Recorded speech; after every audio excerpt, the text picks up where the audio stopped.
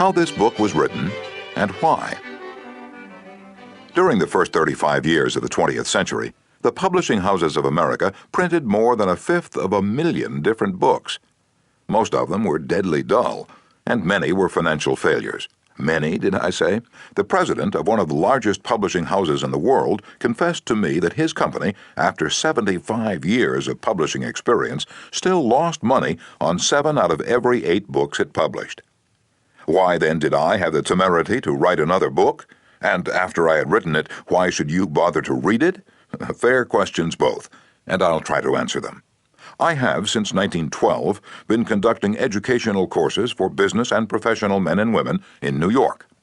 At first, I conducted courses in public speaking only, courses designed to train adults by actual experience to think on their feet and express their ideas with more clarity, more effectiveness, and more poise, both in business interviews and before groups. But gradually, as the seasons passed, I realized that as sorely as these adults needed training in effective speaking, they needed still more training in the fine art of getting along with people in everyday business and social contacts. I also gradually realized that I was sorely in need of such training myself.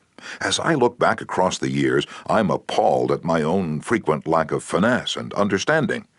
How I wish a book such as this had been placed in my hands 20 years ago. What a priceless boon it would have been. Dealing with people is probably the biggest problem you face, especially if you're in business. Yes, and that is also true if you are a housewife, architect, or engineer. Research done a few years ago under the auspices of the Carnegie Foundation for the Advancement of Teaching uncovered a most important and significant fact, a fact later confirmed by additional studies made at the Carnegie Institute of Technology.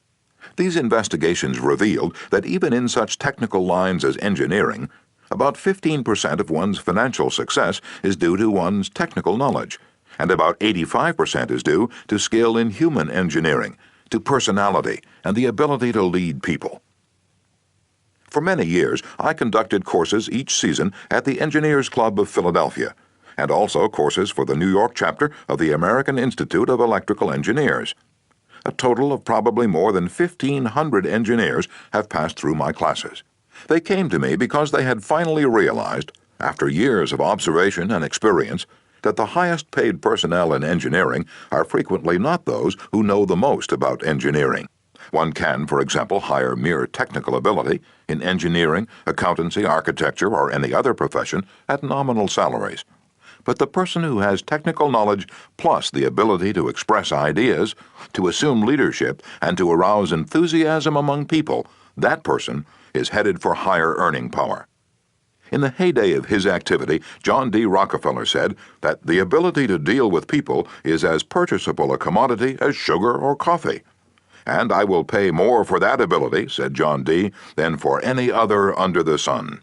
Wouldn't you suppose that every college in the land would conduct courses to develop the highest-priced ability under the sun?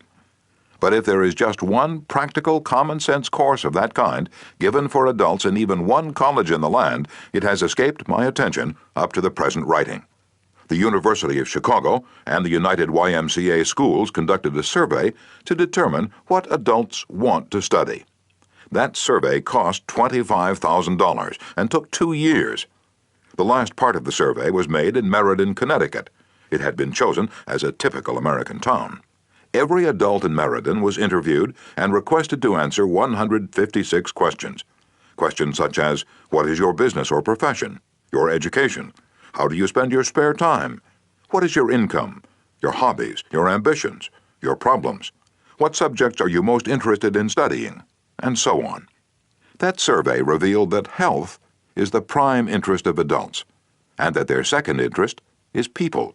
How to understand and get along with people, how to make people like you, and how to win others to your way of thinking. So the committee conducting this survey resolved to conduct such a course for adults in Meriden. They searched diligently for a practical textbook on the subject and found not one. Finally, they approached one of the world's outstanding authorities on adult education and asked him if he knew of any book that met the needs of this group. No, he replied. I know what those adults want, but the book they need has never been written. I knew from experience that this statement was true, for I myself had been searching for years to discover a practical working handbook on human relations. Since no such book existed, I have tried to write one for use in my own courses. And here it is. I hope you like it. In preparation for this book, I read everything that I could find on the subject. Everything from newspaper columns, magazine articles, records of the family courts, the writings of the old philosophers, and the new psychologists. In addition, I hired a trained researcher to spend 1.5 years in various libraries reading everything I had missed, plowing through erudite tomes on psychology, poring over hundreds of magazine articles, searching through countless biographies, trying to ascertain how the great leaders of all ages had dealt with people. We read their biographies. We read the life stories of all great leaders from Julius Caesar to Thomas Edison. I recall that we read over 100 biographies of Theodore Roosevelt alone. We were determined to spare no time, no expense, to discover every practical idea that anyone had ever used throughout the ages for winning friends and influencing people. I personally interviewed scores of successful people, some of them world famous, inventors like Marconi and Edison, political leaders like Franklin D. Roosevelt and James Farley, business leaders like Owen D. Young, movie stars like Clark Gable and Mary Pickford, and explorers like Martin Johnson, and tried to discover the techniques they used in human relations. From all this material, I prepared a short talk. I called it How to Win Friends and Influence People. I say short, it was short in the beginning, but it soon expanded to a lecture that consumed 1 hour and 30 minutes. For years, I gave this talk each season to the adults in the Carnegie Institute courses in New York. I gave the talk and urged the listeners to go out and test it in their business and social contacts and then come back to class and speak about their experiences and the results they'd achieved. What an interesting assignment. These men and women, hungry for self-improvement, were fascinated by the idea of working in a new kind of laboratory, the first and only laboratory of human relationships for adults that had ever existed. This book wasn't written in the usual sense of the word. It grew as a child grows. It grew and developed out of that laboratory, out of the experiences of thousands of adults. Years ago, we started with a set of rules, printed on a card no larger than a postcard.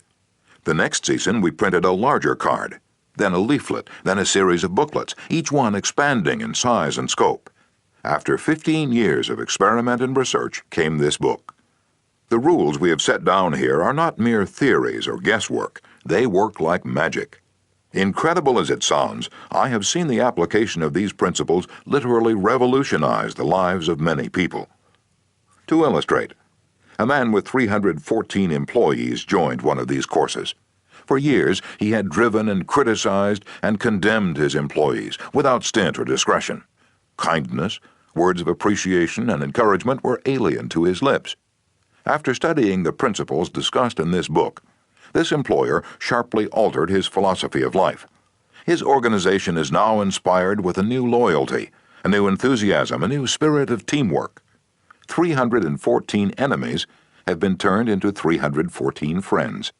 As he proudly said in a speech before the class, "When I used to walk through my establishment, no one greeted me. My employees actually looked the other way when they saw me approaching.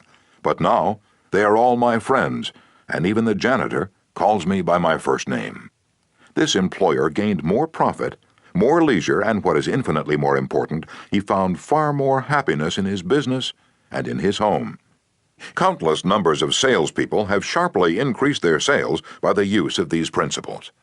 Many have opened up new accounts that they had formerly solicited in vain. Executives have been given increased authority, increased pay.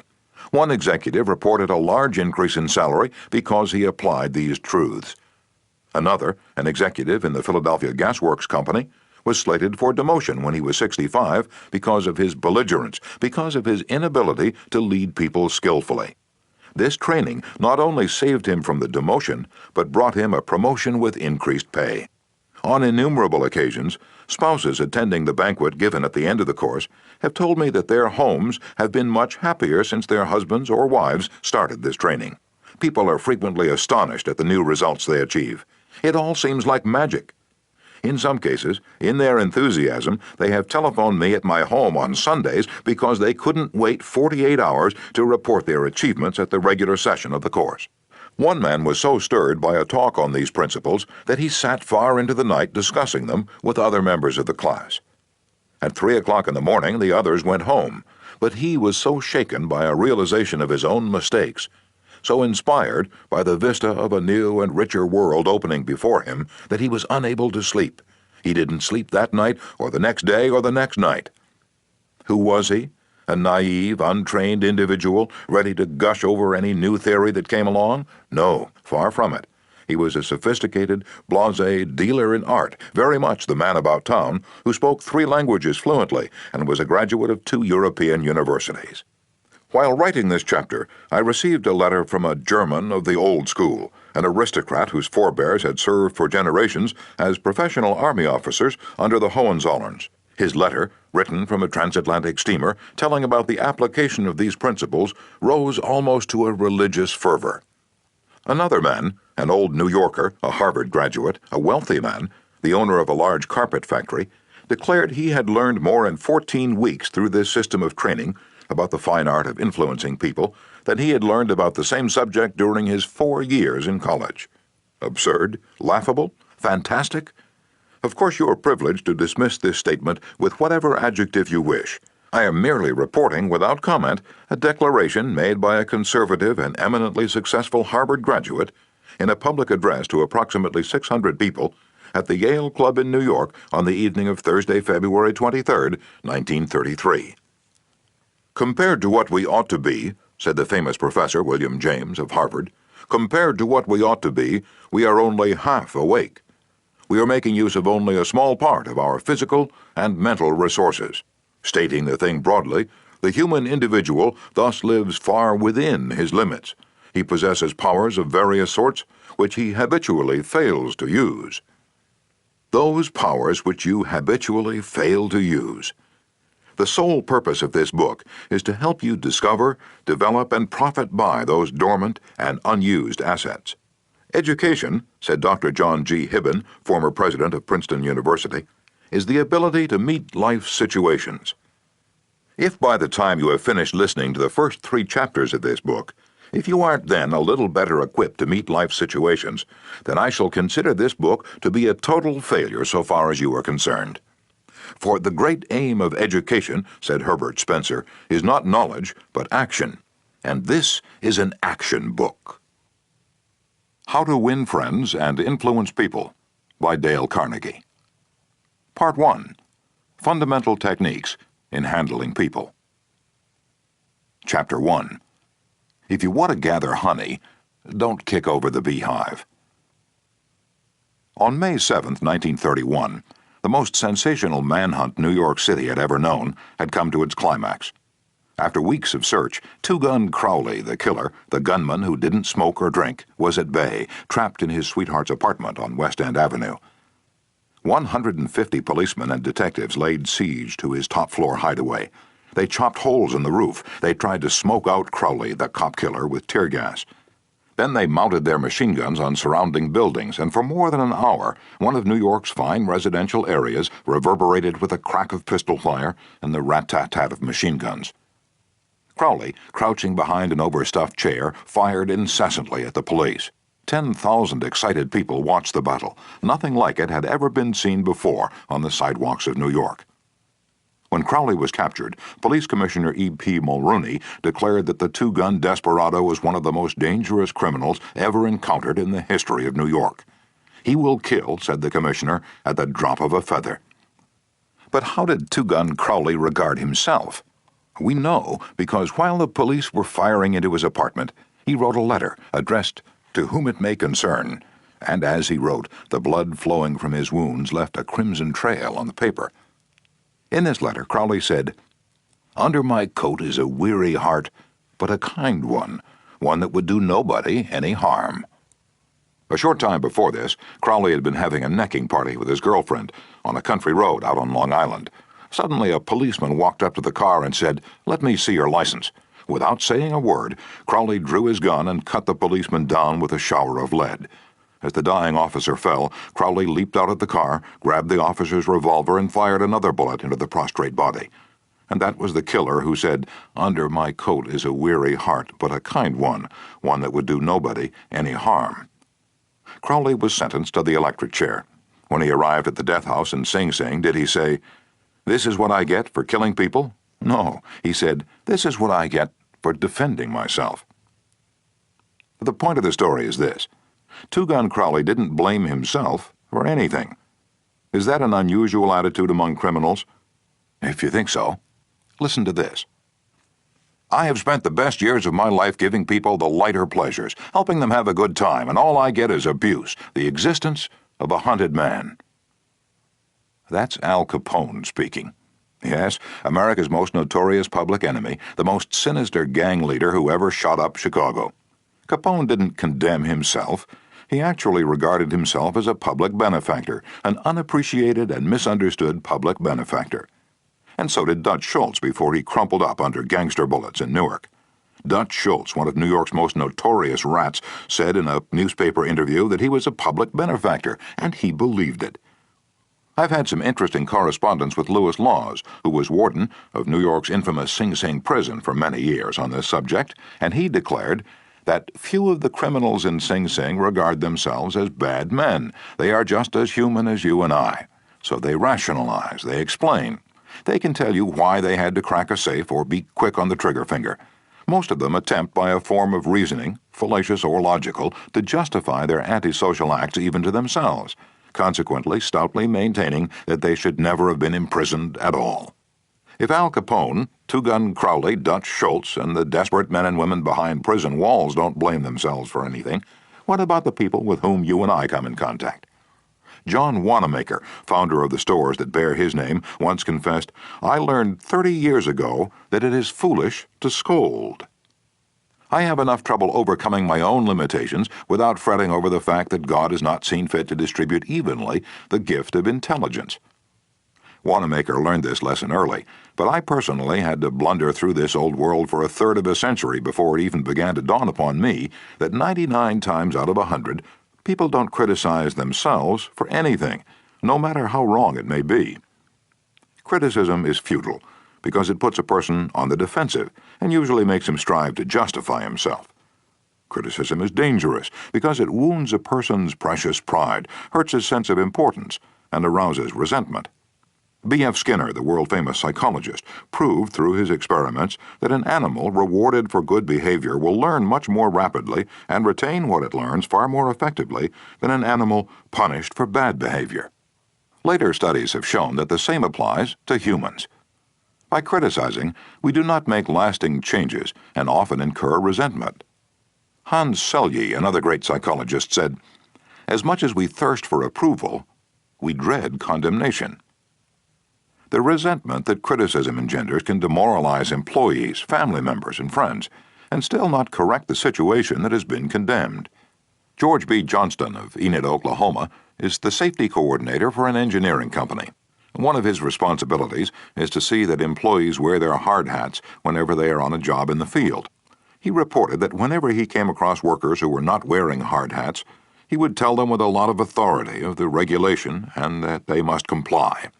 As a result, he would get sullen acceptance, and often after he left, the workers would remove the hats. He decided to try a different approach.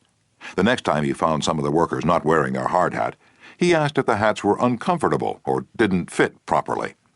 Then he reminded the men in a pleasant tone of voice that the hat was designed to protect them from injury, and suggested that it always be worn on the job.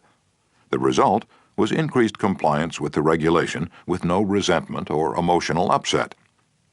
You'll find examples of the futility of criticism bristling on 1,000 pages of history. Take, for example, the famous quarrel between Theodore Roosevelt and President Taft, a quarrel that split the Republican Party, put Woodrow Wilson in the White House, and wrote bold, luminous lines across the First World War and altered the flow of history. Now let's review the facts quickly. When Theodore Roosevelt stepped out of the White House in 1908, he supported Taft, who was elected president. Then Theodore Roosevelt went off to Africa to shoot lions. When he returned, he exploded. He denounced Taft for his conservatism, tried to secure the nomination for a third term himself, formed the Bull Moose Party, and all but demolished the GOP. In the election that followed, William Howard Taft and the Republican Party carried only 2 states, Vermont and Utah, the most disastrous defeat the party had ever known. Theodore Roosevelt blamed Taft, but did President Taft blame himself? Of course not. With tears in his eyes, Taft said, "I don't see how I could have done any differently from what I have." Who was to blame, Roosevelt or Taft? Frankly, I don't know, and I don't care. The point I'm trying to make is that all of Theodore Roosevelt's criticism didn't persuade Taft that he was wrong. It merely made Taft strive to justify himself and to reiterate with tears in his eyes, "I don't see how I could have done any differently from what I have." Or take the Teapot Dome oil scandal. It kept the newspapers ringing with indignation in the early 1920s. It rocked the nation. Within the memory of living men, nothing like it had ever happened before in American public life. Now, here are the bare facts of the scandal. Albert B. Fall, Secretary of the Interior in Harding's cabinet, was entrusted with the leasing of government oil reserves at Elk Hill and Teapot Dome, oil reserves that had been set aside for the future of the Navy. Did Secretary Fall permit competitive bidding? No, sir. He handed the fat, juicy contract outright to his friend Edward L. Doheny. What did Doheny do? He gave Secretary Fall what he was pleased to call a loan of $100,000. Then, in a high-handed manner, Secretary Fall ordered United States Marines into the district to drive off competitors whose adjacent wells were sapping oil out of the Elk Hill reserves. These competitors, driven off their ground at the ends of guns and bayonets, rushed into court and blew the lid off the Teapot Dome scandal. A stench arose so vile that it ruined the Harding administration, nauseated an entire nation, threatened to wreck the Republican Party, and put Albert B. Fall behind prison bars. Fall was condemned viciously, condemned as few men in public life have ever been. Did he repent? Never. Years later, Herbert Hoover intimated in a public speech that President Harding's death had been due to mental anxiety and worry because a friend had betrayed him. When Mrs. Fall heard that, she sprang from her chair, she wept, she shook her fists at fate and screamed, "What? Harding betrayed by Fall? No, my husband never betrayed anyone. This whole house full of gold would not tempt my husband to do wrong. He is the one who has been betrayed and led to the slaughter and crucified." And there you are, human nature in action, wrongdoers blaming everybody but themselves. We are all like that. So when you and I are tempted to criticize someone tomorrow, let's remember Al Capone, Two Gun Crowley, and Albert Fall. Let's realize that criticisms are like homing pigeons. They always return home. Let's realize that the person we're going to correct and condemn will probably justify himself or herself and condemn us in return. Or, like the gentle Taft, will say, "I don't see how I could have done any differently from what I have."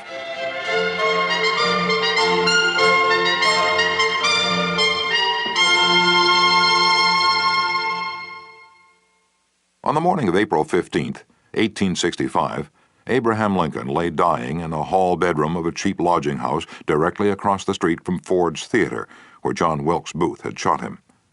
Lincoln's long body lay stretched diagonally across a sagging bed that was too short for him. A cheap reproduction of Rosa Bonheur's famous painting, The Horse Fair, hung above the bed, and a dismal gas jet flickered yellow light. As Lincoln lay dying, Secretary of War Stanton said, "There lies the most perfect ruler of men that the world has ever seen." What was the secret of Lincoln's success in dealing with people? I studied the life of Abraham Lincoln for 10 years and devoted all of 3 years to writing and rewriting a book entitled Lincoln the Unknown. I believe I have made as detailed and exhaustive a study of Lincoln's personality and home life as it is possible for any being to make. I made a special study of Lincoln's method of dealing with people. Did he indulge in criticism? Oh, yes. As a young man in the Pigeon Creek Valley of Indiana, he not only criticized, but he wrote letters and poems ridiculing people and dropped these letters on the country roads where they were sure to be found. One of these letters aroused resentments that burned for a lifetime. Even after Lincoln had become a practicing lawyer in Springfield, Illinois, he attacked his opponents openly in letters published in the newspapers. but he did this just once too often. In the autumn of 1842, he ridiculed a vain, pugnacious politician by the name of James Shields. Lincoln lampooned him through an anonymous letter published in the Springfield Journal. The town roared with laughter. Shields, sensitive and proud, boiled with indignation. He found out who wrote the letter, leapt on his horse, started after Lincoln, and challenged him to fight a duel. Lincoln didn't want to fight. He was opposed to dueling, but he couldn't get out of it and save his honor. He was given the choice of weapons. Since he had very long arms, he chose cavalry broadswords and took lessons in sword fighting from a West Point graduate, and on the appointed day he and Shields met on a sandbar in the Mississippi River, prepared to fight to the death, but at the last minute their seconds interrupted and stopped the duel. And that was the most lurid personal incident in Lincoln's life. It taught him an invaluable lesson in the art of dealing with people. Never again did he write an insulting letter. Never again did he ridicule anyone. And from that time on, he almost never criticized anybody for anything. Time after time during the Civil War, Lincoln put a new general at the head of the Army of the Potomac, and each one in turn, McClellan, Pope, Burnside, Hooker, Meade, blundered tragically and drove Lincoln to pacing the floor in despair. Half the nation savagely condemned these incompetent generals, but Lincoln, with malice toward none and charity for all, held his peace. One of his favorite quotations was, "Judge not, that ye be not judged." And when Mrs. Lincoln and others spoke harshly of the Southern people, Lincoln replied, "Don't criticize them. They are just what we would be under similar circumstances." Yet if any man ever had occasion to criticize, surely it was Lincoln. Let's take just one illustration. The Battle of Gettysburg was fought during the first 3 days of July, 1863. During the night of July 4th, Lee began to retreat southward while storm clouds deluged the country with rain. When Lee reached the Potomac with his defeated army, he found a swollen, impassable river in front of him and a victorious Union army behind him. Lee was in a trap. He couldn't escape. Lincoln saw that. Here was a golden, heaven-sent opportunity, the opportunity to capture Lee's army and end the war immediately. So, with a surge of high hope, Lincoln ordered Meade not to call a council of war, but to attack Lee immediately. Lincoln telegraphed his orders and then sent a special messenger to Meade demanding immediate action. And what did General Meade do? He did the very opposite of what he was told to do. He called a council of war in direct violation of Lincoln's orders. He hesitated. He procrastinated. He telegraphed all manner of excuses. He refused point blank to attack Lee. Finally, the waters receded, and Lee escaped over the Potomac with his forces. Lincoln was furious. "What does this mean?" Lincoln cried to his son Robert. "Great God, what does this mean? We had them within our grasp, and had only to stretch forth our hands, and they were ours. Yet nothing that I could say or do could make the army move. Under the circumstances, almost any general could have defeated Lee. If I had gone up there, I could have whipped him myself." In bitter disappointment, Lincoln sat down and wrote Meade this letter. And remember, at this period of his life, Lincoln was extremely conservative and restrained in his phraseology, so this letter, coming from Lincoln in 1863, was tantamount to the severest rebuke. My dear General, I do not believe you appreciate the magnitude of the misfortune involved in Lee's escape. He was within our easy grasp, and to have closed upon him would, in connection with our other late successes, have ended the war. As it is, the war will be prolonged indefinitely. If you could not safely attack Lee last Monday, how can you possibly do so south of the river, when you can take with you very few, no more than 2/3 of the force you then had in hand? It would be unreasonable to expect, and I do not expect, that you can now effect much. Your golden opportunity is gone, and I am distressed immeasurably because of it. What do you suppose Meade did when he read the letter? Meade never saw that letter. Lincoln never mailed it. It was found among his papers after his death. My guess is, and this is only a guess, that after writing that letter, Lincoln looked out of the window and said to himself, "Just a minute. Maybe I ought not to be so hasty. It is easy enough for me to sit here in the quiet of the White House and order Meade to attack. But if I had been up at Gettysburg, and if I had seen as much blood as Meade had seen during the last week, and if my ears had been pierced with the screams and the shrieks of the wounded and dying, maybe I wouldn't have been so anxious to attack either. If I had Meade's timid temperament, perhaps I would have done just what he had done. Anyhow, it is water under the bridge now. If I send this letter, it will relieve my feelings, but it will make Meade try to justify himself. It will make him condemn me. It will arouse hard feelings, impair all his further usefulness as a commander, and perhaps force him to resign from the army. So, as I've already said, Lincoln put the letter aside, for he'd learned by bitter experience that sharp criticisms and rebukes almost invariably end in futility. Theodore Roosevelt said that when he, as president, was confronted with a perplexing problem, he used to lean back and look up at a large painting of Lincoln, which hung above his desk in the White House, and ask himself, "What would Lincoln do if he were in my shoes?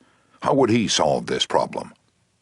The next time we're tempted to admonish somebody, let's pull a $5 bill out of our pocket, look at Lincoln's picture on the bill, and ask, how would Lincoln handle this problem if he had it?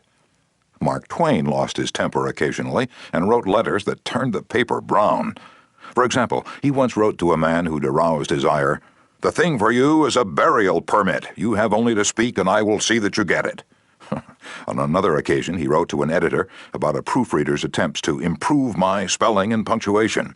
He ordered, "Set the matter according to my copy hereafter and see that the proofreader retains his suggestions in the mush of his decayed brain." The writing of these stinging letters made Mark Twain feel better. They allowed him to blow off steam, and the letters didn't do any real harm because Mark's wife secretly lifted them out of the mail, and they were never sent. Do you know someone you'd like to change and regulate and improve? Good, that's fine. I'm all in favor of it. But why not begin on yourself? From a purely selfish standpoint, that's a lot more profitable than trying to improve others. Yes, and a lot less dangerous.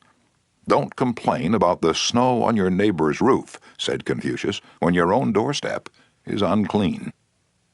When I was still young and trying hard to impress people, I wrote a foolish letter to Richard Harding Davis, an author who once loomed large on the literary horizon of America. I was preparing a magazine article about authors. I asked Davis to tell me about his method of work. A few weeks earlier, I'd received a letter from someone with this notation at the bottom, "Dictated but not read." I was quite impressed. I felt that the writer must be very big and busy and important. I wasn't the slightest bit busy, but I was eager to make an impression on Richard Harding Davis, so I ended my short note with the words, "Dictated but not read." He never troubled to answer the letter. He simply returned it to me with this, scribbled across the bottom: "Your bad manners are exceeded only by your bad manners." True, I had blundered, and perhaps I deserved this rebuke, but being human, I resented it. I resented it so sharply that when I read of the death of Richard Harding Davis 10 years later, the one thought that still persisted in my mind, I'm ashamed to admit, was the hurt that he had given me. If you and I want to stir up a resentment tomorrow that may rankle across the decades and endure until death, just let us indulge in a little stinging criticism, no matter how certain we are that it is justified. When dealing with people, let us remember we are not dealing with creatures of logic. We are dealing with creatures of emotion, creatures bristling with prejudices and motivated by pride and vanity. Bitter criticism caused the sensitive Thomas Hardy, one of the finest novelists ever to enrich English literature, to give up forever the writing of fiction. Criticism drove Thomas Chatterton, the English poet, to suicide. Benjamin Franklin, tactless in his youth, became so diplomatic, so adroit at handling people, that he was made American ambassador to France. The secret of his success? "I will speak ill of no man," he said, "and speak all the good I know of everybody." Any fool can criticize, condemn, and complain, and most fools do. But it takes character and self-control to be understanding and forgiving. "A great man shows his greatness," said Carlyle, "by the way he treats little men." Bob Hoover, a famous test pilot and frequent performer at air shows, was returning to his home in Los Angeles from an air show in San Diego. As described in the magazine Flight Operations, at 300 feet in the air, both engines suddenly stopped. By deft maneuvering, he managed to land the plane, but it was badly damaged, although nobody was hurt. Hoover's first act after the emergency landing was to inspect the airplane's fuel. Just as he suspected, the World War II propeller plane he'd been flying had been fueled with jet fuel rather than gasoline. Upon returning to the airport, he asked to see the mechanic who had serviced his airplane. The young man was sick with the agony of his mistake. Tears streamed down his face as Hoover approached. He had just caused the loss of a very expensive plane and could have caused the loss of 3 lives as well. You can imagine Hoover's anger. One could anticipate a tongue-lashing that this proud and precise pilot would unleash for that carelessness. But Hoover didn't scold the mechanic. He didn't even criticize him. Instead, he put his big arm around the man's shoulder and said, "To show you I'm sure that you'll never do this again, I want you to service my F-51 tomorrow." Often parents are tempted to criticize their children. You would expect me to say, "Don't," but I will not. I am merely going to say, before you criticize them, read one of the classics of American journalism, Father Forgets. It originally appeared as an editorial in the People's Home Journal. Here it is, with the author's permission, as condensed in the Reader's Digest. A Father Forgets is one of those little pieces which, dashed off in a moment of sincere feeling, strikes an echoing chord in so many readers as to become a perennial reprint favorite. Since its first appearance, Father Forgets has been reproduced, writes the author, W. Livingston Larned, in hundreds of magazines and house organs, and in newspapers all over the country. It has been reprinted almost as extensively in many foreign languages. I have given personal permission to thousands who wish to read it from school, church, and lecture platforms. It has been on the air on countless occasions and programs.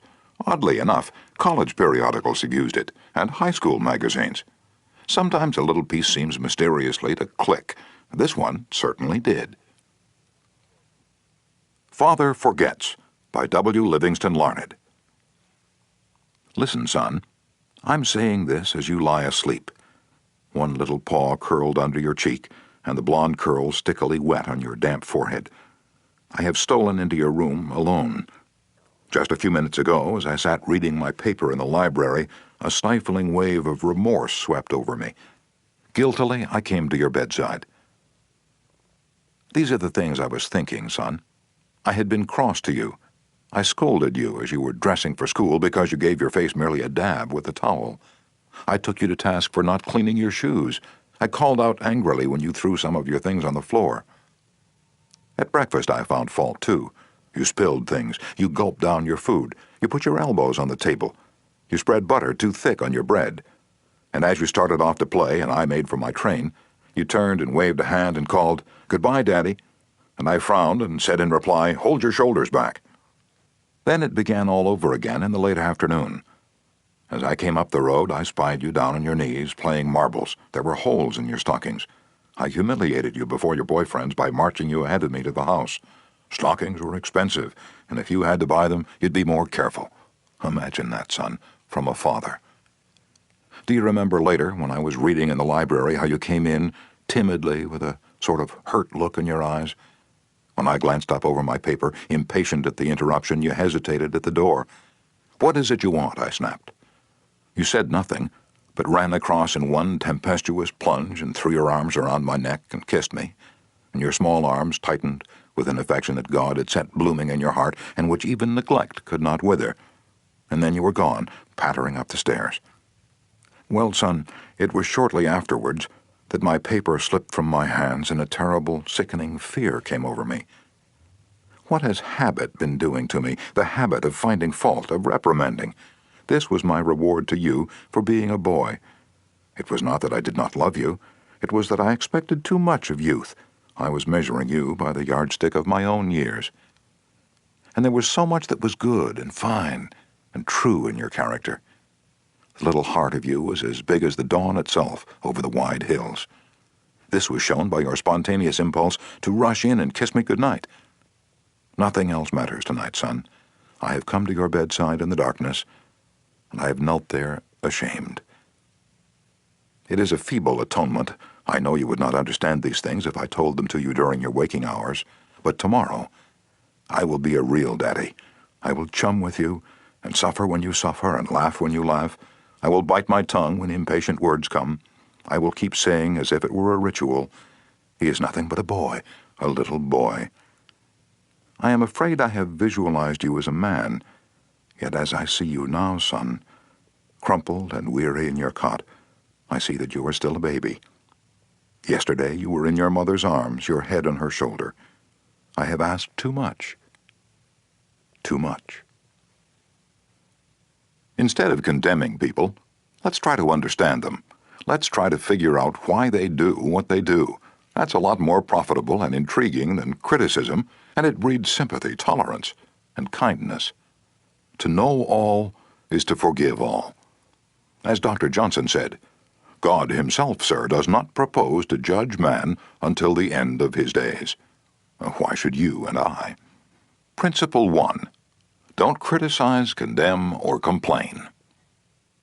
Chapter 2. The Big Secret of Dealing with People. There is only one way under high heaven to get anybody to do anything. Did you ever stop to think of that? Yes, just one way. And that is by making the other person want to do it. Remember, there is no other way. Of course, you can make someone want to give you his watch by sticking a revolver in his ribs. You can make your employees give you cooperation until your back is turned by threatening to fire them. You can make a child do what you want it to do by a whip or a threat. But these crude methods have sharply undesirable repercussions. The only way I can get you to do anything is by giving you what you want. What do you want? Sigmund Freud said that everything you and I do springs from two motives, the sex urge and the desire to be great. John Dewey, one of America's most profound philosophers, phrased it a bit differently. Dr. Dewey said that the deepest urge in human nature is the desire to be important. Remember that phrase, the desire to be important. It is significant. You're going to hear a lot about it in this book. And what do you want? Well, not many things, but the few things that you do wish you crave with an insistence that will not be denied.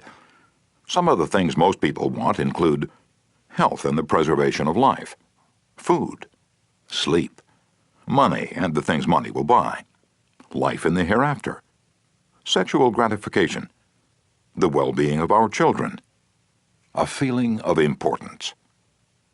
Almost all of these wants are usually gratified, all except one. But there is one longing, almost as deep, almost as imperious as the desire for food or sleep, which is seldom gratified. It is what Freud calls the desire to be great. It is what Dewey calls the desire to be important. Lincoln once began a letter saying, "Everybody likes a compliment." William James said, "The deepest principle in human nature is the craving to be appreciated."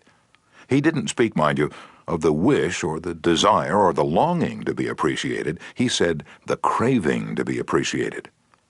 Here is a gnawing and unfaltering human hunger, and the rare individual who honestly satisfies this heart hunger will hold people in the palm of his or her hand, and even the undertaker will be sorry when he dies.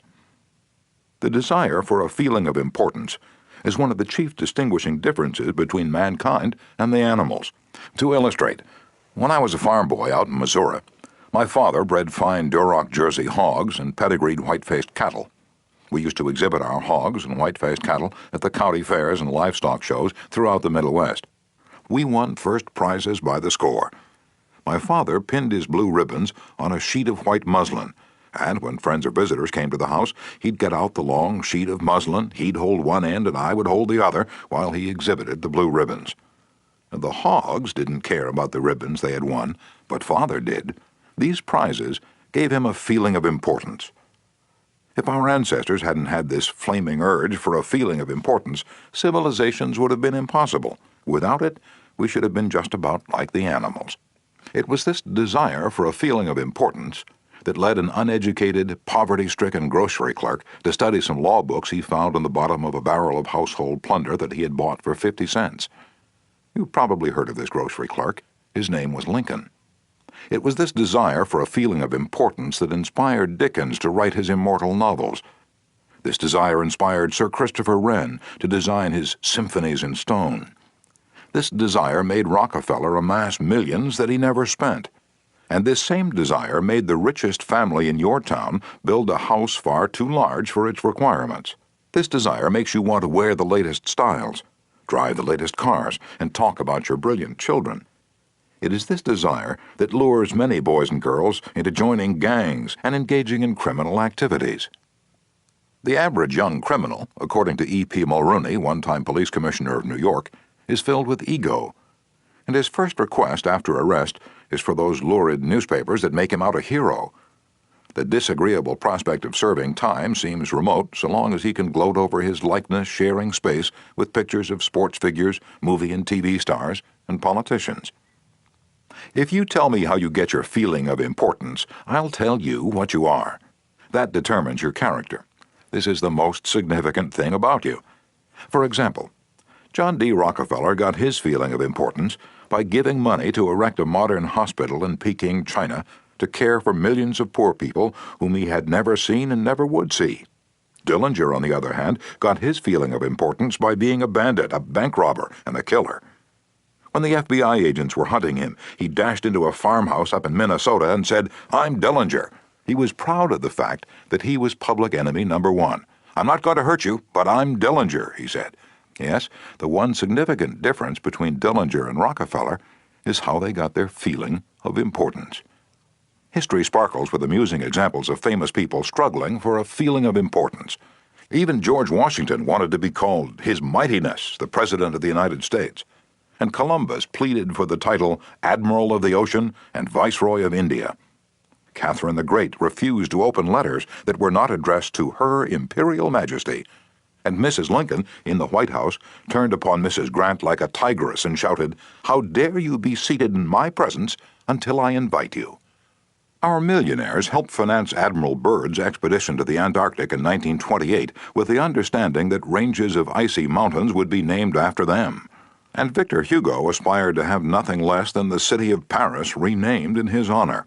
Even Shakespeare, mightiest of the mighty, tried to add luster to his name by procuring a coat of arms for his family.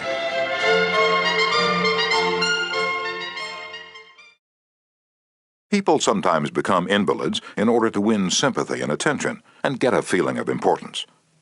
For example, take Mrs. McKinley. She got a feeling of importance by forcing her husband, the President of the United States, to neglect important affairs of state while he reclined on the bed beside her for hours at a time, his arm about her, soothing her to sleep. She fed her gnawing desire for attention by insisting that he remain with her while she was having her teeth fixed, and once created a stormy scene when he had to leave her alone with the dentist while he kept an appointment with John Hay, his Secretary of State. The writer, Mary Roberts Reinhardt, once told me of a bright, vigorous young woman who became an invalid in order to get a feeling of importance. "One day," said Mrs. Reinhardt, "this woman had been obliged to face something, her age, perhaps. The lonely years were stretching ahead, and there was little left for her to anticipate. She took to her bed, and for 10 years her old mother traveled to the 3rd floor and back, carrying trays, nursing her. Then one day the old mother, weary with service, lay down and died. For some weeks the invalid languished. Then she got up, put on her clothing, and resumed living again." Some authorities declare that people may actually go insane in order to find, in the dreamland of insanity, the feeling of importance that has been denied them in the harsh world of reality. There are more patients suffering from mental diseases in the United States than from all other diseases combined. What is the cause of insanity? Nobody can answer such a sweeping question, but we know that certain diseases, such as syphilis, break down and destroy the brain cells and result in insanity. In fact, about 1/2 of all mental diseases can be attributed to such physical causes as brain lesions, alcohol, toxins, and injuries. But the other half, and this is the appalling part of the story, the other half of the people who go insane apparently have nothing organically wrong with their brain cells. In post-mortem examinations, when their brain tissues are studied under the highest-powered microscopes, these tissues are found to be apparently just as healthy as yours and mine. Why do these people go insane? I put that question to the head physician at one of our most important psychiatric hospitals. This doctor, who's received the highest honors and the most coveted awards for his knowledge of this subject, told me frankly that he didn't know why people went insane. Nobody knows for sure. But he did say, many people who go insane find in insanity a feeling of importance that they were unable to achieve in the world of reality. And then he told me this story. "I have a patient right now whose marriage proved to be a tragedy. She wanted love, sexual gratification, children, social prestige, but life blasted all her hopes. Her husband didn't love her. He refused even to eat with her and forced her to serve his meals in his room upstairs. She had no children, no social standing. She went insane, and in her imagination she divorced her husband and resumed her maiden name. She now believes she had married into English aristocracy, and she insists on being called Lady Smith. And as for children, she imagines that she has a new child every night. Each time I call on her, she says, "Doctor, I had a baby last night." Life once wrecked all her dream ships on the sharp rocks of reality, but in the sunny fantasy isles of insanity, all her barkentines race into port with canvas billowing and winds singing through the masts. Tragic? Oh, I don't know. Her physician said to me, "If I could stretch out my hand and restore her sanity, I wouldn't do it. She's much happier as she is." If some people are so hungry for a feeling of importance that they actually go insane to get it, imagine what miracle you and I can achieve by giving people honest appreciation this side of insanity. One of the first people in American business to be paid a salary of over $1 million a year when there was no income tax and a person earning $50 a week was considered well off was Charles Schwab. He had been picked by Andrew Carnegie to become the first president of the newly formed United States Steel Company in 1921, when Schwab was only 38 years old. Schwab later left U.S. Steel to take over the then-troubled Bethlehem Steel Company, and he rebuilt it into one of the most profitable companies in America. Why did Andrew Carnegie pay $1 million a year, or more than $3,000 a day, to Charles Schwab? Why? Because Schwab was a genius? No. Because he knew more about the manufacture of steel than other people? Nonsense. Charles Schwab told me himself that he had many men working for him who knew more about the manufacture of steel than he did. Schwab says that he was paid this salary largely because of his ability to deal with people. I asked him how he did it. Here is his secret, set down in his own words, words that ought to be cast in eternal bronze and hung in every home and school, every shop and office in the land, words that children ought to memorize, instead of wasting their time memorizing the conjugation of Latin verbs or the amount of annual rainfall in Brazil, words that will all but transform your life and mine if we will only live by them. "I consider my ability to arouse enthusiasm among my people," said Schwab, "the greatest asset that I possess. And the way to develop the best that is in a person is by appreciation and encouragement. There is nothing else that so kills the ambition of a person as criticism from superiors. I never criticize anyone. I believe in giving a person incentive to work. So I'm anxious to praise, but loath to find fault. If I like anything, I am hearty in my approbation and lavish in my praise." And that is what Schwab did. But what do average people do? The exact opposite. If they don't like a thing, they bawl out their subordinates. If they do like it, they say nothing. As the old couplet says, "Once I did bad, and that I heard ever. Twice I did good, but that I heard never." In my wide association in life, meeting with many and great people in various parts of the world, Schwab declared, I have yet to find the person, however great or exalted his station, who did not do better work and put forth greater effort under a spirit of approval than he would ever do under a spirit of criticism. That, he said frankly, was one of the outstanding reasons for the phenomenal success of Andrew Carnegie. Carnegie praised his associates publicly as well as privately. Carnegie wanted to praise his assistants, even on his tombstone. He wrote an epitaph for himself which read, "Here lies one who knew how to get around him men who were cleverer than himself." Sincere appreciation was one of the secrets of the first John D. Rockefeller's success in handling men. For example, when one of his partners, Edward T. Bedford, lost $1 million for the firm by a bad buy in South America, John D. might have criticized, but he knew Bedford had done his best and the incident was closed. So Rockefeller found something to praise. He congratulated Bedford because he'd been able to save 60% of the money he'd invested. "That's splendid," said Rockefeller. "We don't always do as well as that upstairs." I have among my clippings a story that I know never happened, but it illustrates a truth, so I'll repeat it. According to this silly story, a farm woman, at the end of a heavy day's work, set before her menfolks a heaping pile of hay. And when they indignantly demanded whether she'd gone crazy, she replied, "Well, how did I know you'd notice? I've been cooking for you men for the last 20 years, and in all that time I ain't heard no word to let me know you wasn't just eating hay." And when a study was made a few years ago on runaway wives, what do you think was discovered to be the main reason wives ran away? It was lack of appreciation. And I bet that a similar study made of runaway husbands would come out the same way. We often take our spouses so much for granted that we never let them know we appreciate them. A member of one of our classes told of a request made by his wife. She and a group of other women in her church were involved in a self-improvement program. She asked her husband to help her by listing 6 things he believed she could do to become a better wife. He reported to the class. I was surprised by such a request. Frankly, it would have been easy for me to list 6 things I would like to change about her. My heavens, she could have listed 1,000 things you'd like to change about me. But I didn't. I said to her, "Let me think about it and give you an answer in the morning."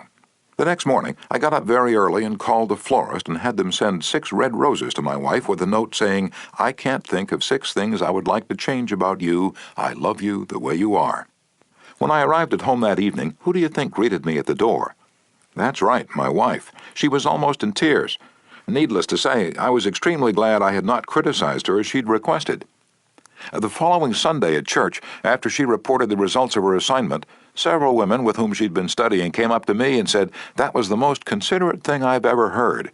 It was then that I realized the power of appreciation. Florence Ziegfeld, the most spectacular producer who ever dazzled Broadway, gained his reputation by his subtle ability to glorify the American girl. And time after time he took drab little creatures that no one ever looked at twice and transformed them on the stage into glamorous visions of mystery and seduction. And knowing the value of appreciation and confidence, he made women feel beautiful by the sheer power of his gallantry and consideration. He was practical. He raised the salary of chorus girls from $30 a week to as high as $175. And he was also chivalrous. On opening night at the Follies, he sent telegrams to the stars in the cast, and he deluged every chorus girl in the show with American Beauty roses. I once succumbed to the fad of fasting and went for 6 days and nights without eating. It wasn't difficult. I was less hungry at the end of the 6th day than I was at the end of the 2nd. Yet I know, as you know, people who would think they'd committed a crime if they let their families or employees go for 6 days without food. But they will let them go for 6 days and 6 weeks and sometimes 60 years without giving them the hearty appreciation that they crave almost as much as they crave food. When Alfred Lunt, one of the great actors of his time, played the leading role in Reunion in Vienna, he said, "There is nothing I need so much as nourishment for my self-esteem." We nourish the bodies of our children and friends and employees, but how seldom do we nourish their self-esteem? We provide them with roast beef and potatoes to build energy, but we neglect to give them kind words of appreciation that would sing in their memories for years, like the music of the morning stars. Paul Harvey, in one of his radio broadcasts, The Rest of the Story, told how showing sincere appreciation can change a person's life. He reported that years ago a teacher in Detroit asked Stevie Morris to help her find a mouse that was lost in the classroom. You see, she appreciated the fact that nature had given Stevie something no one else in the room had. Nature had given Stevie a remarkable pair of ears to compensate for his blind eyes. But this was really the first time Stevie had been shown appreciation for those talented ears. Now, years later, he says that this act of appreciation was the beginning of a new life. You see, from that time on, he developed his gift of hearing and went on to become, under the stage name of Stevie Wonder, one of the great pop singers and songwriters of the 70s. Some of you are saying right now, as you hear these words, "Oh, phooey, flattery, bear oil, I've tried that stuff. It doesn't work, not with intelligent people." Of course, flattery seldom works with discerning people. It is shallow, selfish, and insincere. It ought to fail, and it usually does. True, some people are so hungry, so thirsty for appreciation that they'll swallow anything, just as a starving man will eat grass and fishworms. Even Queen Victoria was susceptible to flattery. Prime Minister Benjamin Disraeli confessed that he put it on thick in dealing with the Queen. To use his exact words, he said, "Spread it on with a trowel." But Disraeli was one of the most polished, deft, and adroit men who ever ruled the far-flung British Empire. He was a genius in his line. What would work for him wouldn't necessarily work for you and me. In the long run, flattery will do you more harm than good. Flattery is counterfeit, and like counterfeit money, it will eventually get you into trouble if you pass it to someone else. The difference between appreciation and flattery? That's simple. One is sincere, the other is insincere. One comes from the heart out, the other from the teeth out. One is unselfish, the other selfish. One is universally admired, the other universally condemned. I recently saw a bust of Mexican hero General Alvaro Obregón in the Chapultepec Palace in Mexico City. Below the bust are carved these wise words from General Obregón's philosophy. Don't be afraid of enemies who attack you. Be afraid of the friends who flatter you. No, I'm not suggesting flattery. Far from it. I'm talking about a new way of life. Now let me repeat. I am talking about a new way of life. King George V had a set of 6 maxims displayed on the walls of his study in Buckingham Palace. One of these maxims said, "Teach me neither to proffer nor receive cheap praise." Well, that's all flattery is, cheap praise. I once read a definition of flattery that may be worth repeating. Flattery is telling the other person precisely what he thinks about himself. Use what language you will, said Ralph Waldo Emerson, you can never say anything but what you are. If all we had to do was flatter, everybody would catch on, and we should all be experts in human relations. When we are not engaged in thinking about some definite problem, we usually spend about 95% of our time thinking about ourselves. Now, if we stop thinking about ourselves for a while and begin to think of the other person's good points, we won't have to resort to flattery so cheap and false that it can be spotted almost before it's out of the mouth. One of the most neglected virtues of our daily existence is appreciation. Somehow we neglect to praise our son or daughter when he or she brings home a good report card, and we fail to encourage our children when they first succeed in baking a cake or building a birdhouse. Nothing pleases children more than this kind of parental interest and approval. The next time you enjoy filet mignon at the club, send word to the chef that it was excellently prepared. And when a tired salesperson shows you unusual courtesy, please mention it. Every minister, lecturer, and public speaker knows the discouragement of pouring himself or herself out to an audience and not receiving a single ripple of appreciative comment. What applies to professionals applies doubly to workers in offices, shops, and factories, and our families and friends. In our interpersonal relations, we should never forget that all our associates are human beings and hunger for appreciation. It is the legal tender that all souls enjoy. Try leaving a friendly trail of little sparks of gratitude on your daily trips. You will be surprised how they will set small flames of friendship that will be rose beacons on your next visit. Pamela Dunham of New Fairfield, Connecticut, had among her responsibilities on her job the supervision of a janitor who was doing a very poor job. The other employees would jeer at him and litter the hallways to show him what a bad job he was doing. It was so bad, productive time was being lost in the shop. Without success, Pam tried various ways to motivate this person. She noticed that occasionally he did a particularly good piece of work. She made a point to praise him for it in front of the other people. Each day the job he did all around got better. Pretty soon he started doing all his work efficiently. Now he does an excellent job. And other people give him appreciation and recognition. Honest appreciation got results where criticism and ridicule failed. Hurting people not only does not change them, it is never called for. There's an old saying that I have cut out and pasted on my mirror where I cannot help but see it every day. I shall pass this way but once. Any good, therefore, that I can do, or any kindness that I can show to any human being, let me do it now. Let me not defer nor neglect it, for I shall not pass this way again. Emerson said, "Every man I meet is my superior in some way. In that, I learn of him." If that was true of Emerson, isn't it likely to be 1,000 times more true of you and me? Let's cease thinking of our accomplishments, our wants. Let's try to figure out the other person's good points. Then forget flattery. Give honest, sincere appreciation. Be hearty in your approbation and lavish in your praise, and people will cherish your words and treasure them and repeat them over a lifetime. Repeat them years after you have forgotten them. Principle 2. Give honest, sincere appreciation. Chapter 3. He who can do this has the whole world with him. He who cannot walks a lonely way. I often went fishing up in Maine during the summer.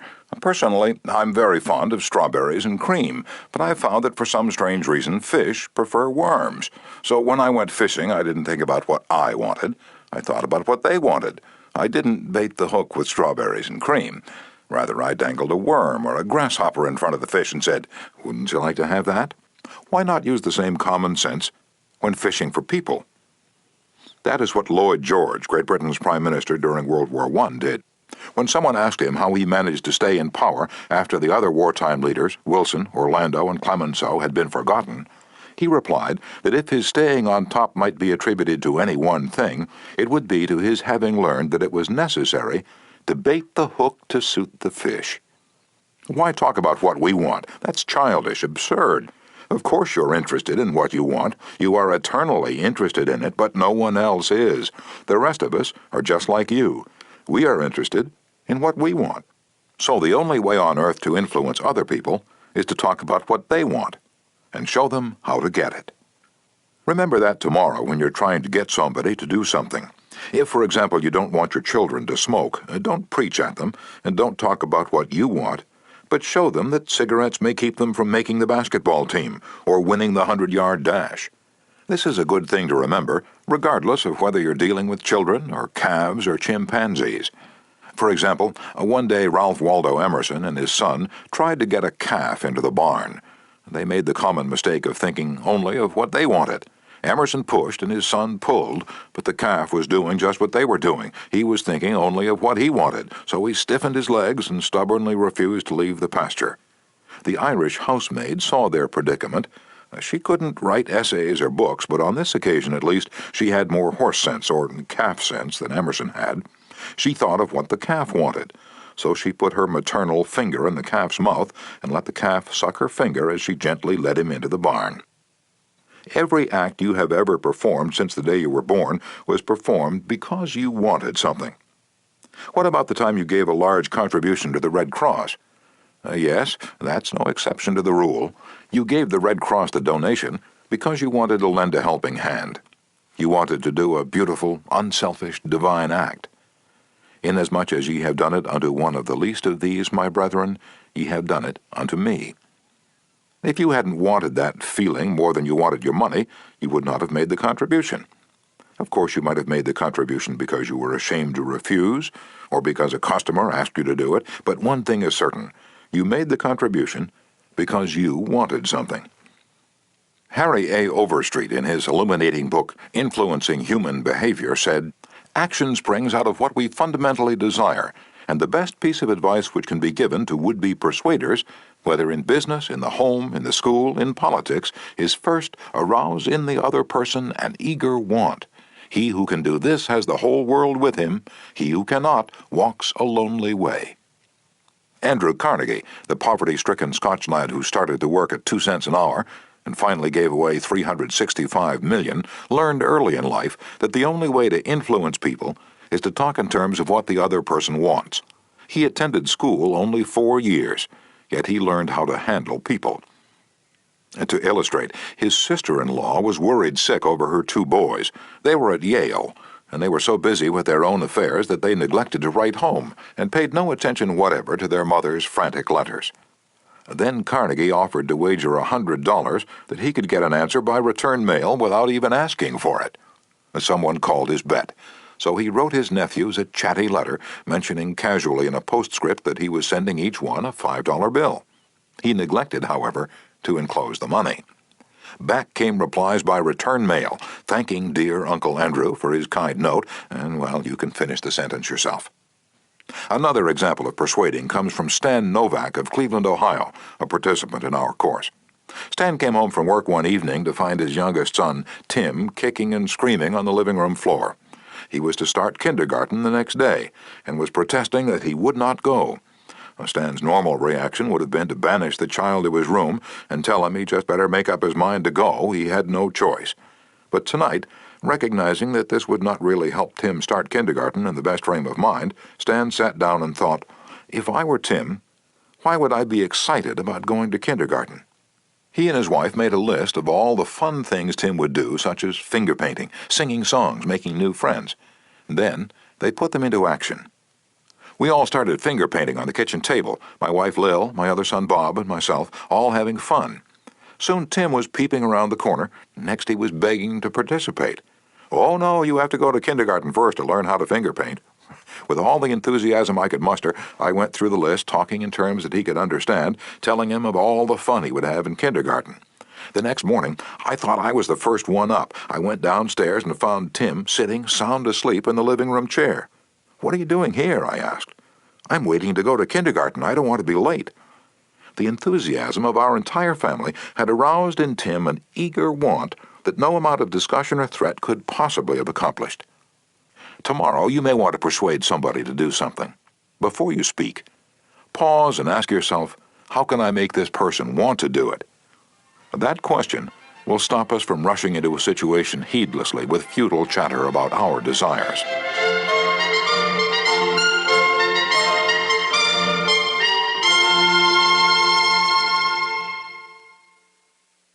At one time, I rented the grand ballroom of a certain New York hotel for 20 nights each season in order to hold a series of lectures. At the beginning of one season, I was suddenly informed that I should have to pay almost 3 times as much rent as formerly. This news reached me after the tickets had been printed and distributed and all announcements had been made. Naturally, I didn't want to pay the increase, but what was the use of talking to the hotel about what I wanted? They were interested only in what they wanted. So a couple of days later, I went to see the manager. "I was a bit shocked when I got your letter," I said, "but I don't blame you at all.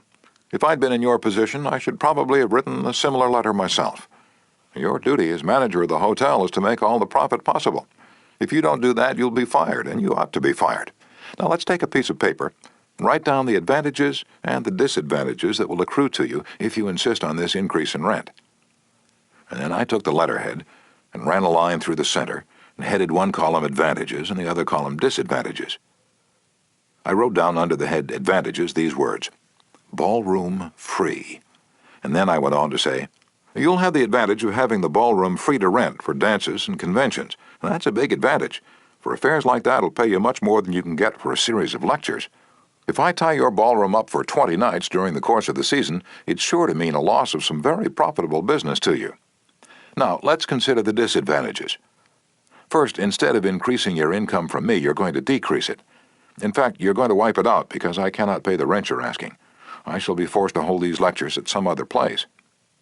There's another disadvantage to you also. These lectures attract crowds of educated and cultured people to your hotel. That is good advertising for you, isn't it? In fact, if you spent $5,000 advertising in the newspapers, you couldn't bring as many people to look at your hotel as I can bring by these lectures. That is worth a lot to the hotel, isn't it?"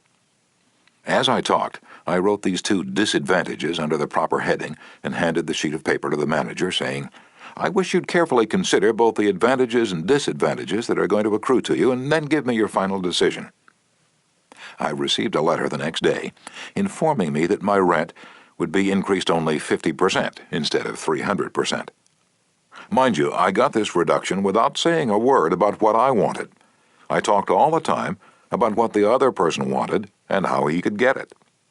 Suppose I had done the human, natural thing. Suppose I'd stormed into his office and said, "What do you mean, raising my rent 300%, when you know the tickets have been printed and the announcements made? 300%? Ridiculous, absurd, I won't pay it." What would have happened then? An argument would have begun to steam and boil and sputter, and you know how arguments end. Even if I had convinced him that he was wrong, his pride would have made it difficult for him to back down and give in.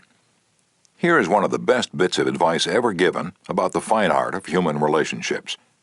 "If there is any one secret of success," said Henry Ford, "it lies in the ability to get the other person's point of view and see things from that person's angle as well as from your own."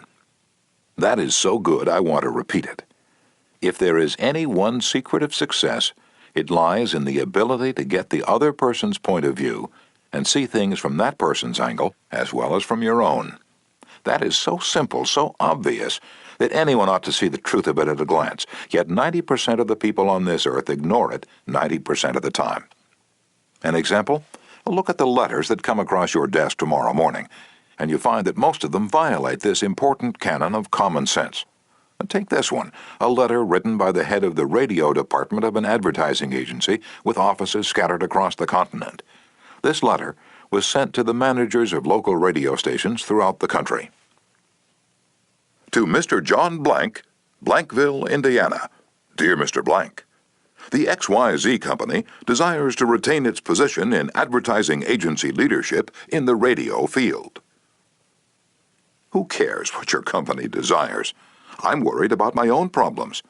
The bank is foreclosing the mortgage on my house. The bugs are destroying the hollyhocks. The stock market tumbled yesterday. I missed the 8:15 this morning.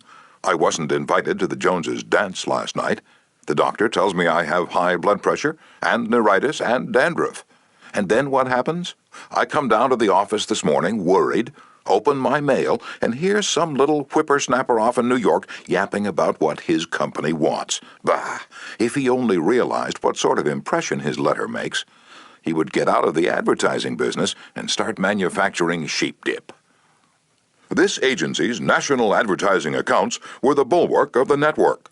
Our subsequent clearances of station time have kept us at the top of agencies year after year. You are big and rich and right at the top, are you? So what? I don't give two hoops in Hades if you're as big as General Motors and General Electric and the General Staff of the U.S. Army all combined. If you had as much sense as a half-witted hummingbird, you'd realize that I'm interested in how big I am, not how big you are. All this talk about your enormous success makes me feel small and unimportant. We desire to service our accounts with the last word on radio station information. You desire. You desire. You unmitigated ass. I'm not interested in what you desire or what the President of the United States desires.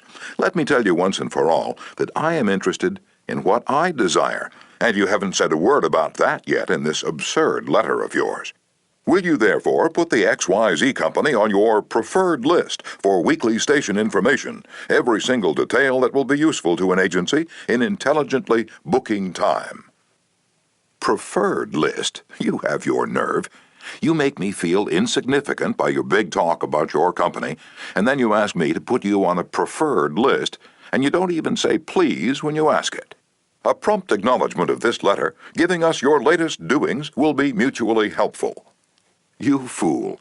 You mail me a cheap form letter, a letter scattered far and wide like the autumn leaves, and you have the gall to ask me, when I'm worried about the mortgage and the hollyhocks and my blood pressure, to sit down and dictate a personal note acknowledging your form letter, and you ask me to do it promptly. What do you mean, promptly? Don't you know I'm just as busy as you are, or at least I like to think I am? And while we're on the subject, who gave you the lordly right to order me around? You say it will be mutually helpful. At last, you have begun to see my viewpoint, but you're vague about how it will be to my advantage. Very truly yours, John Doe, Manager, Radio Department. P.S. The enclosed reprint from the Blankville Journal will be of interest to you, and you may want to broadcast it over your station. Finally, down here in the postscript, you mentioned something that may help me solve one of my problems. Why didn't you begin your letter with, oh, what's the use? Any advertising man who's guilty of perpetrating such drivel as you've sent me has something wrong with his medulla oblongata.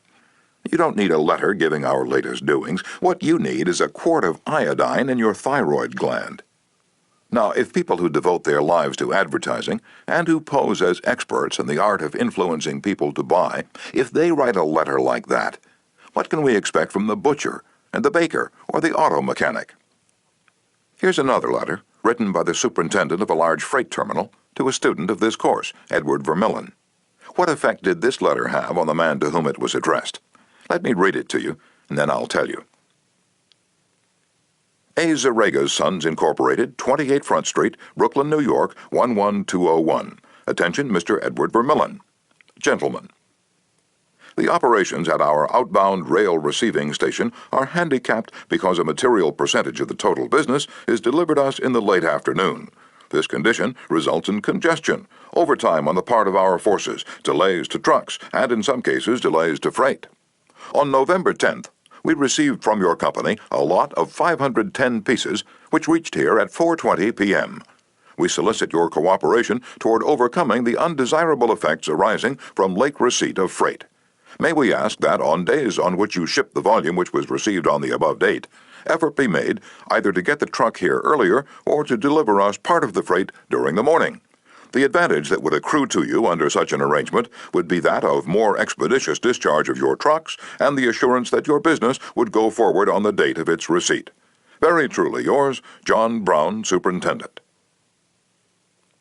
After reading this letter, Mr. Vermillen, sales manager for A. Zarega Sons Incorporated, sent it to me with the following comment. This letter had the reverse effect from that which was intended. The letter begins by describing the terminal's difficulties, in which we're not interested, generally speaking. Our cooperation is then requested without any thought as to whether it would inconvenience us. And then, finally, in the last paragraph, the fact is mentioned that if we do cooperate, it will mean more expeditious discharge of our trucks, with the assurance that our freight will go forward on the date of its receipt. In other words, that in which we are most interested is mentioned last, and the whole effect is one of raising a spirit of antagonism rather than of cooperation. Let's see if we can't rewrite and improve this letter. Let's not waste any time talking about our problems. As Henry Ford admonishes, let's get the other person's point of view and see things from his or her angle as well as from our own.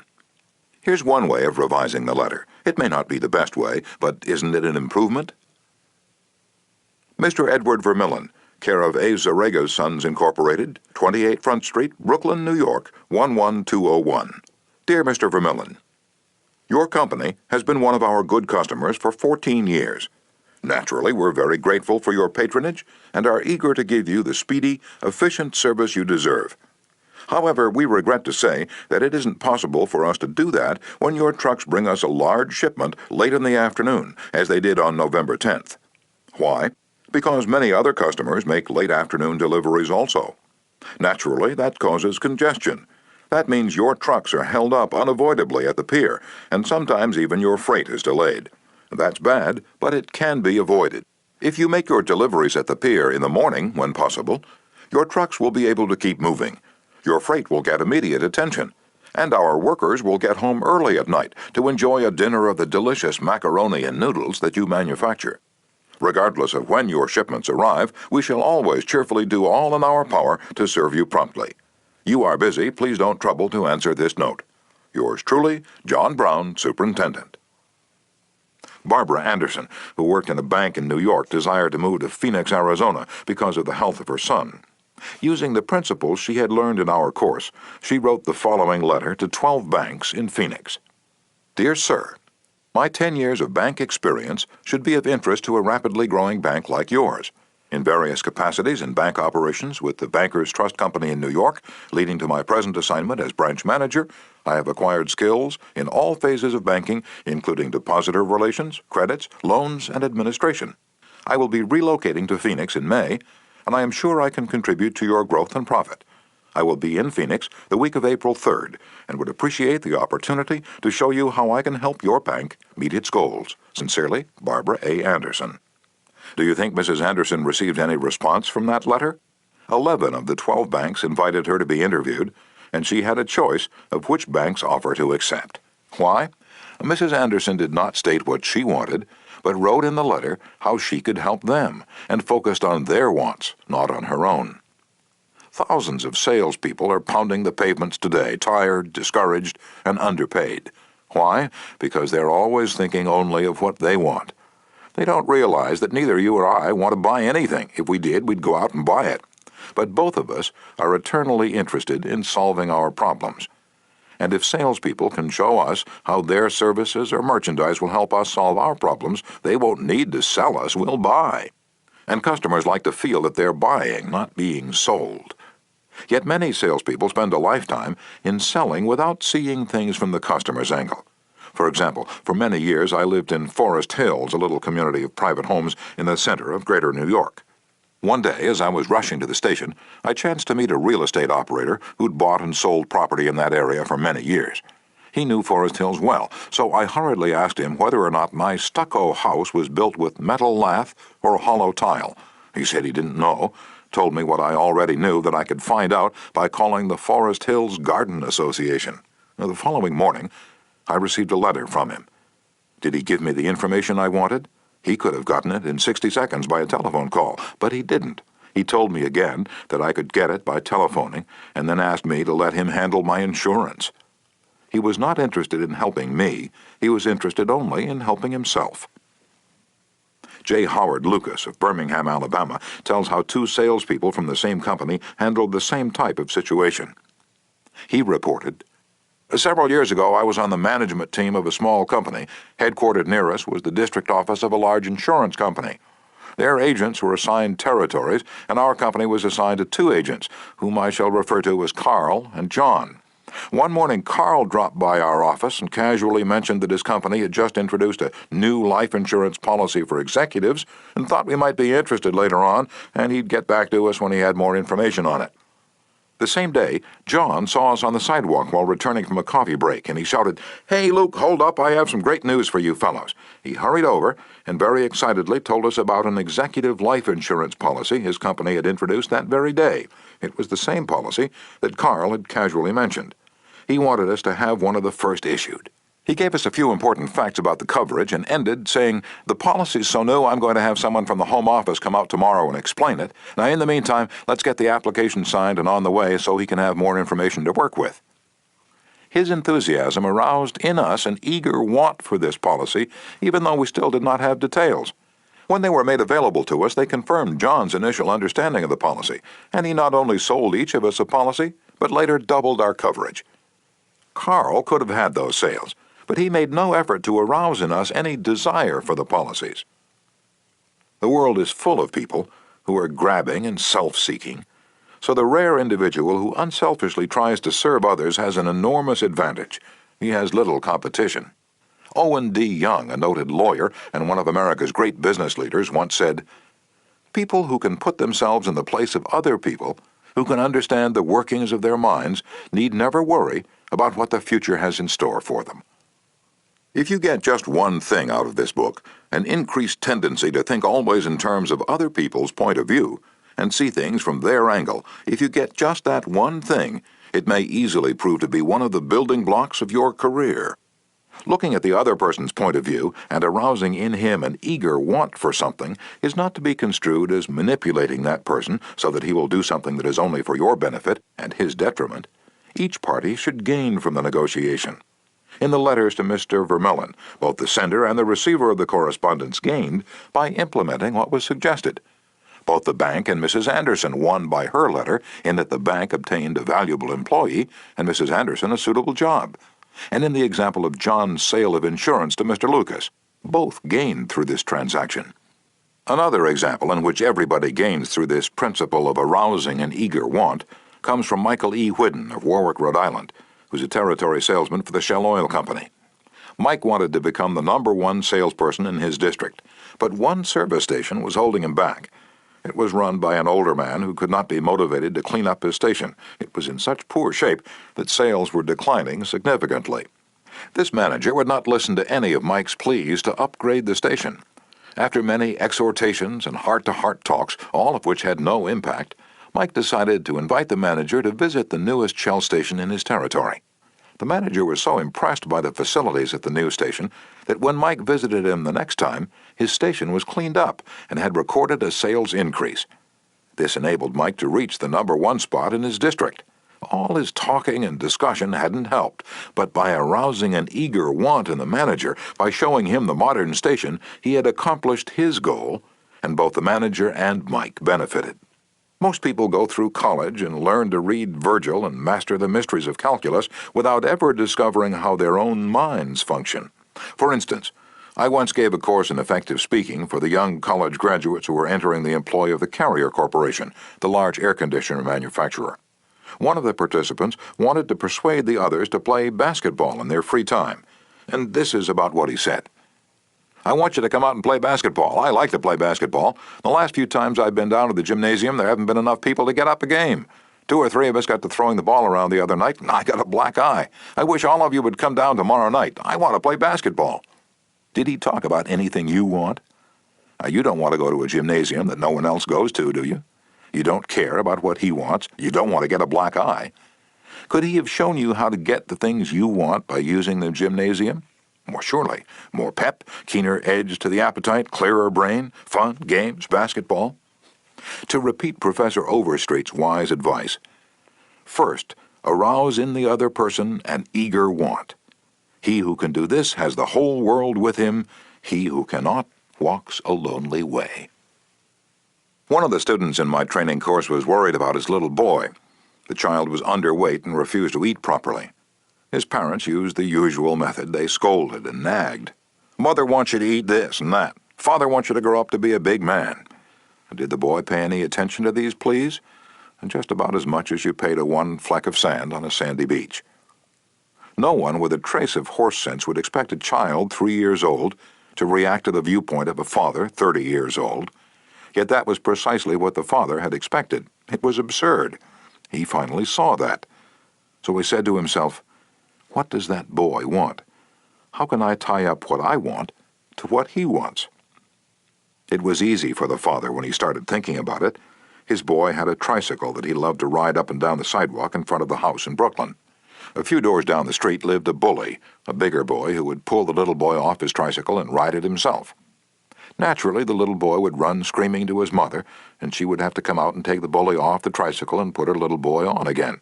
This happened almost every day. What did the little boy want? It didn't take a Sherlock Holmes to answer that one. His pride, his anger, his desire for a feeling of importance, all the strongest emotions in his makeup, goaded him to get revenge, to smash the bully in the nose. And when his father explained that the boy would be able to wallop the daylights out of the bigger kid someday if he would only eat the things his mother wanted him to eat, when his father promised him that, there was no longer any problem of dietetics. That boy would have eaten spinach, sauerkraut, salt mackerel, anything in order to be big enough to whip the bully who had humiliated him so often. After solving that problem, the parents tackled another. The little boy had the unholy habit of wetting his bed. He slept with his grandmother. In the morning, his grandmother would wake up and feel the sheet and say, "Look, Johnny, you did it again last night." He would say, "Well, no, I didn't do it, you did it." Scolding, spanking, shaming him, reiterating that the parents didn't want him to do it, none of these things kept the bed dry. So the parents asked, how can we make this boy want to stop wetting his bed? What were his wants? Well, first, he wanted to wear pajamas like Daddy instead of wearing a nightgown like Grandmother. Grandmother was getting fed up with his nocturnal iniquities, so she gladly offered to buy him a pair of pajamas if he'd reform. Secondly, he wanted a bed of his own. Grandma didn't object. His mother took him to a department store in Brooklyn, winked at the salesgirl, and said, "Here's a little gentleman who would like to do some shopping." The salesgirl made him feel important by saying, "Young man, what can I show you?" He stood a couple of inches taller and said, "I want to buy a bed for myself." When he was shown the one his mother wanted him to buy, she winked at the salesgirl, and the boy was persuaded to buy it. The bed was delivered the next day, and that night, when Father came home, the little boy ran to the door, shouting, "Daddy, Daddy, come upstairs and see my bed that I bought." The father, looking at the bed, obeyed Charles Schwab's injunction. He was hearty in his approbation and lavish in his praise. "You're not going to wet this bed, are you?" the father said. "Oh, no, no, I'm not going to wet this bed." And the boy kept his promise, for his pride was involved. That was his bed. He and he alone had bought it, and he was wearing pajamas now like a little man. He wanted to act like a man, and he did. Another father, K.T. Dutchman, a telephone engineer, a student of this course, couldn't get his 3-year-old daughter to eat breakfast food. The usual scolding, pleading, coaxing methods had all ended in futility. So the parents asked themselves, how can we make her want to do it? The little girl loved to imitate her mother to feel big and grown up, so one morning they put her on a chair and let her make the breakfast food. At just the psychological moment, Father drifted into the kitchen while she was stirring the cereal, and she said, "Oh, look, Daddy, I'm making the cereal this morning." She ate 2 helpings of the cereal without any coaxing, because she was interested in it. She had achieved a feeling of importance. She had found in making the cereal an avenue of self-expression. William Winter once remarked that self-expression is the dominant necessity of human nature. Why can't we adapt this same psychology to business dealings? When we have a brilliant idea, instead of making others think it is ours, why not let them cook and stir the idea themselves? They will then regard it as their own. They will like it, and maybe eat a couple of helpings of it. Remember, First, arouse in the other person an eager want. He who can do this has the whole world with him. He who cannot walks a lonely way. Principle 3. Arouse in the other person an eager want. In a nutshell, fundamental techniques in handling people. Principle 1. Don't criticize, condemn, or complain. Principle 2. Give honest, sincere appreciation. Principle 3. Arouse in the other person an eager want.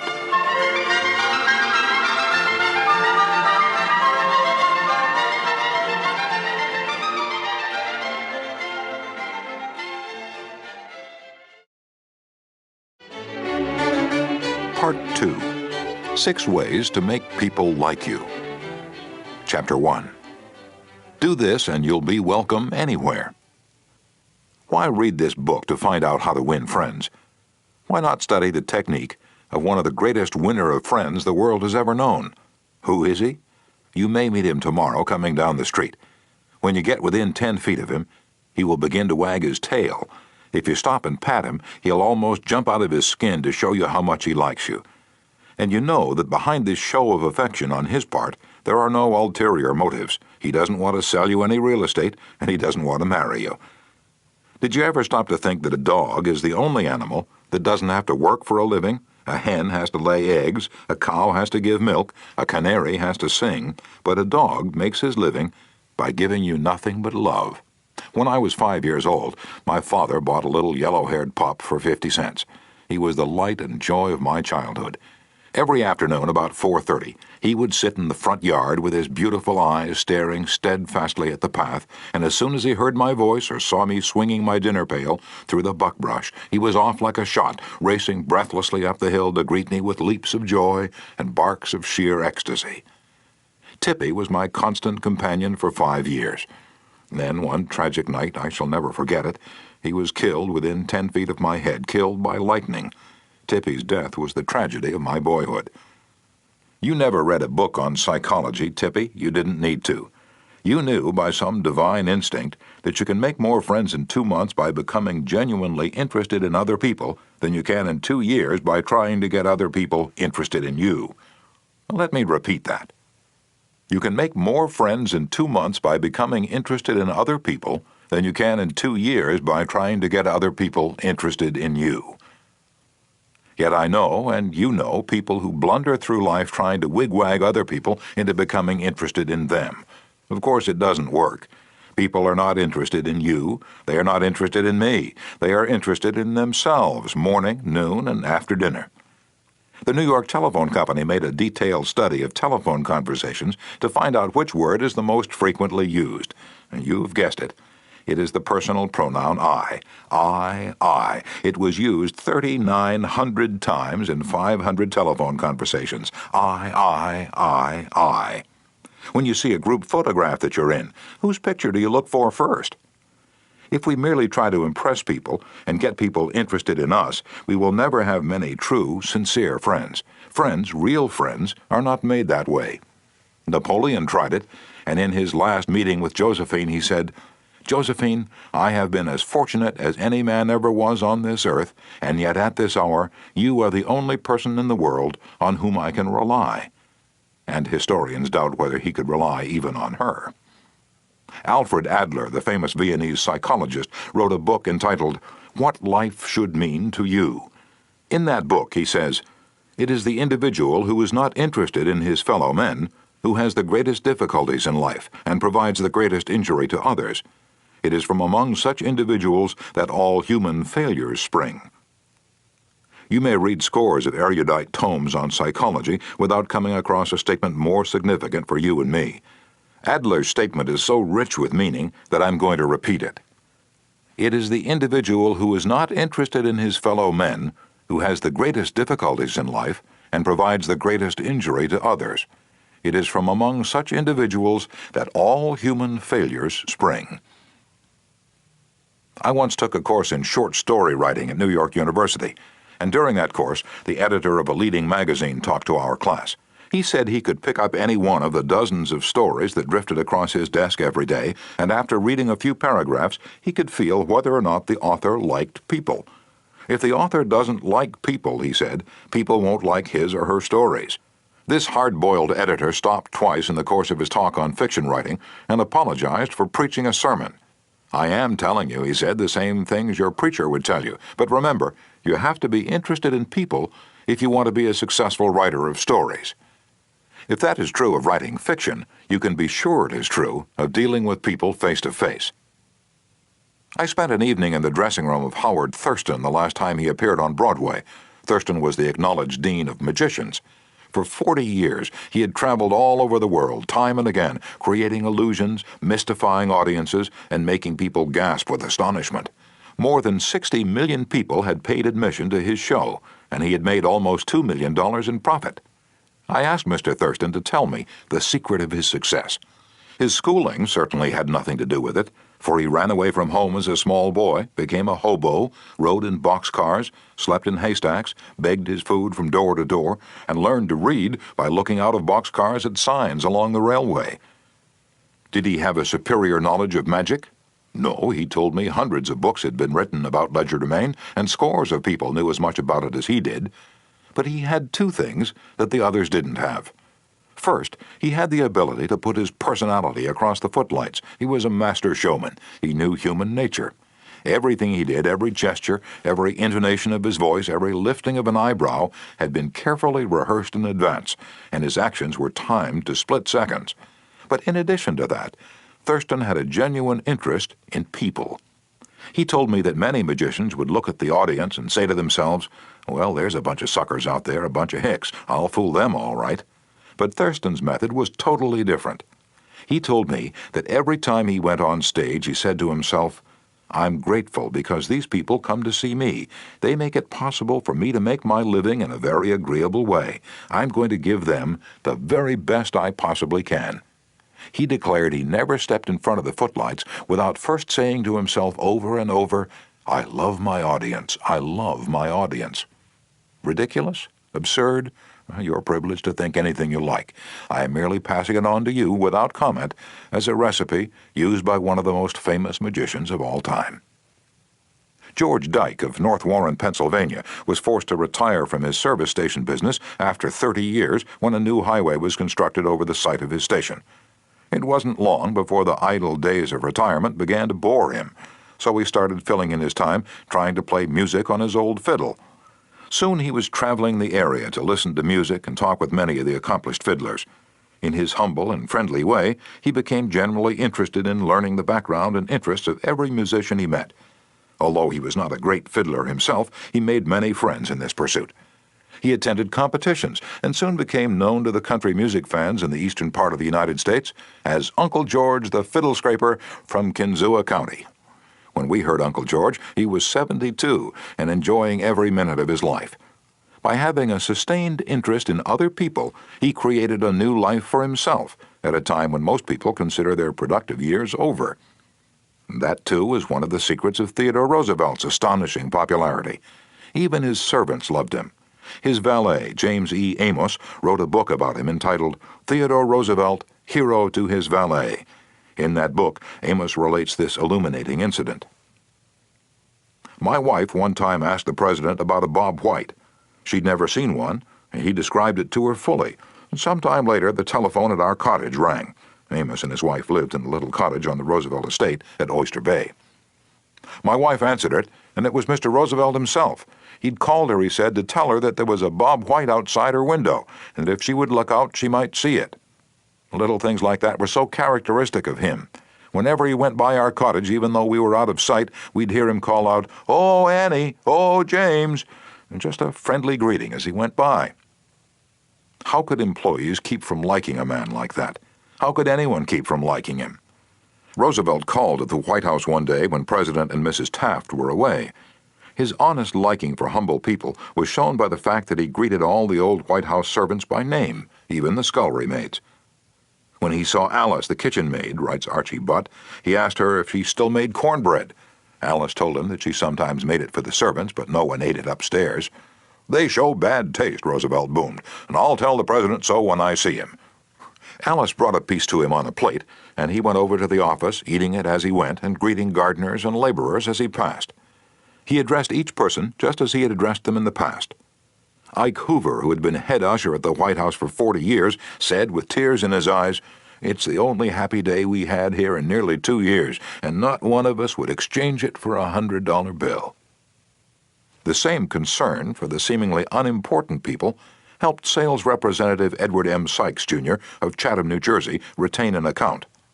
"Many years ago," he reported, "I called on customers for Johnson & Johnson in the Massachusetts area. One account was a drugstore in Hingham. Whenever I went into this store, I would always talk to the soda clerk and sales clerk for a few minutes before talking to the owner to obtain his order.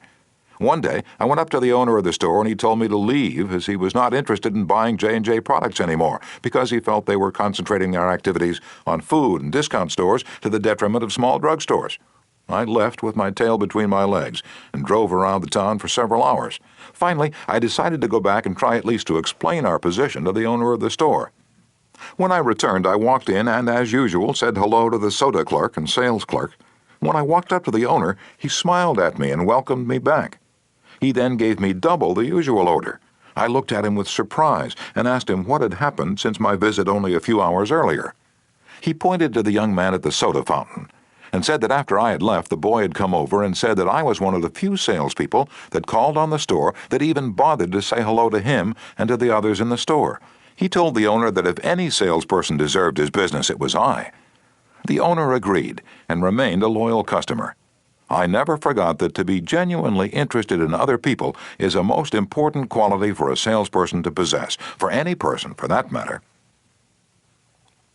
I have discovered from personal experience that one can win the attention and time and cooperation of even the most sought-after people by becoming genuinely interested in them. Let me illustrate. Years ago, I conducted a course in fiction writing at the Brooklyn Institute of Arts and Sciences, and we wanted such distinguished and busy authors as Kathleen Norris, Fannie Hurst, Ida Tarbell, Albert Payson Terhune, and Rupert Hughes to come to Brooklyn and give us the benefit of their experiences. So we wrote them, saying we admired their work and were deeply interested in getting their advice and learning the secrets of their success. Each of these letters was signed by about 150 students. We said we realized that these authors were busy, too busy to prepare a lecture, so we enclosed a list of questions for them to answer about themselves and their methods of work. They liked that. Who wouldn't like it? So they left their homes and traveled to Brooklyn to give us a helping hand. By using the same method, I persuaded Leslie M. Shaw, Secretary of the Treasury in Theodore Roosevelt's cabinet, George W. Wickersham, Attorney General in Taft's cabinet, William Jennings Bryan, Franklin D. Roosevelt, and many other prominent men to come to talk to the students of my courses in public speaking. All of us, be we workers in a factory, clerks in an office, or even a king upon his throne, all of us like people who admire us. Take the German Kaiser, for example. At the close of World War I, he was probably the most savagely and universally despised man on this earth. Even his own nation turned against him when he fled over into Holland to save his neck. The hatred against him was so intense that millions of people would have loved to tear him limb from limb or burn him at the stake. In the midst of all this forest fire of fury, one little boy wrote the Kaiser a simple, sincere letter, glowing with kindliness and admiration. This little boy said that no matter what the others thought, he would always love Wilhelm as his emperor. The Kaiser was deeply touched by his letter and invited the little boy to come see him. The boy came, so did his mother, and the Kaiser married her. That little boy didn't need to read a book on how to win friends and influence people. He knew how instinctively. If we want to make friends, let's put ourselves out to do things for other people, things that require time, energy, unselfishness, and thoughtfulness. When the Duke of Windsor was Prince of Wales, he was scheduled to tour South America. And before he started out on that tour, he spent months studying Spanish so that he could make public talks in the language of the country, and the South Americans loved him for it. For years, I made it a point to find out the birthdays of my friends. How? Although I haven't the foggiest bit of faith in astrology, I began by asking the other party whether he believed the date of one's birth had anything to do with character and disposition. I then asked him or her to tell me the month and day of birth. If he or she said November 24th, for example, I kept repeating to myself, November 24th, November 24th. The minute my friend's back was turned, I wrote down the name and birthday, and later would transfer it to a birthday book. At the beginning of each year, I had these birthday dates scheduled in my calendar pad so that they came to my attention automatically. When the natal day arrived, there was my letter or telegram. What a hit it made! I was frequently the only person on earth who remembered. If we want to make friends, let's greet people with animation and enthusiasm. When somebody calls you on the telephone, use the same psychology. Say hello in tones that bespeak how pleased you are to have the other person call. Many companies train their telephone operators to greet all callers in a tone of voice that radiates interest and enthusiasm. The caller feels the company is concerned about them. Let's remember that when we answer the telephone tomorrow. Showing a genuine interest in others not only wins friends for you, but may develop in its customers a loyalty to your company. In an issue of the publication of the National Bank of North America of New York, the following letter from Madeline Rosedale, a depositor, was published. I would like you to know how much I appreciate your staff. Everyone is so courteous, polite, and helpful. What a pleasure it is, after waiting on a long line, to have the teller greet you pleasantly. Last year, my mother was hospitalized for 5 months. Frequently, I went to Marie Petrosello, a teller. She was concerned about my mother and inquired about her progress. Is there any doubt that Mrs. Rosedale will continue to use this bank? Charles R. Walters of one of the large banks in New York City was assigned to prepare a confidential report on a certain corporation. He knew of only one person who possessed the facts he needed so urgently. As Mr. Walters was ushered into the president's office, a young woman stuck her head through a door and told the president that she didn't have any stamps for him that day. I'm collecting stamps for my 12-year-old son, the president explained to Mr. Walters. Mr. Walters stated his mission and began asking questions. The president was vague, general, nebulous. He didn't want to talk, and apparently nothing could persuade him to talk. The interview was brief and barren. Frankly, I didn't know what to do, Mr. Walters said, as he related this story to the class. Then I remembered what his secretary had said to him. Stamps, a 12-year-old son. I also recalled that the foreign department of our bank collected stamps taken from letters pouring in from every continent washed by the 7 seas. The next afternoon, I called on this man and sent in word that I had some stamps for his boy. Was I ushered in with enthusiasm? Yes, sir. He couldn't have shaken my hand with more enthusiasm if he'd been running for Congress. He radiated smiles and goodwill. "Oh, my George will love this one," he kept saying as he fondled the stamps. "Look at this. This is a treasure." And we spent half an hour talking stamps and looking at the picture of his boy, and then he devoted more than an hour of his time to giving me every bit of information I wanted, without my even suggesting that he do it. He told me all he knew, and then he called in his subordinates and questioned them. He telephoned some of his associates. He loaded me down with facts, figures, reports, and correspondence. In the parlance of newspaper reporters, I had a scoop. Here's another illustration.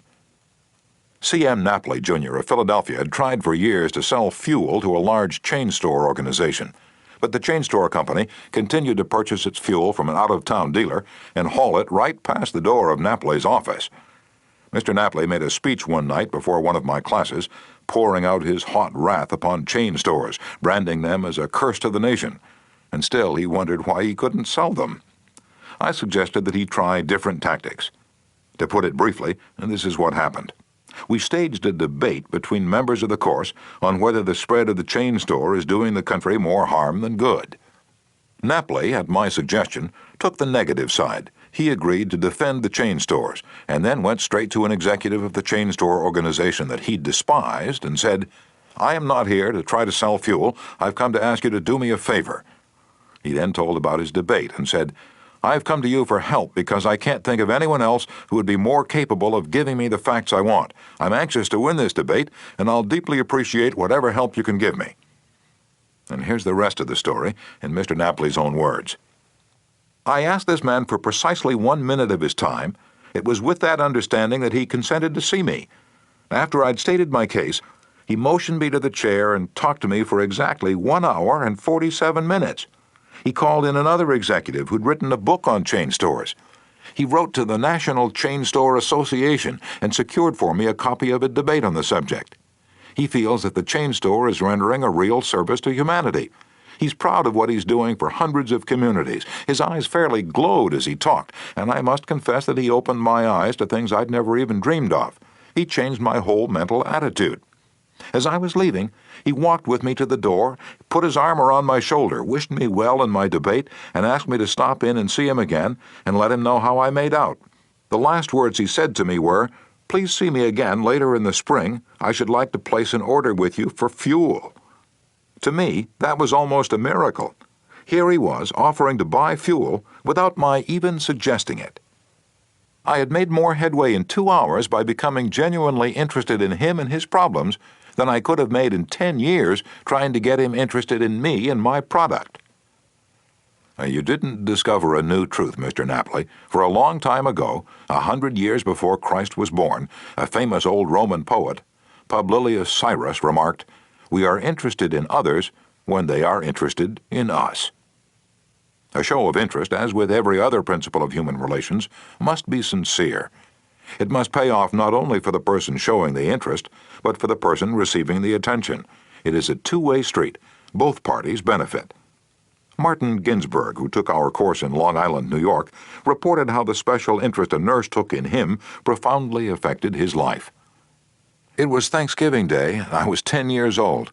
I was in a welfare ward of a city hospital and was scheduled to undergo major orthopedic surgery the next day. I knew that I could only look forward to months of confinement, convalescence, and pain. My father was dead. My mother and I lived alone in a small apartment, and we were on welfare. My mother was unable to visit me that day. As the day went on, I became overwhelmed with a feeling of loneliness, despair, fear. I knew my mother was home alone worrying about me, not having anyone to be with, not having anyone to eat with, not even having enough money to afford a Thanksgiving Day dinner. And the tears welled up in my eyes, and I stuck my head under the pillow and pulled the covers over it. I cried silently, but oh, so bitterly, so much that my body was racked with pain. A young student nurse heard my sobbing and came over to me. She took the covers off my face and started wiping my tears. She told me how lonely she was having to work that day, not being able to be with her family. She asked me whether I'd have dinner with her. She brought 2 trays of food, sliced turkey, mashed potatoes, cranberry sauce, and ice cream for dessert. She talked to me and tried to calm my fears.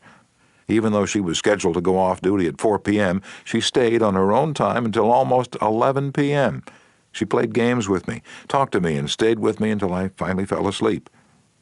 Many Thanksgivings have come and gone since I was 10, but one never passes without me remembering that particular one, and my feelings of frustration, fear, loneliness, and the warmth and tenderness of the stranger that somehow made it all bearable.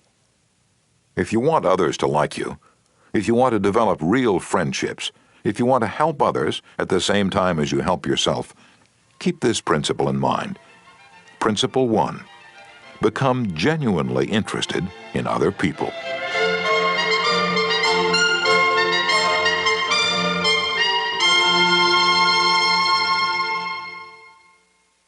Chapter 2. A simple way to make a good first impression. At a dinner party in New York, one of the guests, a woman who had inherited money, was eager to make a pleasing impression on everyone. She had squandered a modest fortune on sables, diamonds, and pearls, but she hadn't done anything whatever about her face. It radiated sourness and selfishness. She didn't realize what everyone knows, namely that the expression one wears on one's face is far more important than the clothes one wears on one's back. Charles Schwab told me his smile had been worth $1 million, and he was probably understating the truth. For Schwab's personality, his charm, his ability to make people like him were almost wholly responsible for his extraordinary success, and one of the most delightful factors in his personality was his captivating smile. Actions speak louder than words, and a smile says, "I like you, you make me happy, I'm glad to see you." That's why dogs make such a hit. They're so glad to see us that they almost jump out of their skins, so naturally we're glad to see them. A baby's smile has the same effect. Have you ever been in a doctor's waiting room and looked around at all the glum faces waiting impatiently to be seen? Dr. Stephen K. Spruill, a veterinarian in Raytown, Missouri, told of a typical spring day when his waiting room was full of clients waiting to have their pets inoculated. No one was talking to anyone else, and all were probably thinking of a dozen other things they'd rather be doing than wasting time sitting in that office. He told one of our classes, "There were 6 or 7 clients waiting when a young woman came in with a 9-month-old baby and a kitten. As luck would have it, she sat down next to a gentleman who was more than a little distraught about the long wait for service. The next thing he knew, the baby just looked up at him with that great big smile that's so characteristic of babies. And what did the gentleman do? Just what you and I would do, of course. He smiled back at the baby. Soon he struck up a conversation with the woman about her baby and his grandchildren, and soon the entire reception room joined in, and the boredom and tension were converted into a pleasant and enjoyable experience." Professor James V. McConnell, a psychologist at the University of Michigan, expressed his feelings about a smile. "People who smile," he said, "tend to manage, teach, and sell more effectively, and to raise happier children. There's far more information in a smile than a frown. That's why encouragement is a much more effective teaching device than punishment." The employment manager of a large New York department store told me she'd rather hire a sales clerk who hadn't finished grade school if he or she has a pleasant smile than to hire a doctor of philosophy with a somber face. The effect of a smile is powerful, even when it's unseen. Telephone companies throughout the United States have a program called Phone Power, which is offered to employees who use the telephone for selling their services or products. In this program, they suggest that you smile when talking on the phone. Your smile comes through in your voice. Robert Cryer, manager of a computer department for a Cincinnati, Ohio company, told me how he had successfully found the right applicant for a hard-to-fill position. "I was desperately trying to recruit a Ph.D. in computer science for my department. I finally located a young man with ideal qualifications who was about to be graduated from Purdue University. After several phone conversations, I learned that he had had several offers from other companies, many of them larger and better known than mine. I was delighted when he accepted my offer. After he started on the job, I asked him why he had chosen us over the others. He paused for a moment, and then he said, 'I think it was because managers in the other companies spoke on the phone in a cold, businesslike manner, which made me feel like just another business transaction. Your voice sounded as if you were glad to hear from me, that you really wanted me to be a part of your organization. You can be assured I am still answering my phone with a smile.'" The chairman of the board of directors of one of the largest rubber companies in the United States told me that, according to his observations, people rarely succeed at anything unless they have fun doing it. This industrial leader doesn't put much faith in the old adage that hard work alone is the magic key that will unlock the door to our desires. "I have known people," he said, "who succeeded because they had a rip-roaring good time conducting their business. Later I saw those people change as the fun became work. The business had grown dull, they lost all joy in it, and they failed." You must have a good time meeting people if you expect them to have a good time meeting you. I've asked thousands of business people to smile at someone every hour of the day for a week and then come to class and talk about the results. How did it work? Let's see. Here's a letter from William B. Steinhardt, a New York stockbroker.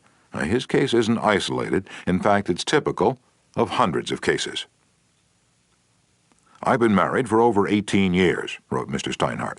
In all that time, I seldom smiled at my wife or spoke 24 words to her from the time I got up until I was ready to leave for business.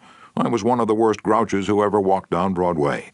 When you asked me to make a talk about my experience with smiles, I thought I'd try it for a week. So the next morning, while combing my hair, I looked at my glum mug in the mirror and I said to myself, 'Bill, you're going to wipe the scowl off that sourpuss of yours today. You are going to smile. And you are going to begin right now.' As I sat down to breakfast, I greeted my wife with a 'Good morning, my dear,' and smiled as I said it. You warned me that she might be surprised. Well, you underestimated her reaction. She was bewildered. She was shocked. I told her that in the future she could expect this as a regular occurrence, and I kept it up every morning. This changed attitude of mine brought more happiness into our home in 2 months since I started than was there during the last year. As I leave for my office, I greet the elevator operator in the apartment house with a 'good morning' and a smile. I greet the doorman with a smile. I smile at the cashier in the subway booth when I ask for change. As I stand on the floor of the stock exchange, I smile at people who until recently never saw me smile. I soon found that everybody was smiling back at me. I treat those who come to me with complaints or grievances in a cheerful manner. I smile as I listen to them, and I find that adjustments are accomplished much easier. I find that smiles are bringing me dollars, many dollars, every day. I share my office with another broker. One of his clerks is a likable young chap. I was so elated about the results I was getting that I told him recently about my new philosophy of human relations. He then confessed that when I first came to share my office with his firm, he thought me a terrible grouch, and only recently changed his mind. He said I was really human when I smiled. I have also eliminated criticism from my system. I give appreciation and praise now instead of condemnation. I have stopped talking about what I want. I'm now trying to see the other person's viewpoint, and these things have literally revolutionized my life. I am a totally different man, a happier man, a richer man, richer in friendships and happiness, the only things that matter much after all. You don't feel like smiling? And then what? Two things. First, force yourself to smile. If you're alone, force yourself to whistle or hum a tune or sing. Act as if you were already happy, and that will tend to make you happy. Here's the way the psychologist and philosopher William James puts it. Action seems to follow feeling, but really action and feeling go together. And by regulating the action, which is under the more direct control of the will, we can indirectly regulate the feeling, which is not. Thus, the sovereign voluntary path to cheerfulness, if our cheerfulness be lost, is to sit up cheerfully and to act and speak as if cheerfulness were already there. Everybody in the world is seeking happiness, and there's only one sure way to find it. That is, by controlling your thoughts. Happiness doesn't depend on outward conditions, it depends on inner conditions. It isn't what you have, or who you are, or where you are, or what you're doing that makes you happy or unhappy. It is what you think about it. For example, two people may be in the same place doing the same thing. Both may have about an equal amount of money and prestige, and yet one may be miserable and the other happy. Why? Because of a different mental attitude. I have seen just as many happy faces among the poor peasants toiling with their primitive tools in the devastating heat of the tropics as I have seen in air-conditioned offices in New York, Chicago, or Los Angeles. There is nothing either good or bad, said Shakespeare, but thinking makes it so. Abe Lincoln once remarked that most folks are about as happy as they make up their minds to be. He was right. I saw a vivid illustration of that truth as I was walking up the stairs of the Long Island Railroad station in New York. Directly in front of me, 30 or 40 crippled boys on canes and crutches were struggling up the stairs. One boy had to be carried up. I was astonished at their laughter and gaiety. I spoke about it to one of the men in charge of the boys. Oh, yes, he said, when a boy realizes that he's going to be a cripple for life, he's shocked at first, but after he gets over the shock, he usually resigns himself to his fate and then becomes as happy as normal boys. I felt like taking my hat off to those boys. They taught me a lesson I hope I shall never forget. Working all by oneself in a closed-off room in an office not only is lonely, but it denies one the opportunity of making friends with other employees in the company. Senora Maria Gonzalez of Guadalajara, Mexico, had such a job. She envied the shared comradeship of other people in the company as she heard their chatter and laughter. As she passed them in the hall during the first weeks of her employment, she shyly looked the other way. After a few weeks, she said to herself, "Maria, you can't expect these women to come to you. You have to go out and meet them." The next time she walked to the water cooler, she put on her brightest smile and said, "Hi, how are you today?" to each of the people she met. The effect was immediate. Smiles and hellos were returned. The hallway seemed brighter, the job friendlier. Acquaintanceships developed, and some ripened into friendships. Her job and her life became more pleasant and interesting. Peruse this bit of sage advice from the essayist and publisher Elbert Hubbard, but remember, perusing it won't do you any good unless you apply it. Whenever you go out of doors, draw the chin in, carry the crown of the head high, and fill the lungs to the utmost. Drink in the sunshine, greet your friends with a smile, and put soul into every handclasp. Do not fear being misunderstood, and do not waste a minute thinking about your enemies. Try to fix firmly in your mind what you would like to do, and then, without veering off direction, you will move straight to the goal. Keep your mind on the great and splendid things you would like to do, and then, as the days go gliding away, you will find yourself unconsciously seizing upon the opportunities that are required for the fulfillment of your desire, just as the coral insect takes from the running tide the element it needs. Picture in your mind the able, earnest, useful person you desire to be, and the thought you hold is hourly transforming you into that particular individual. Thought is supreme. Preserve a right mental attitude, the attitude of courage, frankness, and good cheer. To think rightly is to create. All things come through desire, and every sincere prayer is answered. We become like that on which our hearts are fixed. Carry your chin in and the crown of your head high. We are gods in the chrysalis. The ancient Chinese were a wise lot, wise in the ways of the world, and they had a proverb that you and I ought to cut out and paste inside our hats. It goes like this: a man without a smiling face must not open a shop. Your smile is a messenger of your goodwill. Your smile brightens the lives of all who see it. To someone who has seen a dozen people frown, scowl, or turn their faces away, your smile is like the sun breaking through the clouds, especially when that someone is under pressure from his bosses, his customers, his teachers, or parents, or children. A smile can help him realize that all is not hopeless, that there is joy in the world. Some years ago, a department store in New York City, in recognition of the pressures its sales clerks were under during the Christmas rush, presented the readers of its advertisements with the following homely philosophy: the value of a smile at Christmas. It costs nothing but creates much. It enriches those who receive, without impoverishing those who give. It happens in a flash, and the memory of it sometimes lasts forever. None are so rich they can get along without it, and none so poor but are richer for its benefits. It creates happiness in the home, fosters goodwill in the business, and is the countersign of friends. It is rest to the weary, daylight to the discouraged, sunshine to the sad, and nature's best antidote for trouble. Yet it cannot be bought, begged, borrowed, or stolen, for it is something that is no earthly good to anybody until it is given away. And if, in the last-minute rush of Christmas buying, some of our salespeople should be too tired to give you a smile, may we ask you to leave one of yours? For nobody needs a smile so much as those who have none left to give. Principle 2. Smile. Chapter 3. If you don't do this, you are headed for trouble. Back in 1898, a tragic thing happened in Rockland County, New York. A child had died, and on this particular day the neighbors were preparing to go to the funeral. Jim Farley went out to the barn to hitch up his horse. The ground was covered with snow, the air was cold and snappy, the horse hadn't been exercised for days, and as he was led out to the watering trough, he wheeled playfully, kicked both his heels high in the air, and killed Jim Farley. So the little village of Stony Point had 2 funerals that week instead of 1. Jim Farley left behind him a widow and 3 boys, and a few $100s in insurance. His oldest boy, Jim, was 10, and he went to work in a brickyard, wheeling sand and pouring it in the molds and turning the bricks on edge to be dried by the sun. This boy, Jim, never had a chance to get much education, but with his natural geniality he had a flair for making people like him, so he went into politics, and as the years went by he developed an uncanny ability for remembering people's names. He never saw the inside of a high school, but before he was 46 years of age, 4 colleges had honored him with degrees, and he'd become chairman of the Democratic National Committee and Postmaster General of the United States.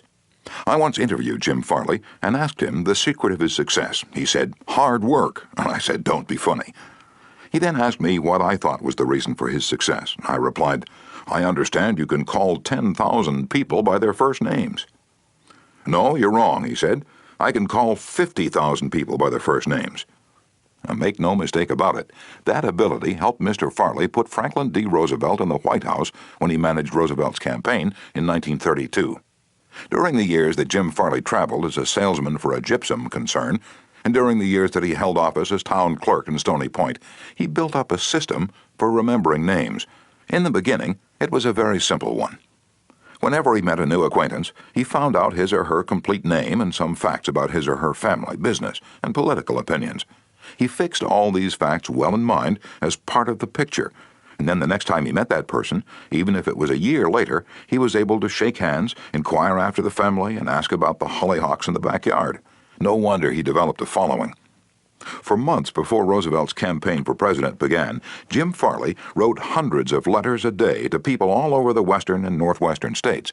Then he hopped onto a train and in 19 days covered 20 states and 12,000 miles, traveling by buggy, train, automobile, and boat. He would drop into town, meet his people at lunch or breakfast, tea or dinner, and give them a heart-to-heart talk. Then he'd dash off again on another leg of his journey.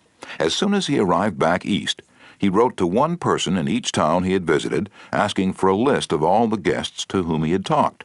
The final list contained thousands and thousands of names, yet each person on that list was paid the subtle flattery of getting a personal letter from James Farley.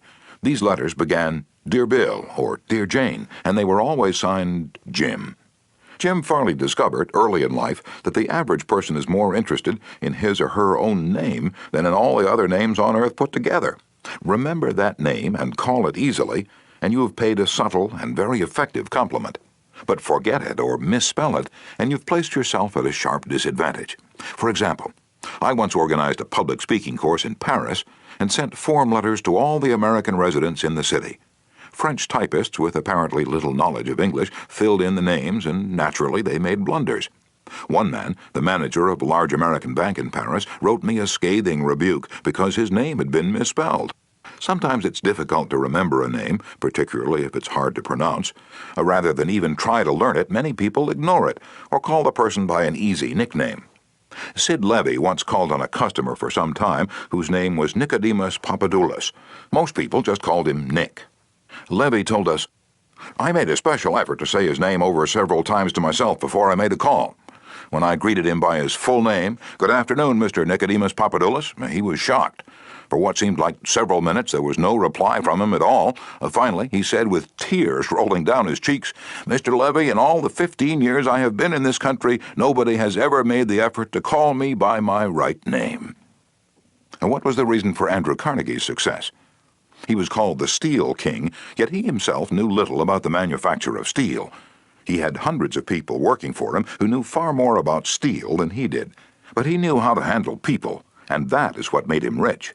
Early in life, he showed a flair for organization, a genius for leadership. By the time he was 10, he too had discovered the astounding importance people place on their own name, and he used that discovery to win cooperation. To illustrate, when he was a boy back in Scotland, he got a hold of a rabbit, a mother rabbit. Presto, he soon had a whole nest of little rabbits and nothing to feed them. But he had a brilliant idea. He told the boys and girls in the neighborhood that if they would go out and pull enough clover and dandelions to feed the rabbits, he would name the bunnies in their honor. The plan worked like magic, and Carnegie never forgot it. Years later, he made millions by using the same psychology in business. For example, he wanted to sell steel rails to the Pennsylvania Railroad. J. Edgar Thompson was the president of the Pennsylvania Railroad then, so Andrew Carnegie built a huge steel mill in Pittsburgh and called it the Edgar Thompson Steel Works. Now, here's a riddle. See if you can guess it.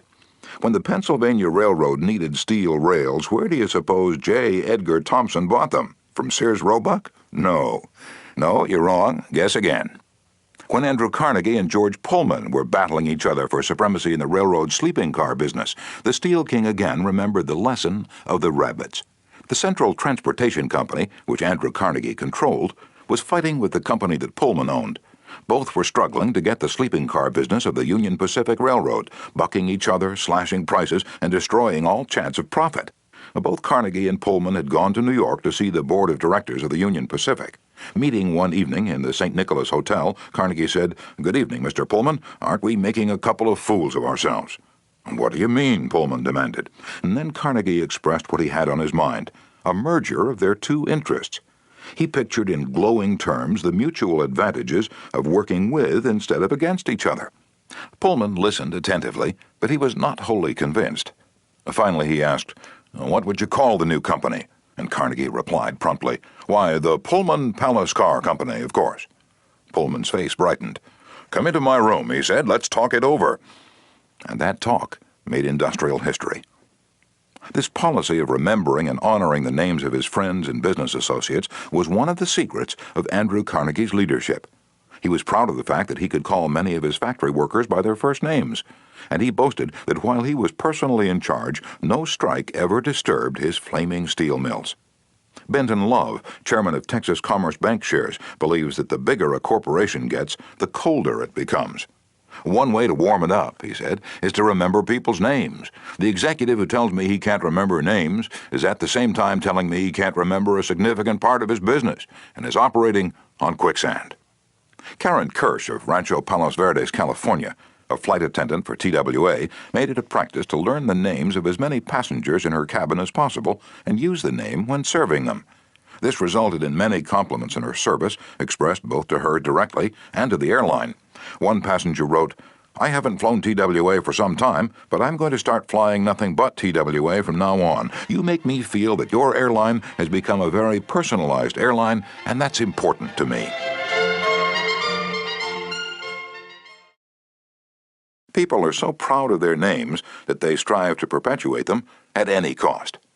Even blustering, hard-boiled old P.T. Barnum, the greatest showman of his time, disappointed because he had no sons to carry on his name, offered his grandson, C.H. Seeley, $25,000 if he would call himself Barnum Seeley. For many centuries, nobles and magnates supported artists, musicians, and authors so that their creative works would be dedicated to them. Libraries and museums owe their richest collections to people who cannot bear to think that their names might perish from the memory of the race. The New York Public Library has its Astor and Lenox collections. The Metropolitan Museum perpetuates the name of Benjamin Altman and J.P. Morgan.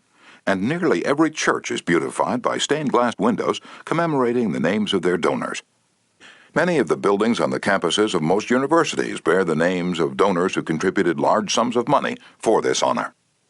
Most people don't remember names for the simple reason that they don't take the time and energy necessary to concentrate and repeat and fix names indelibly in their minds. They make excuses for themselves. They're too busy. But they were probably no busier than Franklin D. Roosevelt, and he took time to remember and recall even the names of mechanics with whom he came into contact. To illustrate, the Chrysler organization built a special car for Mr. Roosevelt, who could not use a standard car because his legs were paralyzed. W.F. Chamberlain and a mechanic delivered it to the White House. I have in front of me a letter from Mr. Chamberlain relating his experiences. "I taught President Roosevelt how to handle a car with a lot of unusual gadgets, but he taught me a lot about the fine art of handling people. When I called at the White House," Mr. Chamberlain writes, "the President was extremely pleasant and cheerful. He called me by name, made me feel very comfortable, and particularly impressed me with the fact that he was vitally interested in the things I had to show him and tell him. The car was so designed that it could be operated entirely by hand. A crowd gathered round to look at the car, and he remarked, 'I think it's marvelous. All you have to do is touch a button and it moves away, and you can drive it without effort. I think it's grand. I don't know what makes it go. I'd love to have the time to tear it down and see how it works.' When Mr. Roosevelt's friends and associates admired the machine, he said in their presence, 'Mr. Chamberlain, I certainly appreciate all the time and effort you've spent in developing this car. It's a mighty fine job.' He admired the radiator, the special rear vision mirror and clock, the special spotlight, the kind of upholstery, the sitting position of the driver's seat, the special suitcases in the trunk with his monogram on each suitcase. In other words, he took notice of every detail to which he knew I had given considerable thought. He made a point of bringing these various pieces of equipment to the attention of Mrs. Roosevelt, Miss Perkins, the Secretary of Labor, and his secretary. He even brought the old White House porter into the picture by saying, 'George, you want to take particularly good care of these suitcases.' When the driving lesson was finished, the President turned to me and he said, 'Well, Mr. Chamberlain, I've been keeping the Federal Reserve Board waiting 30 minutes. I guess I had better get back to work.' I took a mechanic with me to the White House. He was introduced to Roosevelt when he first arrived. He didn't talk to the President, and Roosevelt heard his name only once. He was a shy chap and he kept in the background, but before leaving us, the President looked for the mechanic, shook his hand, called him by name, and thanked him for coming to Washington. And there was nothing perfunctory about his thanks. He meant what he said. I could feel that. A few days after returning to New York, I got an autographed photograph of President Roosevelt and a little note of thanks, again expressing his appreciation for my assistance. How he found time to do it is a mystery to me. Franklin D. Roosevelt knew that one of the simplest, most obvious, and most important ways of gaining goodwill was by remembering names and making people feel important. Yet how many of us do it? Half the time we are introduced to a stranger, we chat for a few minutes and can't even remember his or her name by the time we say goodbye. One of the first lessons a politician learns is this: to recall a voter's name is statesmanship, to forget it is oblivion. And the ability to remember names is almost as important in business and social contacts as it is in politics. Napoleon III, Emperor of France and nephew of the great Napoleon, boasted that in spite of all his royal duties, he could remember the name of every person he met. His technique? Simple. If he didn't hear the name distinctly, he said, "So sorry, I didn't get the name clearly." And then, if it was an unusual name, he would say, "How is it spelled?" During the conversation, he took the trouble to repeat the name several times and tried to associate it in his mind with the person's features, expression, and general appearance. If the person was someone of importance, Napoleon went to even further pains. As soon as His Royal Highness was alone, he wrote the name down on a piece of paper, looked at it, concentrated on it, fixed it securely in his mind, and then he tore up the paper. In this way, he gained an eye impression of the name as well as an ear impression. All this takes time, but good manners, said Emerson, are made up of petty sacrifices. The importance of remembering and using names is not just the prerogative of kings and corporate executives. It works for all of us. Ken Nottingham, an employee of General Motors in Indiana, usually had lunch at the company cafeteria. He noticed that the woman who worked behind the counter always had a scowl on her face. She had been making sandwiches for about 2 hours, and I was just another sandwich to her. I told her what I wanted. She weighed out the ham on a little scale, and then she gave me 1 leaf of lettuce, a few potato chips, and handed them to me.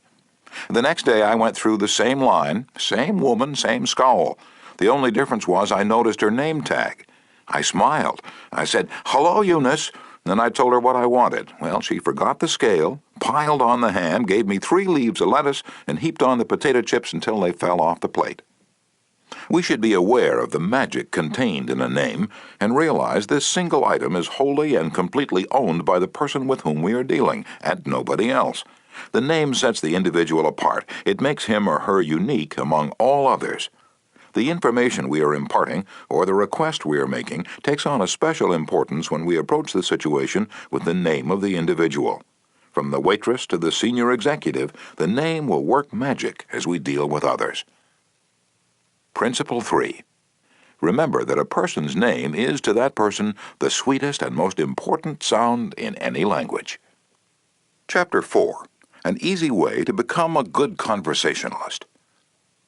Some time ago, I attended a bridge party. I don't play bridge, and there was a woman there who didn't play bridge either, and she had discovered that I had once been Lowell Thomas's manager before he went on the radio, and that I'd traveled in Europe a great deal while helping him prepare the illustrated travel talks he was then delivering. So she said, "Oh, Mr. Carnegie, I do want you to tell me about all the wonderful places you've visited and the sights you've seen." As we sat down on the sofa, she remarked that she and her husband had recently returned from a trip to Africa. "Africa," I exclaimed. "How interesting. I've always wanted to see Africa, but I never got there except for a 24-hour stay once in Algiers. Tell me, did you visit the big game country, yes? How fortunate. I envy you. Do tell me about Africa." And that kept her talking for 45 minutes. She never again asked me where I had been or what I'd seen. She didn't want to hear me talk about my travels. All she wanted was an interested listener, so she could expand her ego and tell about where she had been. Was she unusual? No, many people are like that. For example, I met a distinguished botanist at a dinner party given by a New York book publisher. I'd never talked with a botanist before, and I found him fascinating. I literally sat on the edge of my chair and listened while he spoke of exotic plants and experiments in developing new forms of plant life and indoor gardens, and even told me astonishing facts about the humble potato. I had a small indoor garden of my own, and he was good enough to tell me how to solve some of my problems. As I said, we were at a dinner party. There must have been a dozen other guests, but I violated all of the canons of courtesy, ignored everyone else, and talked for hours to the botanist. Midnight came. I said good night to everyone and departed. The botanist then turned to our host and paid me several flattering compliments. I was most stimulating, I was this and I was that, and he ended by saying I was a most interesting conversationalist. An interesting conversationalist? Why, I had said hardly anything at all. I couldn't have said anything if I'd wanted to without changing the subject, for I didn't know any more about botany than I knew about the anatomy of a penguin. But I had done this. I had listened intently. I had listened because I was genuinely interested, and he felt it. Naturally, that pleased him. That kind of listening is one of the highest compliments we can pay anyone. "Few human beings," wrote Jack Woodford in Strangers in Love, "few human beings are proof against the implied flattery of rapt attention." I went even further than giving him rapt attention. I was hearty in my approbation and lavish in my praise. I told him that I had been immensely entertained and instructed, and I had. I told him I wished I had his knowledge, and I did. I told him that I should love to wander the fields with him, and I have. I told him I must see him again, and I did. And so I had him thinking of me as a good conversationalist, when in reality I had been merely a good listener and had encouraged him to talk. What is the secret, the mystery of a successful business interview? Well, according to former Harvard President Charles W. Eliot, there is no mystery about successful business intercourse. Exclusive attention to the person who is speaking to you is very important. Nothing else is so flattering as that. Eliot himself was a past master of the art of listening. Henry James, one of America's first great novelists, recalled, "Dr. Eliot's listening was not mere silence, but a form of activity. Sitting very erect on the end of his spine, with hands joined in his lap, making no movement except that he revolved his thumbs around each other, faster or slower. He faced his interlocutor and seemed to be hearing with his eyes as well as his ears. He listened with his mind and attentively considered what you had to say while you said it. At the end of an interview, the person who had talked to him felt that he had had his say." Self-evident, isn't it? You don't have to study for 4 years at Harvard to discover that. Yet I know, and you know, department store owners who will rent expensive space, buy their goods economically, dress their windows appealingly, spend thousands of dollars in advertising, and then hire clerks who haven't the sense to be good listeners. Clerks who interrupt customers, contradict them, irritate them, and all but drive them from the store. A department store in Chicago almost lost a regular customer who spent several $1,000s each year in that store because a sales clerk wouldn't listen. Mrs. Henrietta Douglas, who took our course in Chicago, had purchased a coat at a special sale. After she'd brought it home, she noticed that there was a tear in the lining. She came back the next day and asked the sales clerk to exchange it. The clerk refused even to listen to her complaint. "You bought this at a special sale," she said. She pointed to a sign on the wall. "Read that," she explained. "All sales are final. Once you bought it, you have to keep it. Sew up the lining yourself." "But this was damaged merchandise," Mrs. Douglas complained. "Makes no difference," the clerk interrupted. "Final's final." Mrs. Douglas was about to walk out indignantly, swearing never to return to that store ever, when she was greeted by the department manager, who knew her from her many years of patronage. Mrs. Douglas told her what had happened. The manager listened attentively to the whole story, examined the coat, and then said, "Special sales are final, so we can dispose of merchandise at the end of the season, but this no-return policy does not apply to damaged goods. We will certainly repair or replace the lining, or if you prefer, give you your money back." What a difference in treatment! If that manager had not come along and listened to the customer, a long-term patron of that store could have been lost forever. Listening is just as important in one's home life as in the world of business. Millie Esposito of Croton-on-Hudson, New York, made it her business to listen carefully when one of her children wanted to speak with her. One evening, she was sitting in the kitchen with her son Robert, and after a brief discussion of something that was on his mind, Robert said, "Mom, I know that you love me very much." Mrs. Esposito was touched and said, "Of course I love you very much. Did you doubt it?" And Robert responded, "No, but I really know you love me, because whenever I want to talk to you about something, you stop whatever you're doing and listen to me." The chronic kicker, even the most violent critic, will frequently soften and be subdued in the presence of a patient, sympathetic listener, a listener who will be silent while the irate fault-finder dilates like a king cobra and spews the poison out of his system. To illustrate, the New York Telephone Company discovered a few years ago that it had to deal with one of the most vicious customers who ever cursed a customer service representative. And he did curse. He raved. He threatened to tear the phone out by its roots. He refused to pay certain charges that he declared were false. He wrote letters to the newspapers. He filed innumerable complaints with the Public Service Commission, and he started several suits against the telephone company. At last, one of the company's most skillful troubleshooters was sent to interview this stormy petrel.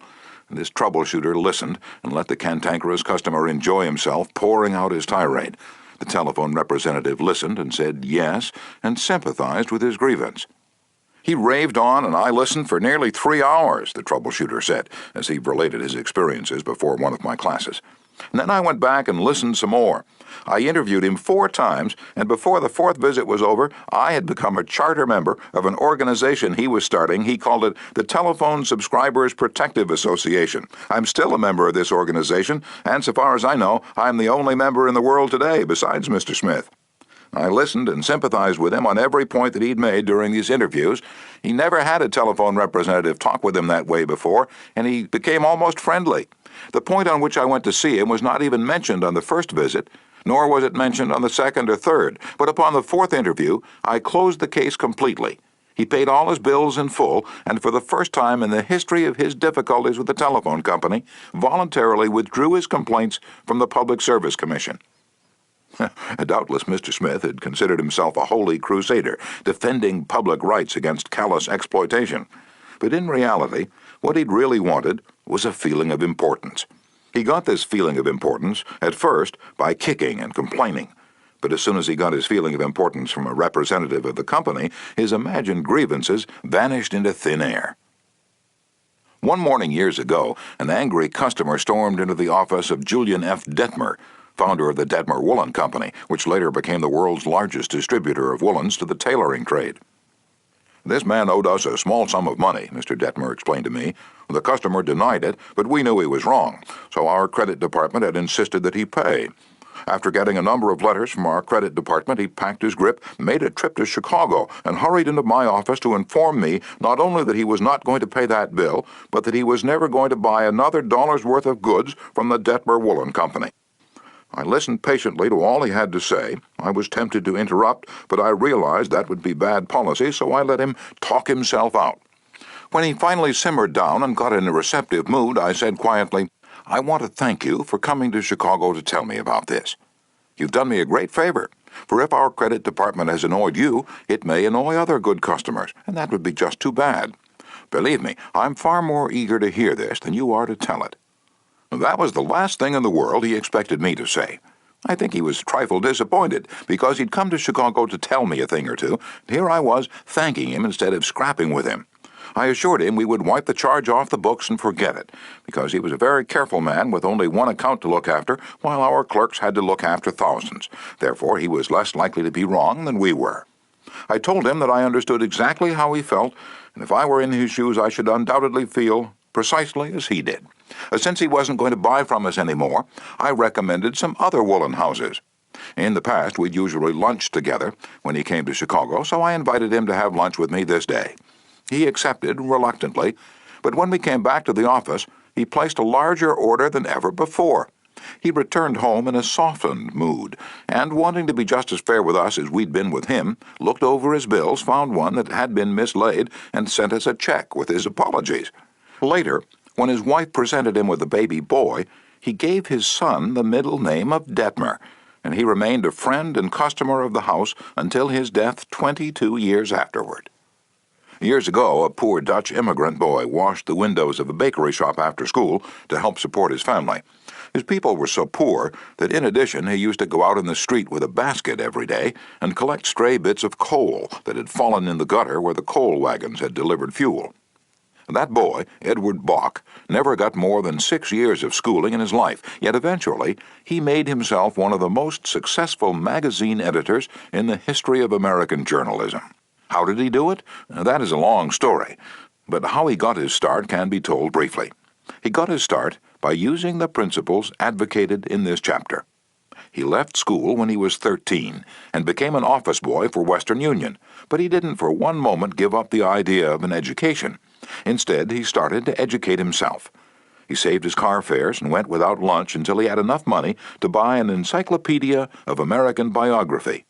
And then he did an unheard-of thing. He read the lives of famous people and wrote them, asking for additional information about their childhoods. He was a good listener. He asked famous people to tell him more about themselves. He wrote General James A. Garfield, who was then running for president, and asked if it was true that he was once a tow boy on a canal, and Garfield replied. He wrote General Grant asking about a certain battle, and Grant drew a map for him and invited this 14-year-old boy to dinner and spent the evening talking to him. Soon our Western Union messenger boy was corresponding with many of the most famous people in the nation: Ralph Waldo Emerson, Oliver Wendell Holmes, Longfellow, Mrs. Abraham Lincoln, Louisa May Alcott, General Sherman, and Jefferson Davis. Not only did he correspond with these distinguished people, but as soon as he got a vacation, he visited many of them as a welcome guest in their homes. This experience imbued him with a confidence that was invaluable. These men and women fired him with a vision and ambition that shaped his life. And all this, let me repeat, was made possible solely by the application of the principles we're discussing here.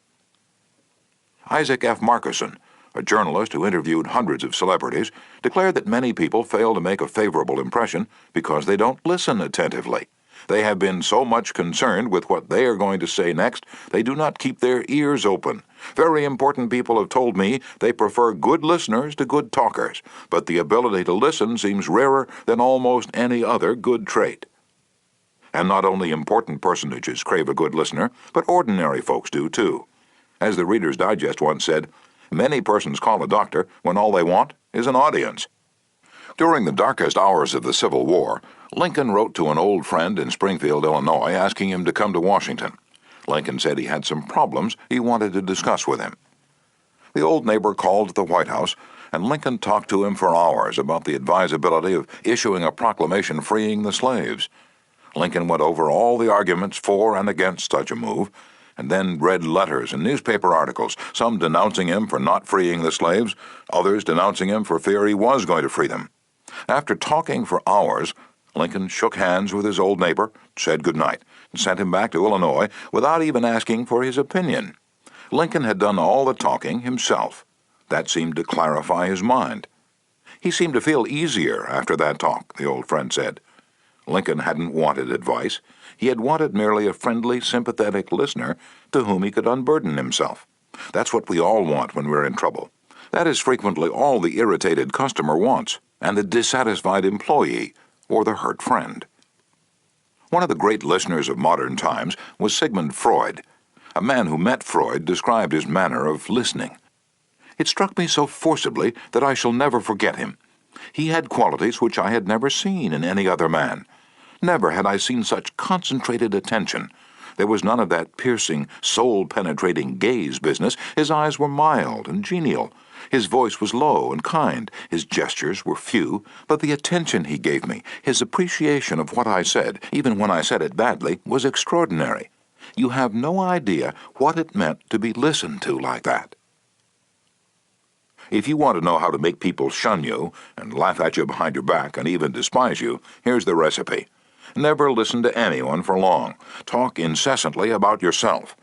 If you have an idea while the other person is talking, don't wait for him or her to finish. Burst right in and interrupt in the middle of a sentence. Do you know people like that? I do, unfortunately, and the astonishing part of it is that some of them are prominent. Bores, that is all they are. Bores, intoxicated with their own egos, drunk with the sense of their own importance. People who talk only of themselves think only of themselves. And those people who think only of themselves, Dr. Nicholas Murray Butler, longtime president of Columbia University, said, are hopelessly uneducated. They are not educated, said Dr. Butler, no matter how instructed they may be. So, if you aspire to be a good conversationalist, be an attentive listener. To be interesting, be interested. Ask questions that other persons will enjoy answering. Encourage them to talk about themselves and their accomplishments. Remember that the people you're talking to are 100 times more interested in themselves and their wants and problems than they are in you and your problems. A person's toothache means more to that person than a famine in China which kills 1 million people. A boil on one's neck interests one more than 40 earthquakes in Africa. Think of that the next time you start a conversation. Principle 4. Be a good listener. Encourage others to talk about themselves. Chapter 5. How to interest people. Everyone who was ever a guest of Theodore Roosevelt was astonished at the range and diversity of his knowledge. Whether his visitor was a cowboy or a rough rider, a New York politician or a diplomat, Roosevelt knew what to say. And how was it done? The answer was simple. Whenever Roosevelt expected a visitor, he sat up late the night before, reading up on the subject in which he knew his guest was particularly interested. For Roosevelt knew, as all leaders know, that the royal road to a person's heart is to talk about the things he or she treasures most. The genial William Lyon Phelps, essayist and professor of literature at Yale, learned this lesson early in life.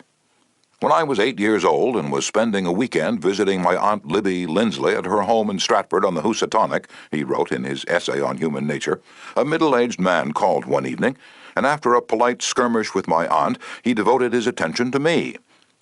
At that time, I happened to be excited about boats, and the visitor discussed the subject in a way that seemed to me particularly interesting. After he left, I spoke of him with enthusiasm. What a man! My aunt informed me he was a New York lawyer, that he cared nothing whatever about boats, that he took not the slightest interest in the subject. But why then did he talk all the time about boats? Because he is a gentleman. He saw you were interested in boats, and he talked about the things he knew would interest and please you. He made himself agreeable. And William Lyon Phelps added, I never forgot my aunt's remark. As I write this chapter, I have before me a letter from Edward L. Challiff, who was active in Boy Scout work. One day I found I needed a favor, writes Mr. Challiff. A big Scout jamboree was coming off in Europe, and I wanted the president of one of the largest corporations in America to pay the expenses of one of my boys for the trip. Fortunately, just before I went down to see this man, I heard that he had drawn a check for $1 million, and that after it was canceled, he had it framed. So the first thing I did when I entered his office was to ask to see the check, a check for $1 million. I told him I never knew that anybody had ever written such a check, and that I wanted to tell my boys I'd actually seen a check for $1 million. He gladly showed it to me. I admired it and asked him to tell me all about how it happened to be drawn. You notice, don't you, that Mr. Challiff didn't begin by talking about the Boy Scouts, or the jamboree in Europe, or what it was he wanted. He talked in terms of what interested the other man. And here's the result. Presently, the man I was interviewing said, "Oh, by the way, what was it you wanted to see me about?" So I told him. To my vast surprise, Mr. Challiff continues, he not only granted immediately what I asked for, but much more. I'd asked him to send only one boy to Europe, but he sent 5 boys and myself, gave me a letter of credit for $1,000, and told us to stay in Europe for 7 weeks. He also gave me letters of introduction to his branch presidents, putting them at our service, and he himself met us in Paris and showed us the town. Since then, he's given jobs to some of the boys whose parents were in want, and he's still active in our group. Yet I know if I hadn't found out what he was interested in and got him warmed up first, I wouldn't have found him 1/10 as easy to approach.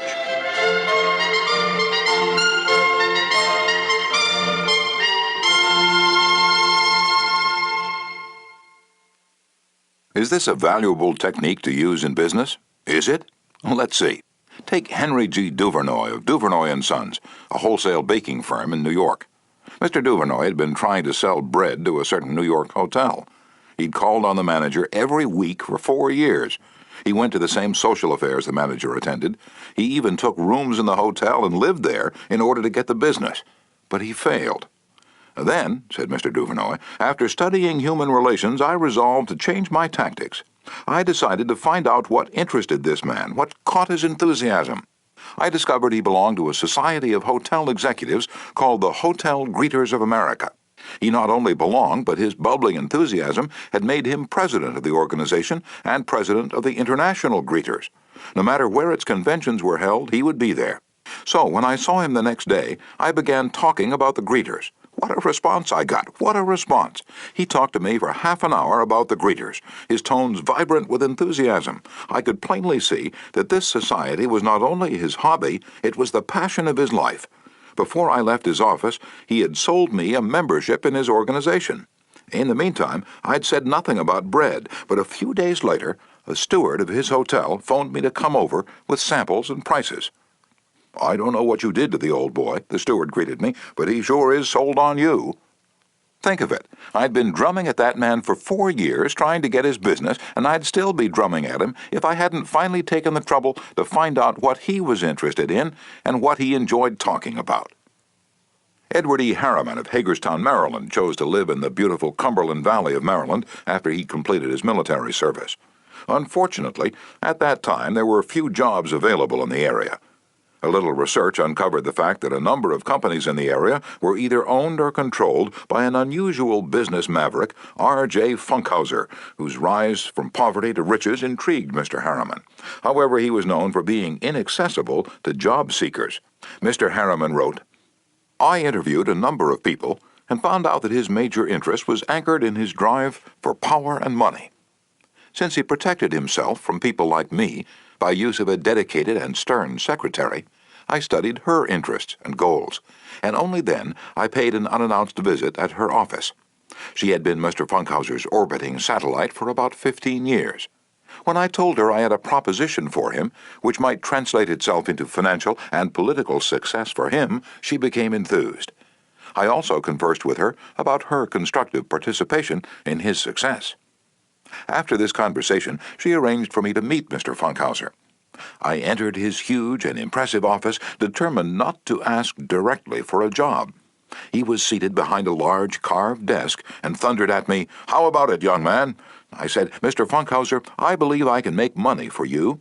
He immediately rose and invited me to sit in one of the large upholstered chairs. I enumerated my ideas and the qualifications I had to realize these ideas, as well as how they would contribute to his personal success and that of his businesses. R.J., as he has become known to me, hired me at once, and for over 20 years I have grown in his enterprises, and we both have prospered. Talking in terms of the other person's interests pays off for both parties.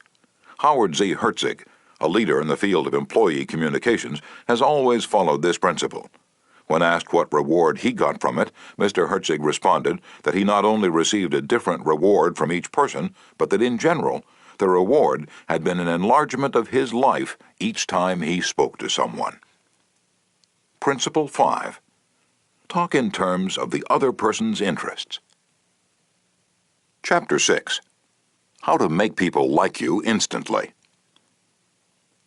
I was waiting in line to register a letter at the post office at 33rd Street and 8th Avenue, New York.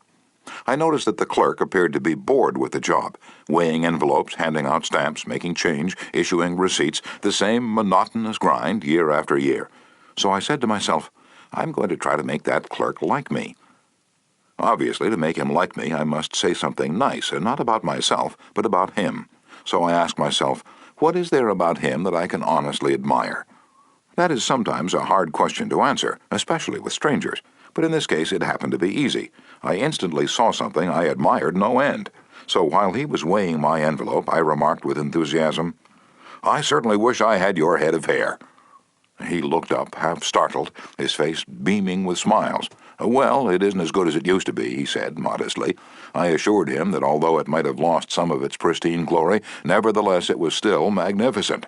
He was immensely pleased. We carried on a pleasant little conversation, and the last thing he said to me was, "Many people have admired my hair." I'll bet that person went out to lunch that day walking on air. I'll bet he went home that night and told his wife about it. I'll bet he looked in the mirror and said, "It is a beautiful head of hair." I told this story once in public, and a man asked me afterward, "What did you want to get out of him?" What was I trying to get out of him? What was I trying to get out of him? If we are so contemptibly selfish that we can't radiate a little happiness and pass on a bit of honest appreciation without trying to get something out of the other person in return, if our souls are no bigger than sour crab apples, we shall meet with the failure we so richly deserve. Oh yes, I did want something out of that chap. I wanted something priceless, and I got it. I got the feeling that I had done something for him without his being able to do anything whatever in return for me. That's a feeling that flows and sings in your memory long after the incident is past. There's one all-important law of human conduct. If we obey that law, we shall almost never get into trouble. In fact, that law, if obeyed, will bring us countless friends and constant happiness. But the very instant we break the law, we shall get into endless trouble. The law is this: always make the other person feel important. John Dewey, as we have already noted, said that the desire to be important is the deepest urge in human nature. And William James said, the deepest principle in human nature is the craving to be appreciated. As I have already pointed out, it is this urge that differentiates us from the animals. It is this urge that has been responsible for civilization itself. Philosophers have been speculating on the rules of human relationships for thousands of years. And out of all that speculation, there has evolved only one important precept. It is not new. It is as old as history. Zoroaster taught it to his followers in Persia 2,500 years ago. Confucius preached it in China 24 centuries ago. Lao Tse, the founder of Taoism, taught it to his disciples in the valley of the Han. Buddha preached it on the bank of the holy Ganges 500 years before Christ. The sacred books of Hinduism taught it 1,000 years before that. Jesus taught it among the stony hills of Judea 19 centuries ago. Jesus summed it up in one thought, probably the most important rule in the world. Do unto others as you would have others do unto you. You want the approval of those with whom you come in contact. You want recognition of your true worth. You want a feeling that you are important in your little world. You don't want to listen to cheap, insincere flattery, but you do crave sincere appreciation. You want your friends and associates to be, as Charles Schwab put it, hearty in their approbation and lavish in their praise. All of us want that. So let's obey the golden rule and give unto others what we would have others give unto us. How? When? Where? Well, the answer is all the time, everywhere. David G. Smith of Eau Claire, Wisconsin, told one of our classes how he handled a delicate situation when he was asked to take charge of the refreshment booth at a charity concert. The night of the concert, I arrived at the park and found two elderly ladies in a very bad humor standing next to the refreshment stand. Apparently, each thought that she was in charge of this project. As I stood there pondering what to do, one of the members of the sponsoring committee appeared and handed me a cash box and thanked me for taking over the project. She introduced Rose and Jane as my helpers and then ran off. A great silence ensued, and realizing that the cash box was a symbol of authority of sorts, I gave the box to Rose and explained that I might not be able to keep the money straight and that if she took care of it, I'd feel better. I then suggested to Jane that she show two teenagers who'd been assigned to refreshments how to operate the soda machine, and I asked her to be responsible for that part of the project. The evening was very enjoyable, with Rose happily counting the money, Jane supervising the teenagers, and me enjoying the concert. You don't have to wait until you're ambassador to France or chairman of the clambake committee of your lodge before you use this philosophy of appreciation. You can work magic with it almost every day. If, for example, the waitress brings us mashed potatoes when we have ordered French fries, let's say, "I'm sorry to trouble you, but I prefer French fried." She'll probably reply, "No trouble at all," and will be glad to change the potatoes because we have shown respect for her. Little phrases such as, "I'm sorry to trouble you," "Would you be so kind?"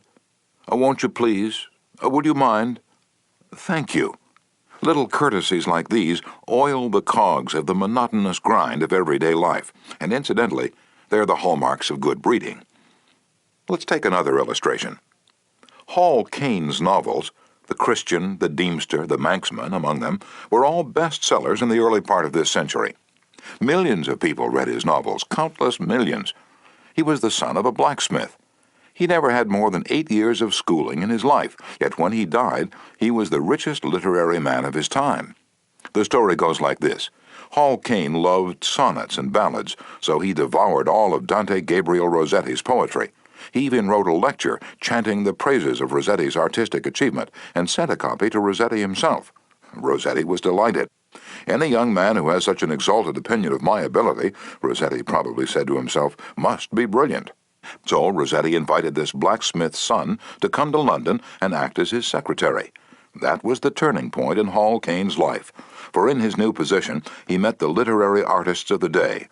Profiting by their advice and inspired by their encouragement, he launched upon a career that emblazoned his name across the sky. His home, Greeba Castle on the Isle of Man, became a mecca for tourists from the far corners of the world, and he left a multi-million-dollar estate. Yet who knows, he might have died poor and unknown had he not written an essay expressing his admiration for a famous man. Such is the power, the stupendous power, of sincere, heartfelt appreciation. Rossetti considered himself important. That is not strange. Almost everyone considers himself important, very important. The life of many a person could probably be changed if only someone would make him feel important. Ronald J. Rowland, who is one of the instructors of our course in California, is also a teacher of arts and crafts. He wrote to us about a student named Chris in his beginning crafts class.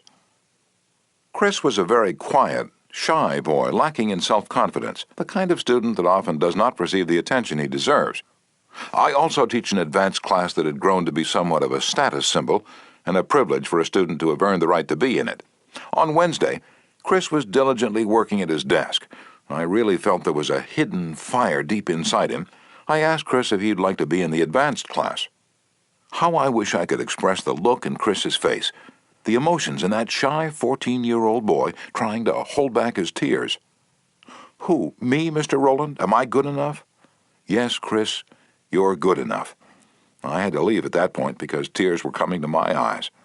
As Chris walked out of the class that day, seemingly 2 inches taller, he looked at me with bright blue eyes and said in a positive voice, "Thank you, Mr. Rowland." Chris taught me a lesson I will never forget. Our deep desire to feel important. To help me never forget this rule, I made a sign which reads, "You are important." And this sign hangs in the front of the classroom for all to see, and to remind me that each student I face is equally important. The unvarnished truth is that almost all the people you meet feel themselves superior to you in some way, and a sure way to their hearts is to let them realize in some subtle way that you recognize their importance and recognize it sincerely.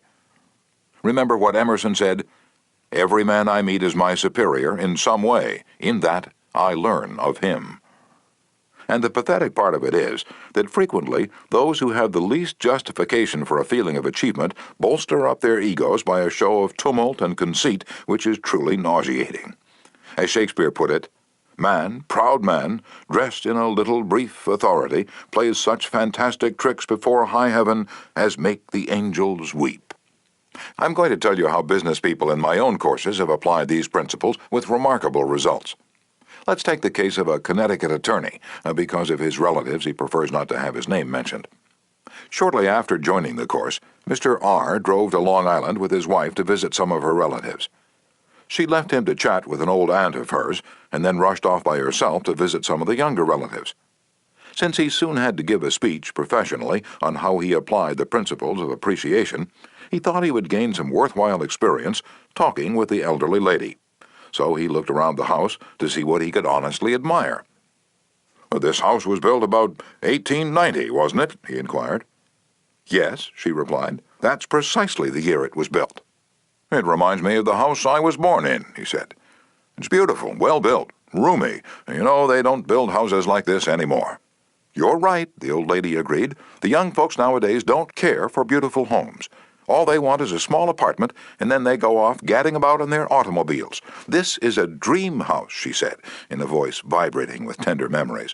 "This house was built with love. My husband and I dreamed about it for years before we built it. We didn't have an architect, we planned it all ourselves." She showed Mr. R. about the house, and he expressed his hearty admiration for the beautiful treasures she'd picked up in her travels and cherished over a lifetime. Paisley shawls, an old English tea set, Wedgwood china, French beds and chairs, Italian paintings, and silk draperies that had once hung in a French chateau. After showing Mr. R. through the house, she took him out to the garage. There, jacked up on blocks, was a Packard car in mint condition. "My husband bought that car for me shortly before he passed on," she said softly. "I have never ridden in it since his death. You appreciate nice things, and I'm going to give this car to you." "Why, Auntie," he said, "you overwhelm me. I appreciate your generosity, of course, but I couldn't possibly accept it. I'm not even a relative of yours. I have a new car, and you have many relatives that would like to have that Packard." "Relatives?" she exclaimed. "Yes, I had relatives who are just waiting till I die so they can get that car, but they are not going to get it." "If you don't want to give it to them, you could very easily sell it to a second-hand dealer," he told her. "Sell it?" she cried. "Do you think I would sell this car? Do you think I could stand to see strangers riding up and down the street in that car? That car that my husband bought for me? I wouldn't dream of selling it. I'm going to give it to you. You appreciate beautiful things." He tried to get out of accepting the car, but he couldn't without hurting her feelings.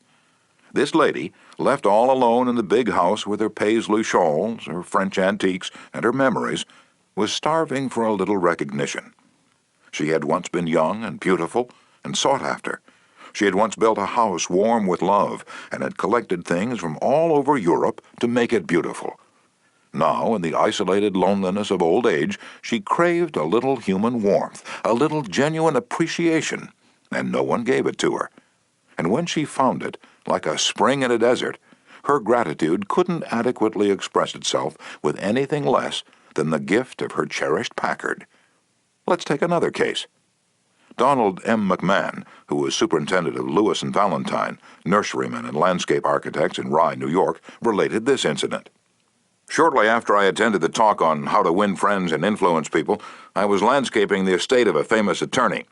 The owner came out to give me a few instructions about where he wished to plant a mass of rhododendrons and azaleas. I said, "Judge, you have a lovely hobby. I've been admiring your beautiful dogs.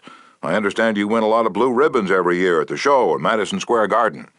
And the effect of this little expression of appreciation was striking. "Yes," the judge replied, "I do have a lot of fun with my dogs. Would you like to see my kennel?" He spent almost an hour showing me his dogs and the prizes they'd won. He even brought out their pedigrees and explained about the bloodlines responsible for such beauty and intelligence. Finally, turning to me, he asked, "Do you have any small children?" "Well, yes, I do," I replied. "I have a son." "Well, wouldn't he like a puppy?" the judge inquired. "Well, yes, he'd be tickled pink." "All right, I'm going to give him one," the judge announced. He started to tell me how to feed the puppy, and then he paused. "You'll forget if I tell you, I'll write it out." So the judge went in the house, typed out the pedigree and feeding instructions, and gave me a puppy worth several $100 and an hour and 15 minutes of his valuable time, largely because I'd expressed my honest admiration for his hobby and achievements. George Eastman of Kodak fame invented the transparent film that made motion pictures possible, amassed a fortune of $100 million, and made himself one of the most famous businessmen on earth. Yet in spite of all these tremendous accomplishments, he craved little recognitions, even as you and I. To illustrate, when Eastman was building the Eastman School of Music and also Kilbourne Hall in Rochester, James Adamson, then president of the Superior Seating Company of New York, wanted to get the order to supply the theater chairs for these buildings. Phoning the architect, Mr. Adamson made an appointment to see Mr. Eastman in Rochester. When Adamson arrived, the architect said, "I know you want to get this order, but I can tell you right now that you won't stand a ghost of a show if you take more than 5 minutes of George Eastman's time. He's a strict disciplinarian. He's very busy, so tell your story quickly and get out." Adamson was prepared to do just that. When he was ushered into the room, he saw Mr. Eastman bending over a pile of papers at his desk. Presently, Mr. Eastman looked up, removed his glasses, and walked toward the architect and Mr. Adamson, saying, "Good morning, gentlemen. What can I do for you?" And the architect introduced them, and then Mr. Adamson said, "While we've been waiting for you, Mr. Eastman, I've been admiring your office. I wouldn't mind working in a room like this myself. I'm in the interior woodworking business, and I never saw a more beautiful office in all my life." And George Eastman replied, "You remind me of something I had almost forgotten. It is beautiful, isn't it? I enjoyed it a great deal when it was first built, but I come down here now with a lot of other things on my mind, and sometimes don't even see the room for weeks at a time." Adamson walked over and rubbed his hand across a panel. "And this is English oak, isn't it? A little different texture from Italian oak." "Yes," Eastman replied. "Imported English oak. It was selected for me by a friend who specializes in fine woods." And then Eastman showed him about the room, commenting on the proportions, the coloring, the hand carving, and other effects he'd helped to plan and execute. While drifting about the room, admiring the woodwork, they paused before a window, and George Eastman, in his modest, soft-spoken way, pointed out some of the institutions through which he was trying to help humanity: the University of Rochester, the General Hospital, the Homeopathic Hospital, the Friendly Home, the Children's Hospital. Mr. Adamson congratulated him warmly on the idealistic way he was using his wealth to alleviate the sufferings of humanity. Presently, George Eastman unlocked a glass case and pulled out the first camera he had ever owned, an invention he had bought from an Englishman. Adamson questioned him at length about his early struggles to get started in business. Mr. Eastman spoke with real feeling about the poverty of his childhood, telling how his widowed mother had kept a boarding house while he clerked in an insurance office. The terror of poverty haunted him day and night, and he resolved to make enough money so that his mother wouldn't have to work. Mr. Adamson drew him out with further questions and listened absorbed while he related the story of his experiments with dry photographic plates. He told how he had worked in an office all day and sometimes experimented all night, taking only brief naps while the chemicals were working, sometimes working and sleeping in his clothes for 72 hours at a stretch.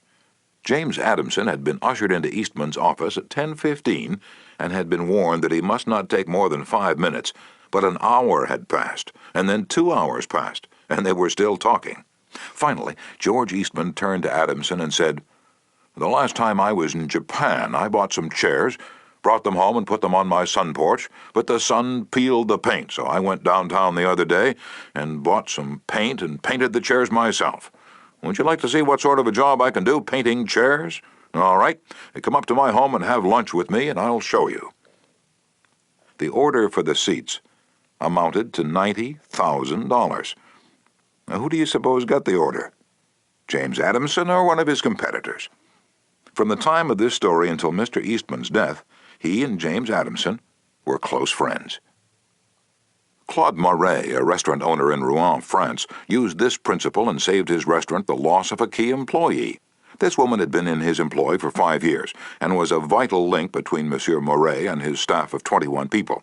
He was shocked to receive a registered letter from her advising him of her resignation. Monsieur Moret reported, "I was very surprised and even more disappointed because I was under the impression that I had been fair to her and receptive to her needs. Inasmuch as she was a friend as well as an employee, I probably had taken her too much for granted, and maybe was even more demanding of her than of other employees. I could not, of course, accept this resignation without some explanation. I took her aside and said, 'Paulette, you must understand that I cannot accept your resignation. You mean a great deal to me and to this company, and you are as important to the success of this restaurant as I am.' I repeated this in front of the entire staff and invited her to my home and reiterated my confidence in her with my family present. Paulette withdrew her resignation, and today I can rely on her as never before. I frequently reinforce this by expressing my appreciation for what she does and showing her how important she is to me and to the restaurant." "Talk to people about themselves," said Disraeli, one of the shrewdest men who ever ruled the British Empire. "Talk to people about themselves, and they will listen for hours." Principle 6. Make the other person feel important, and do it sincerely. In a nutshell, 6 ways to make people like you. Principle 1. Become genuinely interested in other people. Principle 2. Smile. Principle 3. Remember that a person's name is to that person the sweetest and most important sound in any language. Principle 4. Be a good listener. Encourage others to talk about themselves. Principle 5. Talk in terms of the other person's interests. Principle 6. Make the other person feel important, and do it sincerely.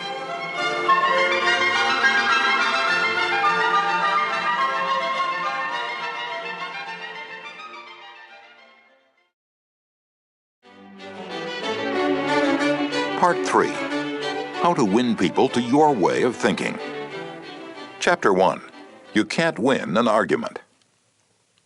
Shortly after the close of World War I learned an invaluable lesson one night in London.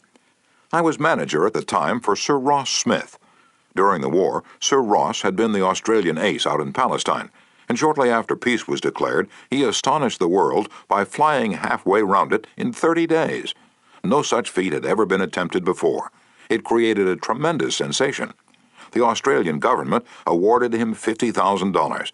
The King of England knighted him, and for a while he was the most talked-about man under the Union Jack. I was attending a banquet one night given in Sir Ross's honor, and during the dinner the man sitting next to me told a humorous story which hinged on the quotation, "There's a divinity that shapes our ends, rough hew them how we will." The raconteur mentioned that the quotation was from the Bible. He was wrong, I knew that. I knew it positively. There couldn't be the slightest doubt about it. And so, to get a feeling of importance and display my superiority, I appointed myself an unsolicited and unwelcome committee of 1 to correct him. He stuck to his guns. "What, from Shakespeare? Impossible. Absurd. That quotation was from the Bible, and he knew it." The storyteller was sitting on my right, and Frank Gammond, an old friend of mine, was seated at my left. Mr. Gammond had devoted years to the study of Shakespeare, so the storyteller and I agreed to submit the question to Mr. Gammond. Mr. Gammond listened. He kicked me under the table and then said, "Dale, you're wrong. The gentleman is right. It is from the Bible." On our way home that night, I said to Mr. Gammond, "Frank, you know that quotation was from Shakespeare." "Yes, of course," he replied. "Hamlet, Act 5, Scene 2. But we were guests at a festive occasion, my dear Dale. Why prove to a man that he is wrong? Is that going to make him like you? Why not let him save his face?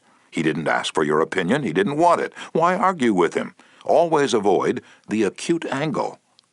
The man who said that taught me a lesson I'll never forget. I had not only made the storyteller uncomfortable, but had put my friend in an embarrassing situation. How much better it would have been had I not become argumentative. It was a sorely needed lesson, because I'd been an inveterate arguer. During my youth, I'd argued with my brother about everything under the Milky Way. When I went to college, I studied logic and argumentation and went in for debating contests. Talk about being from Missouri. I was born there. I had to be shown. Later, I taught debating and argumentation in New York, and once, I'm ashamed to admit, I planned to write a book on the subject. Since then, I have listened to, engaged in, and watched the effects of thousands of arguments. As a result of all this, I've come to the conclusion that there's only one way under high heaven to get the best of an argument, and that is to avoid it. Avoid it as you would avoid rattlesnakes and earthquakes. 9 times out of 10, an argument ends with each of the contestants more firmly convinced than ever that he is absolutely right. You can't win an argument. You can't, because if you lose it, you lose it, and if you win it, you lose it. Why? Well, suppose you triumph over the other man and shoot his argument full of holes and prove that he is non compos mentis. And then what? You will feel fine, but what about him? You've made him feel inferior. You've hurt his pride. He will resent your triumph. And a man convinced, against his will, is of the same opinion still. Years ago, Patrick J. O'Hare joined one of my classes. He had had little education, and how he loved a scrap. He had once been a chauffeur, and he came to me because he had been trying, without much success, to sell trucks. A little questioning brought out the fact that he was continually scrapping with and antagonizing the very people he was trying to do business with. If a prospect said anything derogatory about the trucks he was selling, Pat saw red and was right at the customer's throat. Pat won a lot of arguments in those days. As he said to me afterward, I often walked out of an office saying, I told that bird something. Sure, I'd told him something, but I hadn't sold him anything. My first problem was not to teach Patrick J. O'Hare to talk. My immediate task was to train him to refrain from talking and to avoid verbal fights. Mr. O'Hare became one of the star salesmen for the White Motor Company in New York. How did he do it? Here's his story in his own words. If I walk into a buyer's office now and he says, What, a white truck? They're no good. I wouldn't take one if you gave it to me. I'm going to buy the Who's It truck. I say, the Who's It's a good truck. If you buy the Who's It, you'll never make a mistake. The Who's It's are made by a fine company and sold by good people. He's speechless then. There's no room for argument. If he says the Who's It's the best, and I say sure it is, he has to stop. He can't keep on all afternoon saying it's the best when I'm agreeing with him. We then get off the subject of the Who's It, and I begin to talk about the good points of the white truck. There was a time when a remark like his first one would have made me see scarlet and red and orange. I'd start arguing against the Who's It, and the more I argued against it, the more my prospect argued in favor of it. The more he argued, the more he sold himself on my competitor's product. As I look back now, I wonder how I was ever able to sell anything. I lost years of my life in scrapping and arguing. I keep my mouth shut now. It pays. As wise old Ben Franklin used to say, if you argue and rankle and contradict, you may achieve a victory sometimes, but it will be an empty victory, because you will never get your opponent's goodwill. So figure it out for yourself. Which would you rather have, an academic, theatrical victory, or a person's goodwill? You can seldom have both. The Boston Transcript once printed this bit of significant doggerel. Here lies the body of William J., who died maintaining his right-of-way. He was right, dead right, as he sped along, but he's just as dead as if he were wrong. You may be right, dead right, as you speed along in your argument, but as far as changing another's mind is concerned, you will probably be just as futile as if you were wrong. Frederick S. Parsons, an income tax consultant, had been disputing and wrangling for an hour with a government tax inspector. An item of $9,000 was at stake. Mr. Parsons claimed that this $9,000 was in reality a bad debt, that it would never be collected, that it ought not to be taxed. Bad debt, my eye, retorted the inspector. It must be taxed. This inspector was cold, arrogant, and stubborn, Mr. Parsons said as he told the story of the class. Reason was wasted, and so were facts. The longer we argued, the more stubborn he became, so I decided to avoid argument, change the subject, and give him appreciation. I said, I suppose this is a very petty matter in comparison with the really important and difficult decisions you're required to make, I've made a study of taxation myself, but I've had to get my knowledge from books. You're getting yours from the firing line of experience. I sometimes wish I had a job like yours. It would teach me a lot." I meant every word I said. Well, the inspector straightened up in his chair, leaned back, and talked for a long time about his work, telling me of the clever frauds he had uncovered. His tone gradually became friendly, and presently he was telling me about his children. As he left, he advised me that he would consider my problem further and give me his decision in a few days. He called at my office 3 days later and informed me that he had decided to leave the tax return exactly as it was filed. Now, this tax inspector was demonstrating one of the most common of human frailties. He wanted a feeling of importance. And as long as Mr. Parsons argued with him, he got his feeling of importance by loudly asserting his authority. But as soon as his importance was admitted, and the argument stopped, and he was permitted to expand his ego, he became a sympathetic and kindly human being. Buddha said, "Hatred is never ended by hatred, but by love. And a misunderstanding is never ended by an argument, but by tact, diplomacy, conciliation, and a sympathetic desire to see the other person's viewpoint." Lincoln once reprimanded a young Army officer for indulging in a violent controversy with an associate. "No man who is resolved to make the most of himself," said Lincoln, "can spare time for personal contention. Still less can he afford to take the consequences, including the vitiation of his temper and the loss of self-control. Yield larger things to which you show no more than equal rights, and yield lesser ones, though clearly your own. Better give our path to a dog than be bitten by him in contesting for the right. Even killing the dog would not cure the bite." In an article in Bits and Pieces, some suggestions are made on how to keep a disagreement from becoming an argument. Welcome the disagreement. Remember the slogan, "When two partners always agree, one of them is not necessary." If there is some point you haven't thought about, be thankful if it is brought to your attention. Perhaps this disagreement is your opportunity to be corrected before you make a serious mistake. Distrust your first instinctive impression. Our first natural reaction in a disagreeable situation is to be defensive. Be careful. Keep calm and watch out for your first reaction. It may be you at your worst, not your best. Control your temper. Remember, you can measure the size of a person by what makes him or her angry. Listen first. Give your opponents a chance to talk. Let them finish. Do not resist, defend, or debate. This only raises barriers. Try to build bridges of understanding. Don't build higher barriers of misunderstanding. Look for areas of agreement. When you have heard your opponents out, dwell first on the points and areas on which you agree. Be honest. Look for areas where you can admit error and say so. Apologize for your mistakes. It will help disarm your opponents and reduce defensiveness. Promise to think over your opponent's ideas and study them carefully, and mean it. Your opponents may be right. It is a lot easier at this stage to agree to think about their points than to move rapidly ahead and find yourself in a position where your opponents can say, "We tried to tell you, but you wouldn't listen." Thank your opponents sincerely for their interest. Anyone who takes the time to disagree with you is interested in the same things you are. Think of them as people who really want to help you, and you may turn your opponents into friends. Postpone action to give both sides time to think through the problem. Suggest that a new meeting be held later that day or the next day when all the facts may be brought to bear. In preparation for this meeting, ask yourself some hard questions. Could my opponents be right? Partly right? Is there truth or merit in their position or argument? Is my reaction one that will relieve the problem, or will it just relieve any frustration?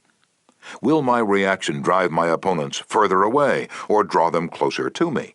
Will my reaction elevate the estimation good people have of me? Will I win or lose? What price will I have to pay if I win? If I am quiet about it, will the disagreement blow over? Is this difficult situation an opportunity for me? Opera tenor Jan Pierce, after he was married nearly 50 years, once said, "My wife and I made a pact a long time ago, and we've kept it no matter how angry we've grown with each other. When one yells, the other should listen, because when two people yell, there is no communication, just noise and bad vibrations." Principle 1. The only way to get the best of an argument is to avoid it. Chapter 2. A sure way of making enemies and how to avoid it. When Theodore Roosevelt was in the White House, he confessed that if he could be right 75% of the time, he would reach the highest measure of his expectation. If that was the highest rating that one of the most distinguished men of the 20th century could hope to obtain, what about you and me? If you can be sure of being right only 55% of the time, you can get down to Wall Street and make $1 million a day. If you can't be sure of being right even 55% of the time, why should you tell other people they are wrong? You can tell people they are wrong by a look or an intonation or a gesture, just as eloquently as you can in words. And if you tell them they are wrong, do you make them want to agree with you? Never. For you've struck a direct blow at their intelligence, judgment, pride, and self-respect. That will make them want to strike back, but it will never make them want to change their minds. You may hurl at them all the logic of a Plato or an Immanuel Kant, but you will not alter their opinions, for you have hurt their feelings. Never begin by announcing, "I am going to prove so-and-so to you." Now, that's bad. That's tantamount to saying, "I'm smarter than you are. I'm going to tell you a thing or two and make you change your mind." That is a challenge. It arouses opposition and makes the listener want to battle with you before you even start. It is difficult, under even the most benign conditions, to change people's minds, so why make it harder? Why handicap yourself? If you're going to prove anything, don't let anybody know it. Do it so subtly, so adroitly, that no one will feel that you are doing it. This was expressed succinctly by Alexander Pope. Men must be taught as if you taught them not, and things unknown proposed as things forgot. Over 300 years ago, Galileo said, "You cannot teach a man anything. You can only help him to find it within himself." As Lord Chesterfield said to his son, "Be wiser than other people if you can, but do not tell them so." And Socrates said repeatedly to his followers in Athens, "One thing only I know, and that is that I know nothing." Well, I can't hope to be any smarter than Socrates, so I have quit telling people they are wrong, and I find that it pays. If a person makes a statement that you think is wrong, yes, even that you know is wrong, isn't it better to begin by saying, "Well, now, look, I thought otherwise, but I may be wrong. I frequently am. And if I am wrong, I want to be put right. Let's examine the facts." There's magic, positive magic in such phrases as, "I may be wrong, I frequently am. Let's examine the facts." Nobody in the heavens above, or on the earth beneath, or in the waters under the earth will ever object to your saying, "I may be wrong. Let's examine the facts."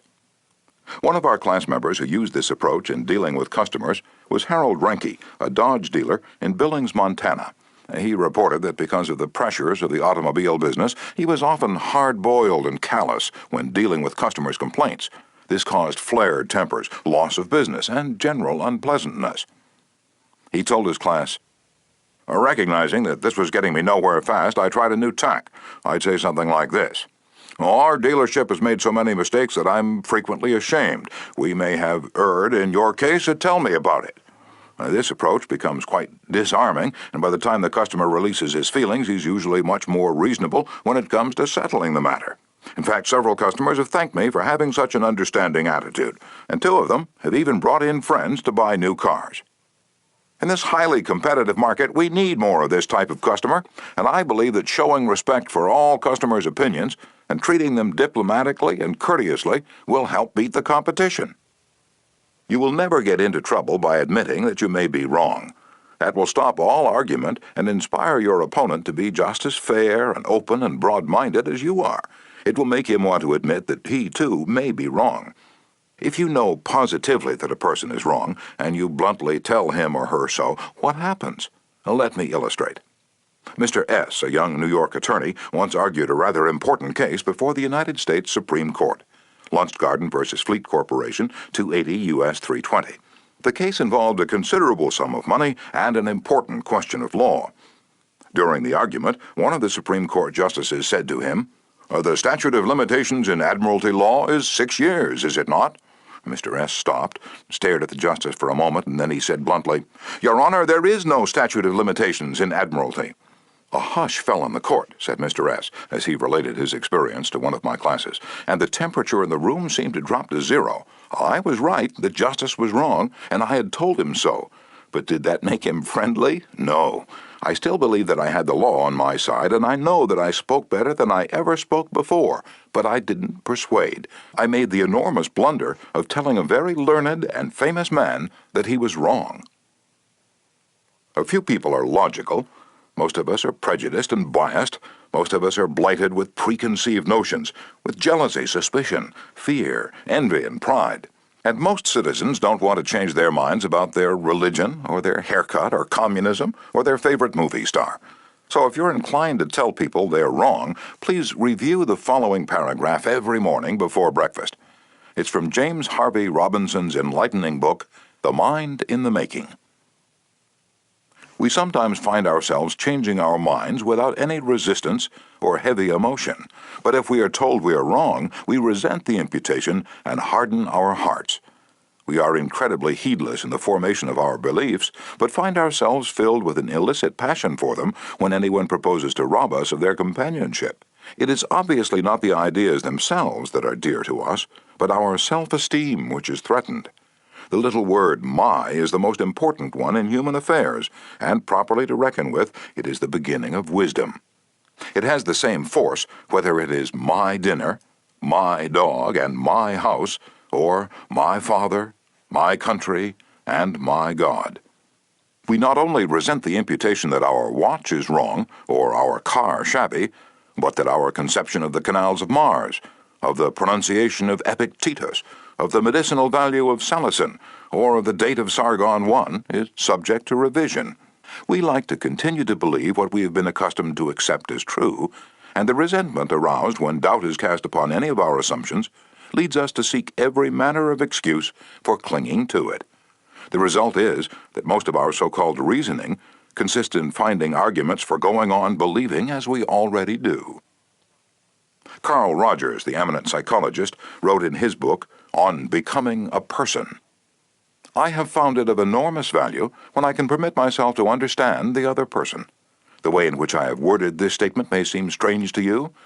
Is it necessary to permit oneself to understand another? I think it is. Our first reaction to most of the statements which we hear from other people is an evaluation or judgment rather than an understanding of it. When someone expresses some feeling, attitude, or belief, our tendency is almost immediately to feel, 'That's right,' or 'That's stupid,' 'That's abnormal,' 'That's unreasonable,' 'That's incorrect,' 'That's not nice.' Very rarely do we permit ourselves to understand precisely what the meaning of the statement is to the other person. I once employed an interior decorator to make some draperies for my home. When the bill arrived, I was dismayed. A few days later, a friend dropped in and looked at the draperies. The price was mentioned, and she exclaimed with a note of triumph, "What? That's awful! I'm afraid he put one over on you." True, yes, she told the truth. But few people like to listen to truths that reflect on their judgment. So, being human, I tried to defend myself. I pointed out that the best is eventually the cheapest, that one can't expect to get quality and artistic taste at bargain basement prices, and so on. The next day, another friend dropped in, admired the draperies, bubbled over with enthusiasm, and expressed a wish that she could afford such exquisite creations for her home. My reaction was totally different. "Well, to tell you the truth," I said, "I can't afford them myself. I paid too much. I'm sorry I ordered them." When we're wrong, we may admit it to ourselves, and if we're handled gently and tactfully, we may admit it to others, and even take pride in our frankness and broad-mindedness. But not if someone else is trying to ram the unpalatable fact down our esophagus. Horace Greeley, the most famous editor in America during the time of the Civil War, disagreed violently with Lincoln's policies. He believed that he could drive Lincoln into agreeing with him by a campaign of argument, ridicule, and abuse. He waged this bitter campaign month after month, year after year. In fact, he wrote a brutal, bitter, sarcastic, and personal attack on President Lincoln the night Booth shot him. But did all this bitterness make Lincoln agree with Greeley? Not at all. Ridicule and abuse never do.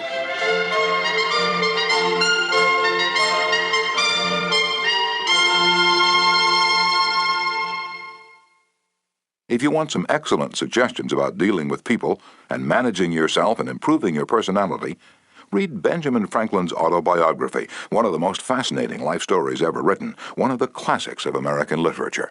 Ben Franklin tells how he conquered the iniquitous habit of argument and transformed himself into one of the most able, suave, and diplomatic men in American history. One day, when Ben Franklin was a blundering youth, an old Quaker friend took him aside and lashed him with a few stinging truths, something like this. "Ben, you are impossible. Your opinions have a slap in them for everyone who differs with you. They have become so offensive that nobody cares for them. Your friends find they enjoy themselves better when you are not around. You know so much that no man can tell you anything. Indeed, no man is going to try, for the effort would lead only to discomfort and hard work. So you are not likely ever to know any more than you do now, which is very little." One of the finest things I know about Ben Franklin is the way he accepted that smarting rebuke. He was big enough and wise enough to realize that it was true, to sense that he was headed for failure and social disaster. So he made a right-about face. He began immediately to change his insolent, opinionated ways. "I made it a rule," said Franklin, "to forbear all direct contradiction to the sentiment of others, and all positive assertion of my own. I even forbade myself the use of every word or expression in the language that imported a fixed opinion, such as certainly, undoubtedly, etc., and I adopted instead of them, I conceive, I apprehend, or I imagine a thing to be so, or it so appears to me at present.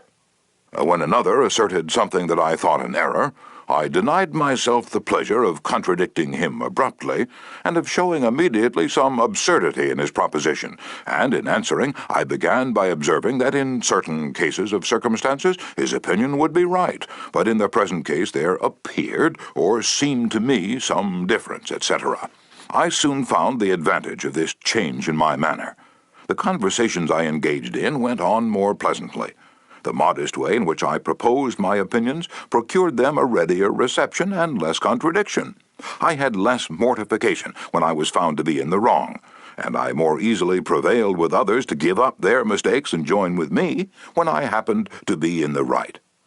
And this mode, which I at first put on with some violence to natural inclination, became at length so easy and so habitual to me that perhaps for these 50 years no one has ever heard a dogmatical expression escape me. And to this habit, after my character of integrity, I think it principally owing that I had earned so much weight with my fellow citizens when I proposed new institutions or alterations in the old, and so much influence in public councils when I became a member. For I was but a bad speaker, never eloquent, subject to much hesitation in my choice of words, hardly correct in language, and yet I generally carried my points. How do Ben Franklin's methods work in business? Let's take two examples. Catherine A. Allred of Kings Mountain, North Carolina, is an industrial engineering supervisor for a yarn processing plant. She told one of our classes how she handled a sensitive problem before and after taking our training. "Part of my responsibility," she reported, "deals with setting up and maintaining incentive systems and standards for our operators so they can make more money by producing more yarn. The system we were using had worked fine when we had only 2 or 3 different types of yarn, but recently we had expanded our inventory and capabilities to enable us to run more than 12 different varieties. The present system was no longer adequate to pay the operators fairly for the work being performed and give them an incentive to increase production. I had worked up a new system which would enable us to pay the operator by the class of yarn she was running at any one particular time. With my new system in hand, I entered the meeting, determined to prove to the management that my system was the right approach. I told them in detail how they were wrong and showed where they were being unfair and how I had all the answers they needed. To say the least, I failed miserably. I had become so busy defending my position on the new system that I had left them no opening to graciously admit their problems on the old one. The issue was dead. After several sessions of this course, I realized all too well where I had made my mistakes. I called another meeting, and this time I asked where they felt their problems were. We discussed each point, and I asked them their opinion on which was the best way to proceed. With a few low-keyed suggestions at proper intervals, I let them develop my system by themselves, At the end of the meeting, when I actually presented my system, they enthusiastically accepted it. I am convinced now that nothing good is accomplished and a lot of damage can be done if you tell a person straight out that he or she is wrong. You only succeed in stripping that person of self-dignity and making yourself an unwelcome part of any discussion. Let's take another example. And remember, these cases I'm citing are typical of the experiences of thousands of other people.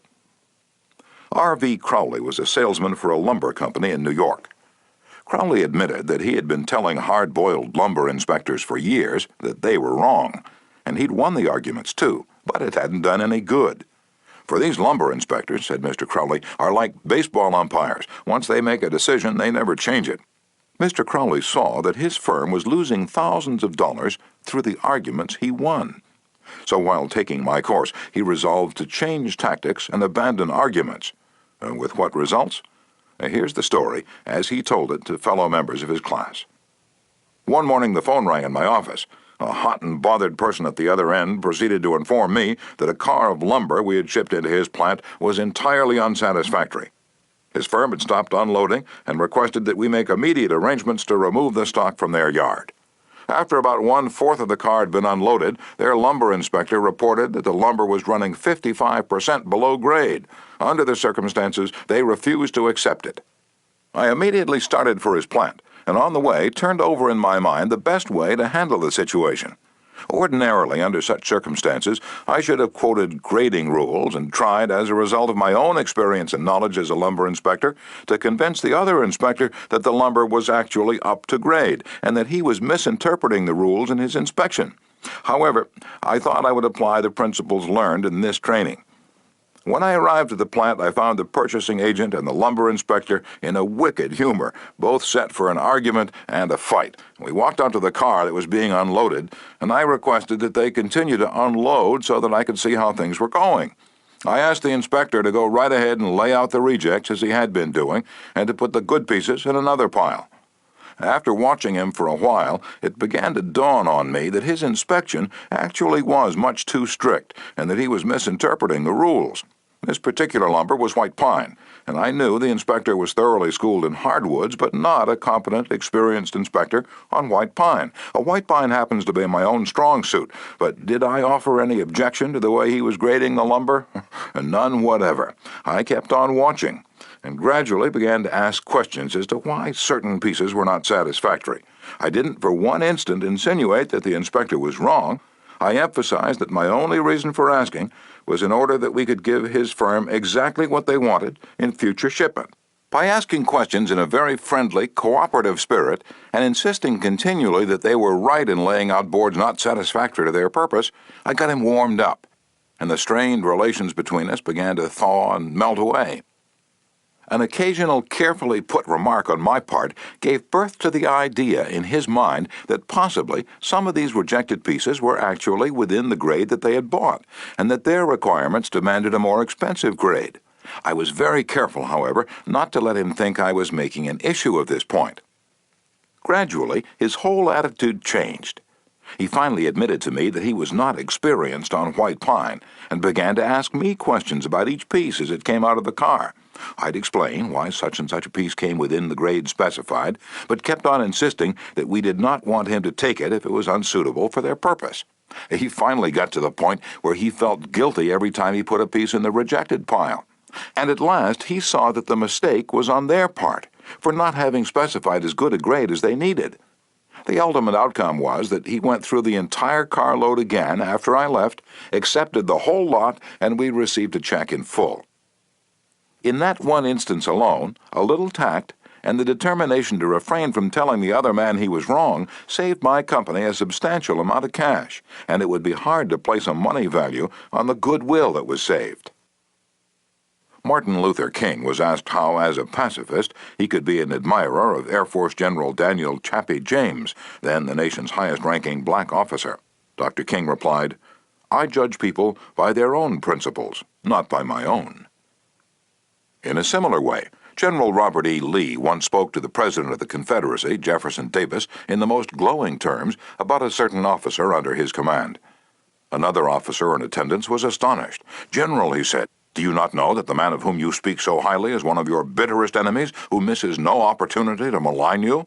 "Yes," replied General Lee, "but the President asked my opinion of him. He did not ask for his opinion of me."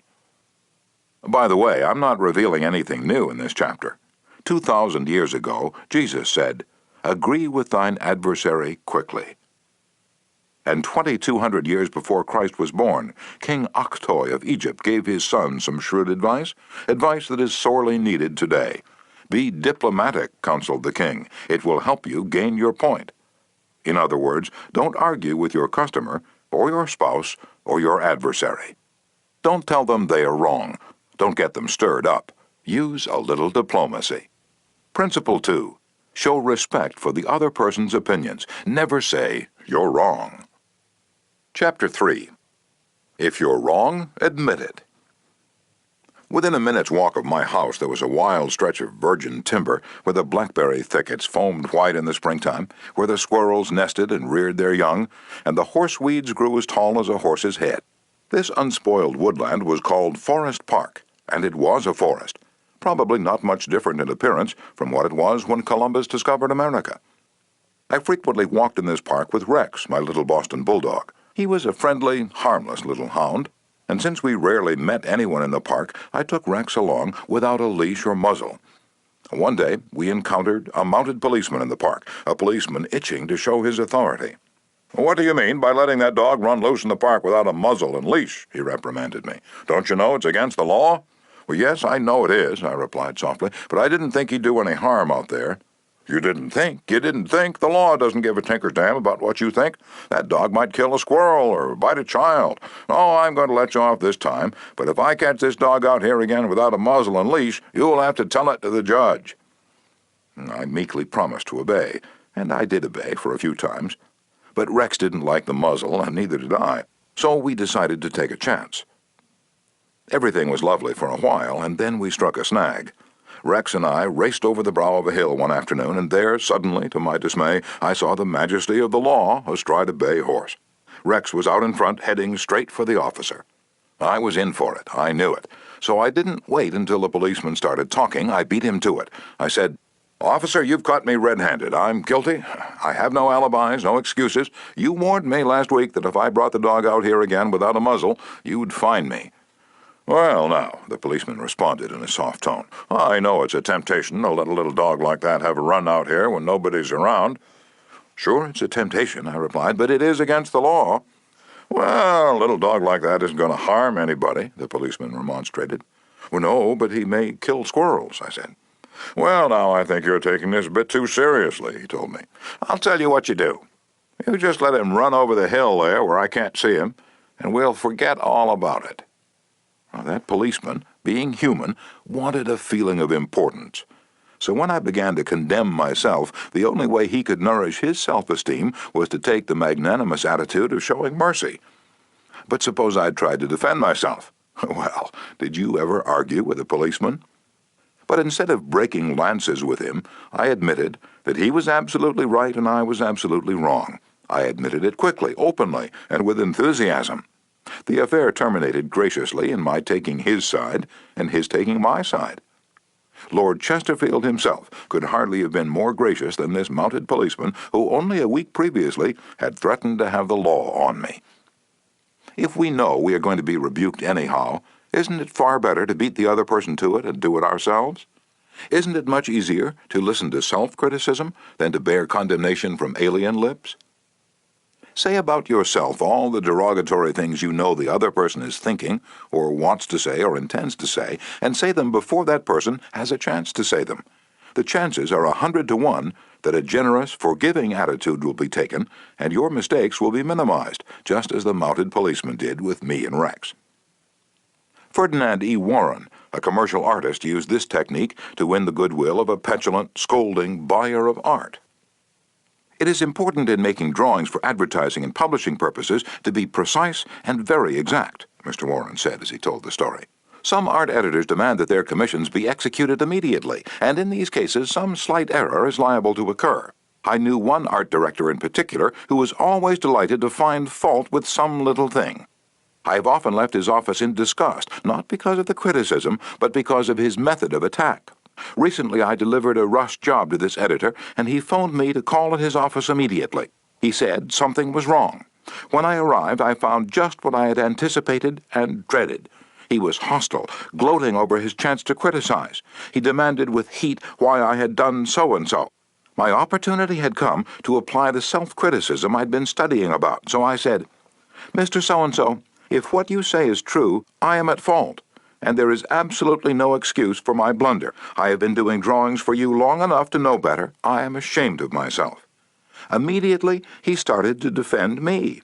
"Yes, you're right, but after all, this isn't a serious mistake. It's only—" And I interrupted him. "Any mistake," I said, "may be costly, and they're all irritating." He started to break in, but I wouldn't let him. I was having a grand time. For the first time in my life, I was criticizing myself, and I loved it. "I should have been more careful," I continued. "You give me a lot of work, and you deserve the best, so I'm going to do this drawing all over." "No, no," he protested, "I wouldn't think of putting you to all that trouble." He praised my work, assured me he wanted only a minor change, and that my slight error hadn't cost his firm any money, and after all, it was a mere detail not worth worrying about. My eagerness to criticize myself took all the fight out of him. He ended up by taking me to lunch, and before we parted, he gave me a check and another commission. There's a certain degree of satisfaction in having the courage to admit one's errors.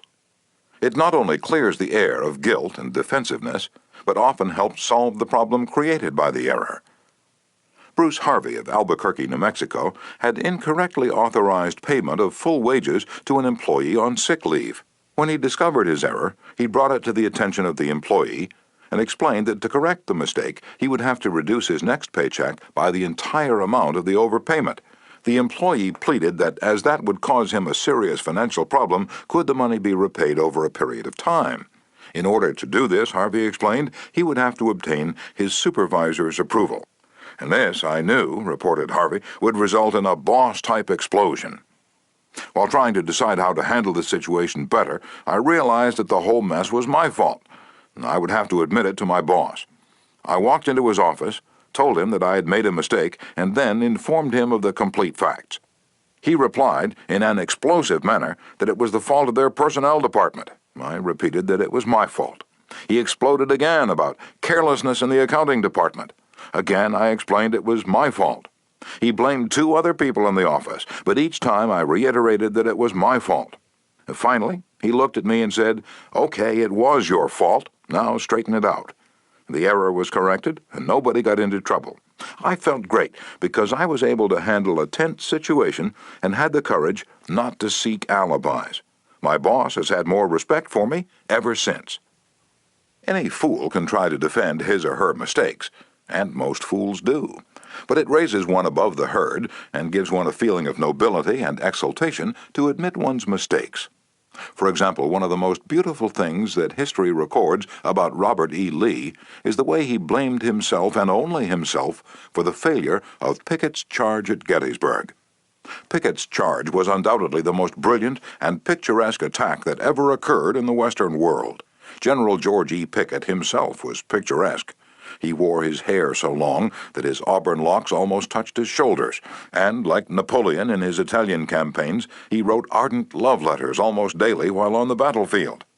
His devoted troops cheered him that tragic July afternoon as he rode off jauntily toward the Union lines, his cap set at a rakish angle over his right ear.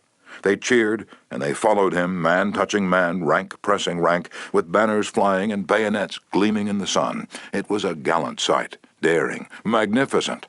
A murmur of admiration ran through the Union lines as they beheld it. Pickett's troops swept forward at an easy trot, through orchard and cornfield, across a meadow and over a ravine. All the time, the enemy's cannon was tearing ghastly holes in their ranks, but on they pressed, grim, irresistible. Suddenly, the Union infantry rose from behind the stone wall on Cemetery Ridge, where they had been hiding, and fired volley after volley into Pickett's onrushing troops. The crest of the hill was a sheet of flame, a slaughterhouse, a blazing volcano. In a few minutes, all of Pickett's brigade commanders except one were down, and 4/5 of his 5,000 men had fallen. General Lewis A. Armistead, leading the troops in the final plunge, ran forward, vaulted over the stone wall, and waving his cap on top of his sword, shouted, "Give 'em steel, boys!" They did. They leaped over the wall, bayoneted their enemies, smashed skulls with clubbed muskets, and planted the battle flags of the South on Cemetery Ridge. The banner waved there only for a moment, but that moment, brief as it was, recorded the high water mark of the Confederacy. Pickett's charge, brilliant, heroic, was nevertheless the beginning of the end. Lee had failed. He could not penetrate the North, and he knew it. The South was doomed. Lee was so saddened, so shocked, that he sent in his resignation and asked Jefferson Davis, the president of the Confederacy, to appoint a younger, abler man. If Lee had wanted to blame the disastrous failure of Pickett's charge on someone else, he could have found a score of alibis. Some of his division commanders had failed him. The cavalry hadn't arrived in time to support the infantry attack. This had gone wrong, and that had gone awry. But Lee was far too noble to blame others. As Pickett's beaten and bloody troops struggled back to the Confederate lines, Robert E. Lee rode out to meet them all alone and greeted them with a self-condemnation that was little short of sublime. "All this has been my fault," he confessed. "I, and I alone, have lost this battle." Few generals in all history had had the courage and character to admit that.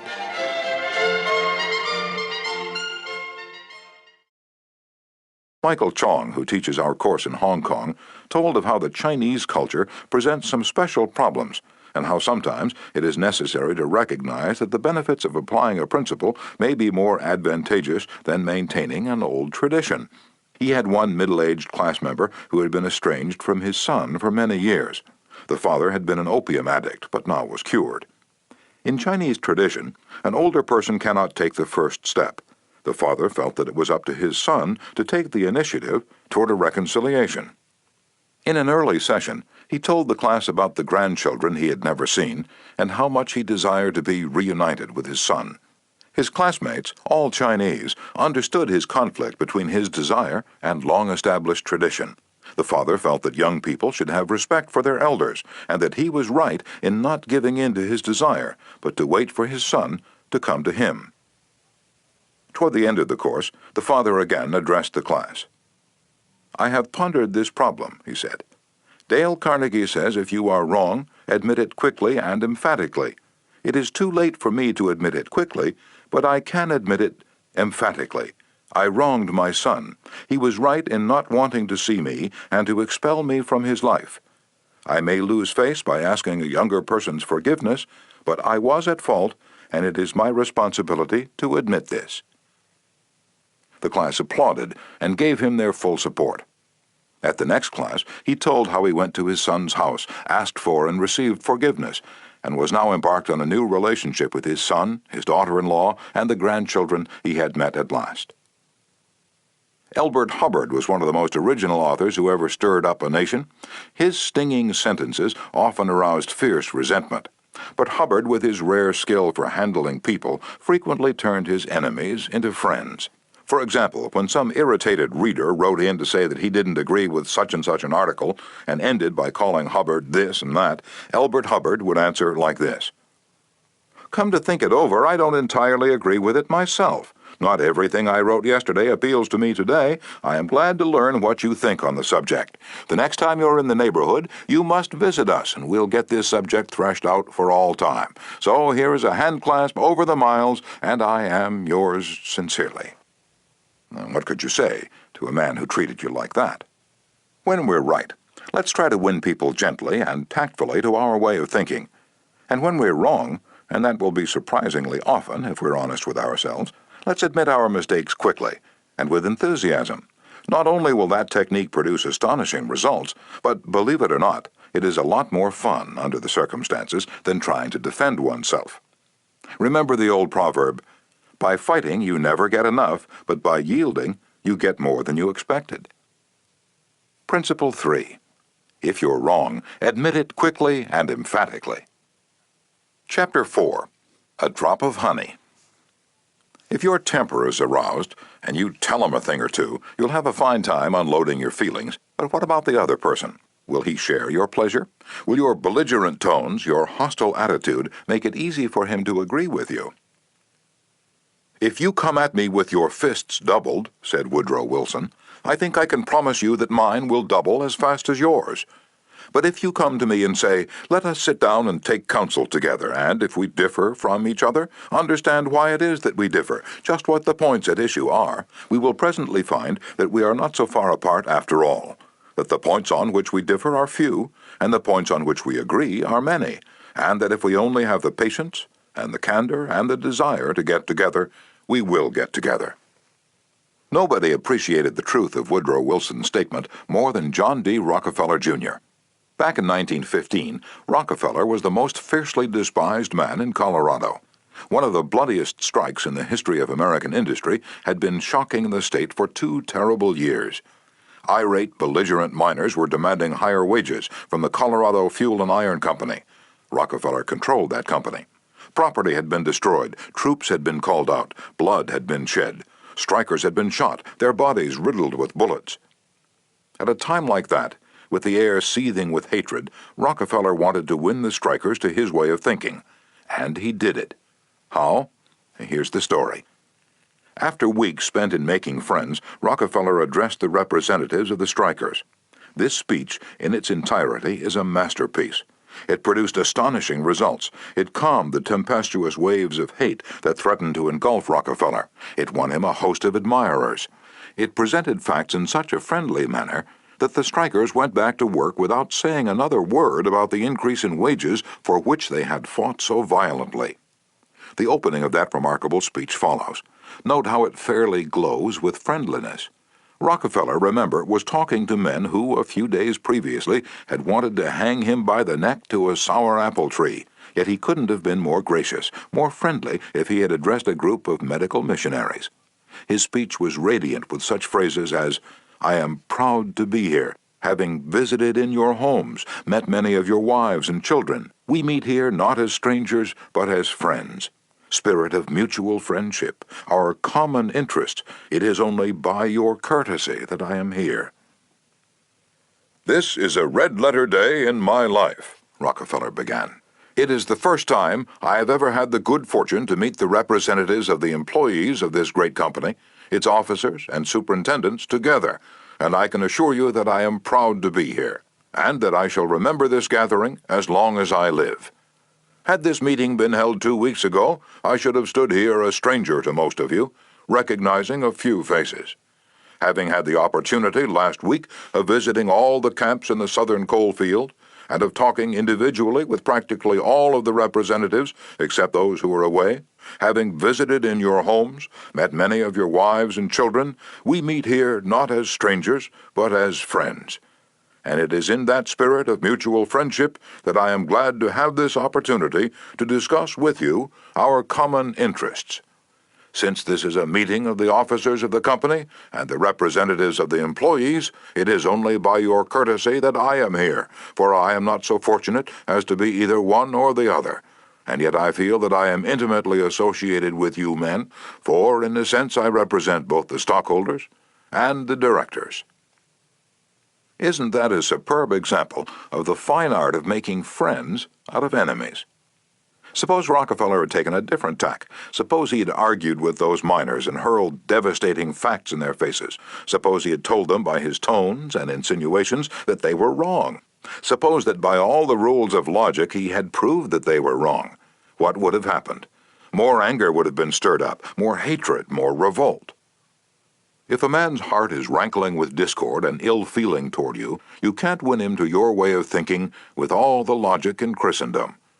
Scolding parents and domineering bosses and husbands and nagging wives ought to realize that people don't want to change their minds. They can't be forced or driven to agree with you or me, but they may possibly be led to, if we are gentle and friendly, ever so gentle and ever so friendly. Lincoln said that, in effect, over 100 years ago. Here are his words. "It is an old and true maxim that a drop of honey catches more flies than a gallon of gall. So with men, if you would win a man to your cause, first convince him that you are his sincere friend. Therein is a drop of honey that catches his heart, which, say what you will, is the great high road to his reason. Business executives have learned that it pays to be friendly to strikers. For example, when 2,500 employees in the White Motor Company's plant struck for higher wages and a union shop, Robert F. Black, then president of the company, didn't lose his temper and condemn and threaten and talk of tyranny and communists. He actually praised the strikers. He published an advertisement in the Cleveland papers, complimenting them on the peaceful way in which they laid down their tools. Finding the strike pickets idle, he bought them a couple of dozen baseball bats and gloves and invited them to play ball on vacant lots. For those who preferred bowling, he rented a bowling alley. This friendliness on Mr. Black's part did what friendliness always does. It begot friendliness. So the strikers borrowed brooms, shovels, and rubbish carts and began picking up matches, papers, cigarette stubs, and cigar butts around the factory. Imagine it. Imagine strikers tidying up the factory grounds while battling for higher wages and recognition of the union. Such an event had never been heard of before in the long, tempestuous history of American labor wars. That strike ended with a compromise settlement within a week, ended without any ill feeling or rancor.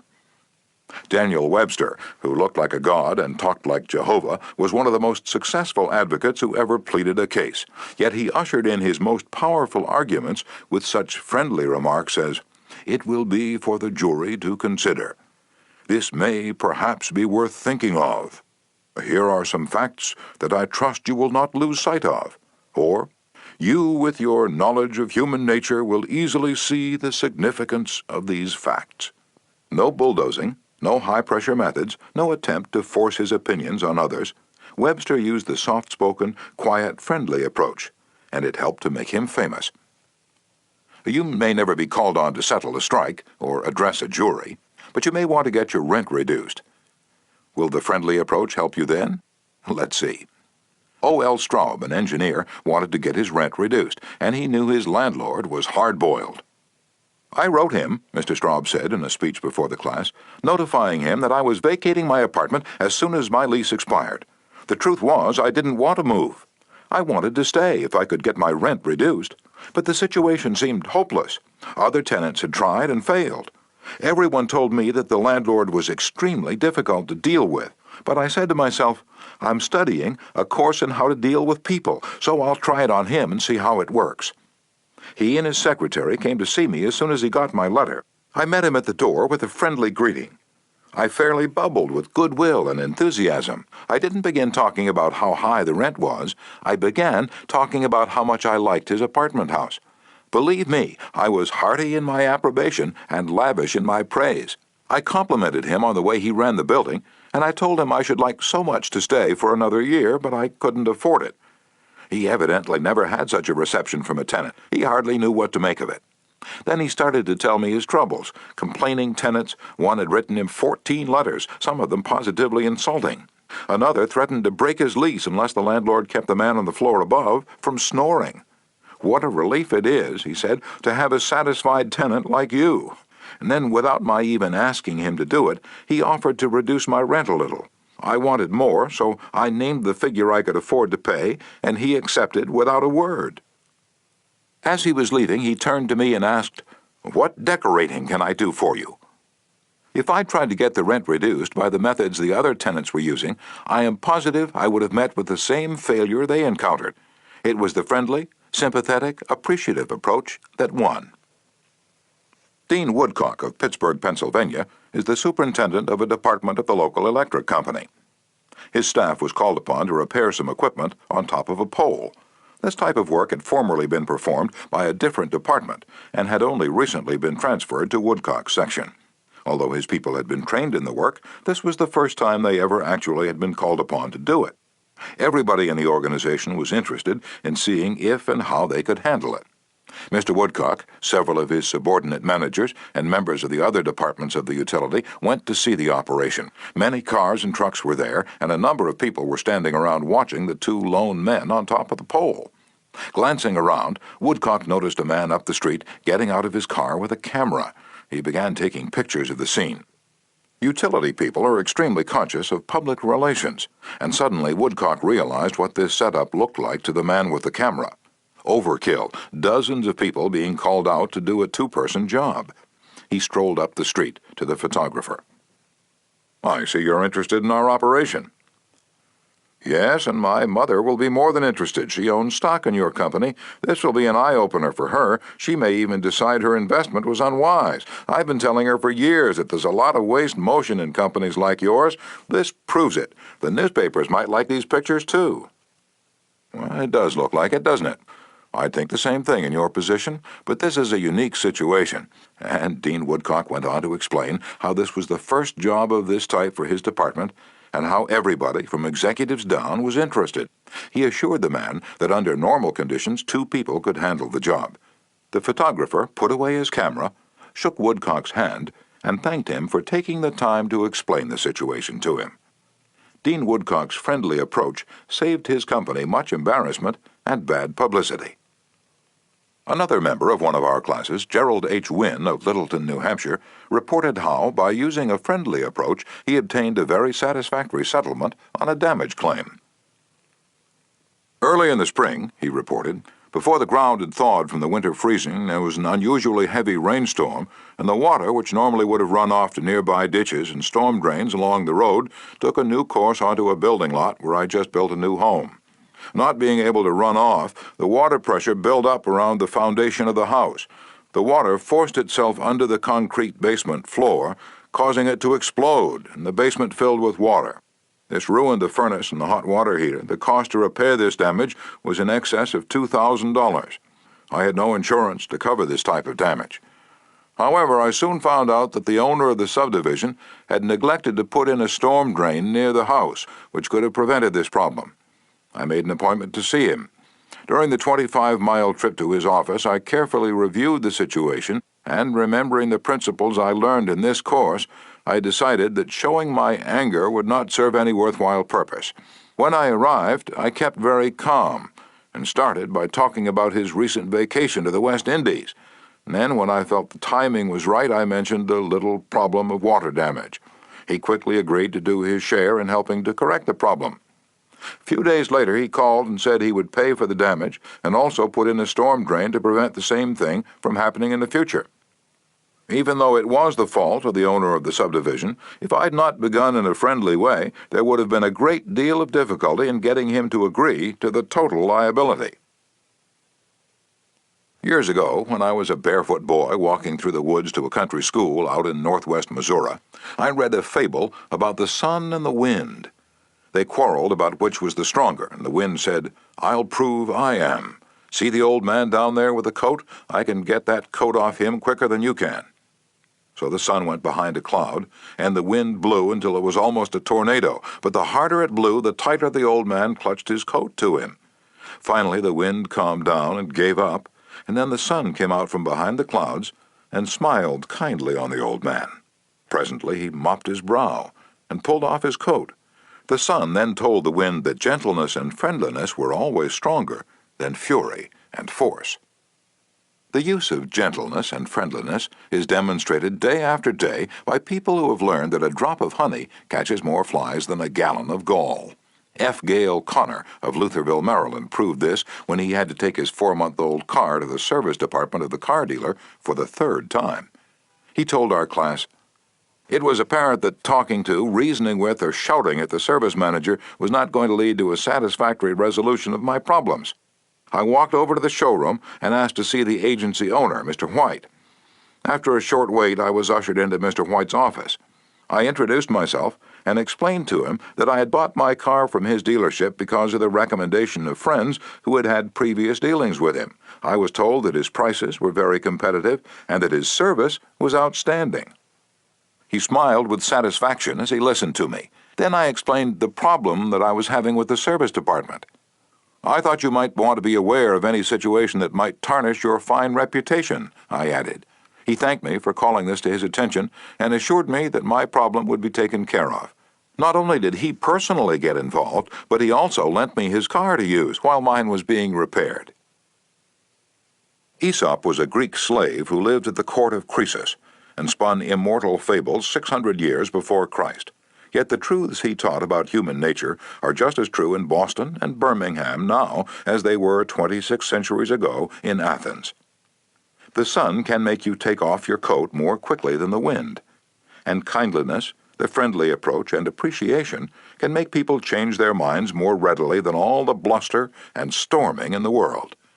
Remember what Lincoln said, "A drop of honey catches more flies than a gallon of gall." Principle 4. Begin in a friendly way. Chapter 5. The Secret of Socrates. In talking with people, don't begin by discussing the things on which you differ. Begin by emphasizing and keep on emphasizing the things on which you agree. Keep emphasizing, if possible, that you are both striving for the same end, and that your only difference is one of method and not of purpose. Get the other person saying yes, yes at the outset. Keep your opponent, if possible, from saying no. A no response, according to Professor Overstreet, is a most difficult handicap to overcome. When you have said no, all your pride of personality demands that you remain consistent with yourself. You may later feel that the no was ill-advised. Nevertheless, there is your precious pride to consider. Once having said a thing, you feel you must stick to it. Hence it is of the very greatest importance that a person be started in the affirmative direction. The skillful speaker gets at the outset a number of yes responses. This sets the psychological process of the listeners moving in the affirmative direction. It's like the movement of a billiard ball. Propel in one direction, and it takes some force to deflect it, far more force to send it back in the opposite direction. The psychological patterns here are quite clear. When a person says no and really means it, he or she is doing far more than saying a word of 2 letters. The entire organism, glandular, nervous, muscular, gathers itself together into a condition of rejection. There is, usually in minutes but sometimes in observable degree, a physical withdrawal or readiness for withdrawal. The whole neuromuscular system, in short, sets itself on guard against acceptance. When, to the contrary, a person says yes, none of the withdrawal activities takes place. The organism is in a forward-moving, accepting, open attitude.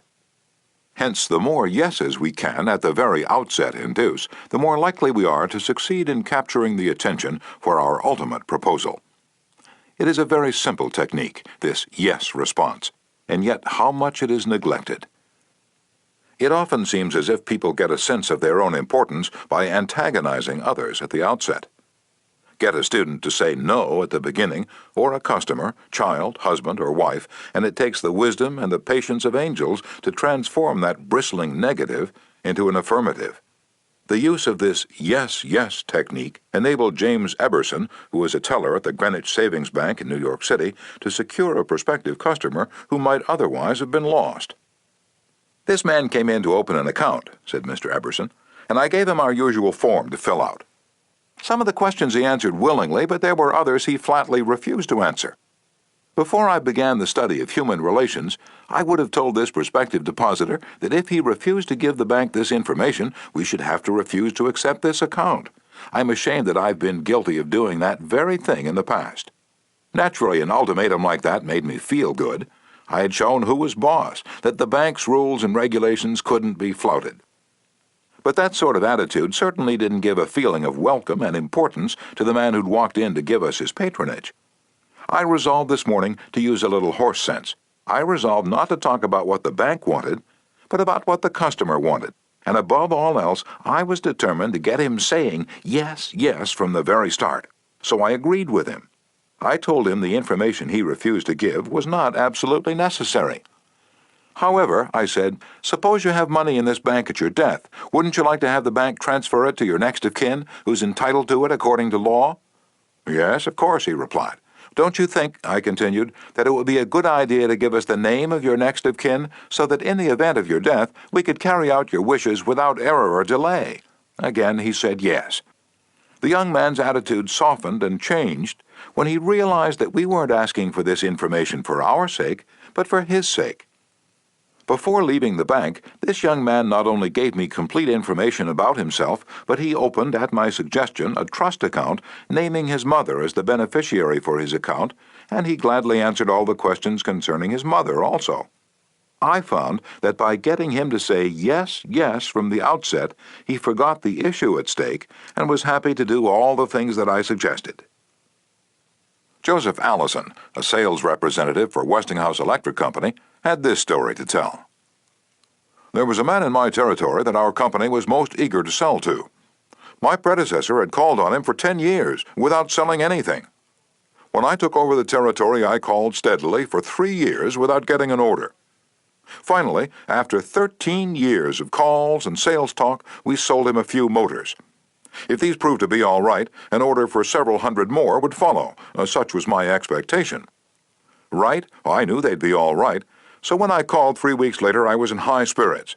The chief engineer greeted me with this shocking announcement. "Allison, I can't buy the remainder of the motors from you." "Why?" I asked in amazement. "Why?" "Because your motors are too hot. I can't put my hand on them." I knew it wouldn't do any good to argue. I'd tried that sort of thing too long. So I thought of getting the yes, yes response. "Well, now look, Mr. Smith," I said. "I agree with you 100%. If those motors are running too hot, you ought not to buy any more of them. You must have motors that won't run any hotter than standards set by the National Electrical Manufacturers Association. Isn't that so?" He agreed it was. I'd gotten my first yes. The Electrical Manufacturers Association regulations say that a properly designed motor may have a temperature of 72 degrees Fahrenheit above room temperature. Is that correct? "Yes," he agreed, "that's quite correct. But your motors are much hotter." I didn't argue with him. I merely asked, "How hot is the mill room?" "Oh," he said, "about 75 degrees Fahrenheit." "Well," I replied, "if the mill room is 75 degrees, and you add 72 to that, that makes a total of 147 degrees Fahrenheit.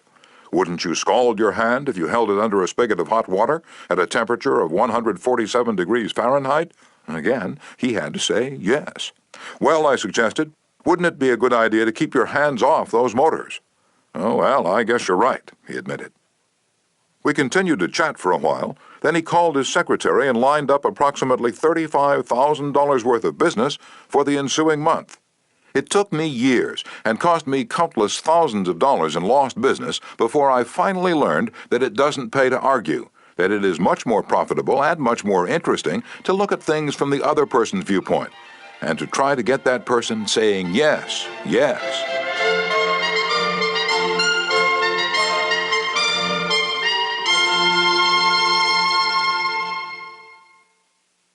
Eddie Snow, who sponsors our courses in Oakland, California, tells how he became a good customer of a shop because the proprietor got him to say yes, yes. Eddie had become interested in bow hunting and had spent considerable money in purchasing equipment and supplies from a local bow store. When his brother was visiting him, he wanted to rent a bow for him from this store. The sales clerk told him they didn't rent bows, so Eddie phoned another bow store. Eddie described what happened. A very pleasant gentleman answered the phone. His response to my question for a rental was completely different from the other place. He said he was sorry, but they no longer rented bows because they couldn't afford to do so. He asked me if I'd rented before. I replied yes several years ago. He reminded me that I probably paid $25 to $30 for the rental. I said yes again. Then he asked if I was the kind of person who liked to save money. Naturally, I answered yes. He went on to explain that they had bow sets with all the necessary equipment on sale for $34.95. I could buy a complete set for only $4.95 more than I could rent one. He explained that is why they had discontinued renting them. Did I think that was reasonable?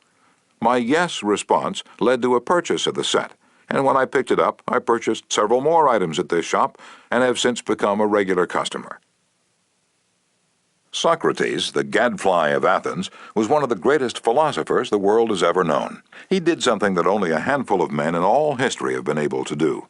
He sharply changed the whole course of human thought. And now, 24 centuries after his death, he is honored as one of the wisest persuaders who ever influenced this wrangling world. His method? Did he tell people they were wrong? Oh, no, not Socrates. He was far too adroit for that.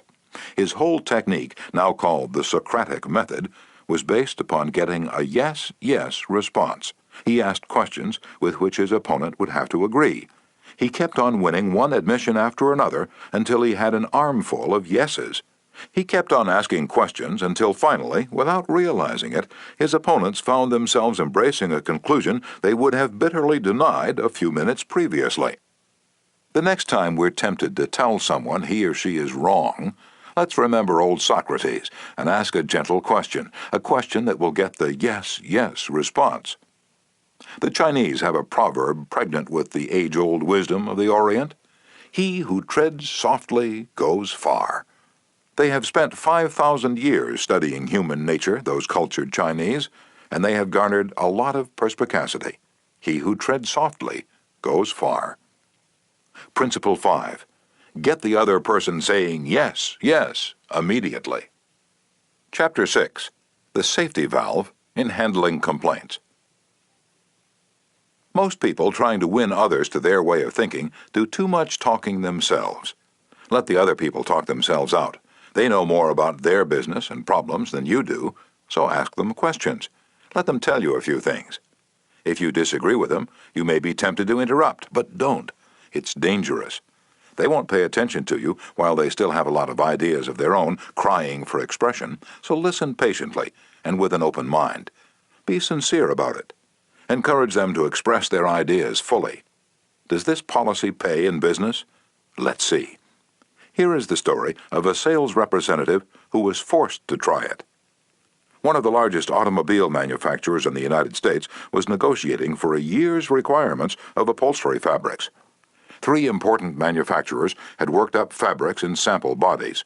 These had all been inspected by the executives of the motor company, and notice had been sent to each manufacturer saying that on a certain day a representative from each supplier would be given an opportunity to make a final plea for the contract. GBR, a representative of one manufacturer, arrived in town with a severe attack of laryngitis. When it came my turn to meet the executives in conference, Mr. R. said, as he related the story before one of my classes, I had lost my voice. I could barely whisper. I was ushered into a room and found myself face to face with the textile engineer, the purchasing agent, the director of sales, and the president of the company. I stood up and made a valiant effort to speak, but I couldn't do anything more than squeak. They were all seated around a table, so I wrote on a pad of paper, "Gentlemen, I have lost my voice. I am speechless." "I'll do the talking for you," the president said. He did. He exhibited my samples and praised their good points. A lively discussion arose about the merits of my goods, and the president, since he was talking for me, took the position I would have had during the discussion.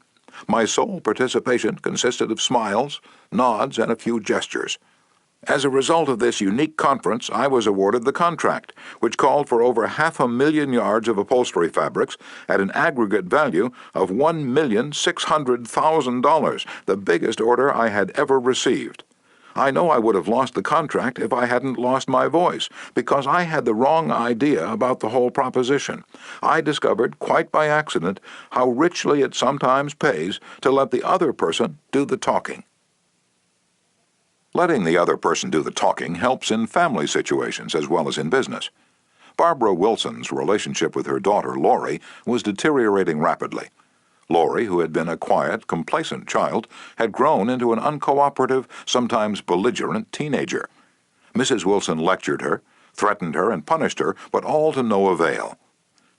One day, Mrs. Wilson told one of our classes, I just gave up. Lori had disobeyed me and had left the house to visit her girlfriend before she had completed her chores. When she returned, I was about to scream at her for the 10,000th time, but I just didn't have the strength to do it. I just looked at her and said sadly, "Why, Lori, why?" Lori noted my condition and in a calm voice asked, "Do you really want to know?" I nodded, and Lori told me, first hesitantly, and then it all flowed out. I had never listened to her. I was always telling her to do this or that. When she wanted to tell me her thoughts, feelings, ideas, I interrupted with more orders. I began to realize that she needed me not as a bossy mother, but as a confidant, an outlet for all her confusion about growing up, and all I'd been doing was talking when I should have been listening. I had never heard her. From that time on, I let her do all the talking she wanted. She tells me what is on her mind, and our relationship has improved immeasurably. She is, again, a cooperative person. A large advertisement appeared on the financial page of a New York newspaper. calling for a person with unusual ability and experience. Charles T. Kubellis answered the advertisement, sending his reply to a box number. A few days later, he was invited by letter to call for an interview. Before he called, he spent hours in Wall Street finding out everything possible about the person who had founded the business. During the interview, he remarked, "I should be mighty proud to be associated with an organization with a record like yours. I understand you started 28 years ago with nothing but desk room and one stenographer. Is that true?" Almost every successful person likes to reminisce about his early struggles, and this man was no exception. He talked for a long time about how he'd started with $450 in cash and an original idea. He told how he'd fought against discouragement and battled against ridicule, working Sundays and holidays 12 to 16 hours a day, how he finally won against all odds, until now the most important executives on Wall Street were coming to him for information and guidance. He was proud of such a record. He had a right to be, and he had a splendid time telling about it. Finally, he questioned Mr. Kubellis briefly about his experience, then called in one of his vice presidents and said, "I think this is the person we're looking for." Mr. Kubellis had taken the trouble to find out about the accomplishments of his prospective employer. He showed an interest in the other person and his problems. He encouraged the other person to do most of the talking and made a favorable impression. Roy G. Bradley of Sacramento, California, had the opposite problem. He listened as a good prospect for a sales position talked himself into a job with Bradley's firm. Roy reported, "Being a small brokerage firm, we had no fringe benefits, such as hospitalization, medical insurance, and pension. Every representative is an independent agent. We don't even provide leads for prospects, as we cannot advertise for them as our larger competitors do. Richard Pryor had the type of experience we wanted for this position, and he was interviewed first by my assistant, who told him about all the negatives related to this job. He seemed slightly discouraged when he came into my office. I mentioned the one benefit of being associated with my firm, that of being an independent contractor and therefore virtually being self-employed. As he talked about these advantages to me, he talked himself out of each negative thought he had when he came in for the interview. Several times it seemed as though he was half talking to himself, as he was thinking through each thought. At times I was tempted to add to his thoughts. However, as the interview came to a close, I felt he had convinced himself, very much on his own, that he would like to work for my firm. Because I had been a good listener and let Dick do most of the talking, he was able to weigh both sides fairly in his mind. And he came to the positive conclusion, which was a challenge he created for himself. We hired him, and he has been an outstanding representative for our firm." Even our friends would much rather talk to us about their achievements than listen to us boast about ours. La Rochefoucauld, the French philosopher, said, "If you want enemies, excel your friends. But if you want friends, let your friends excel you." Why is that true? Because when our friends excel us, they feel important. But when we excel them, they, or at least some of them, will feel inferior and envious. By far the best-liked placement counselor in the Midtown Personnel Agency in New York City was Henrietta G. It hadn't always been that way.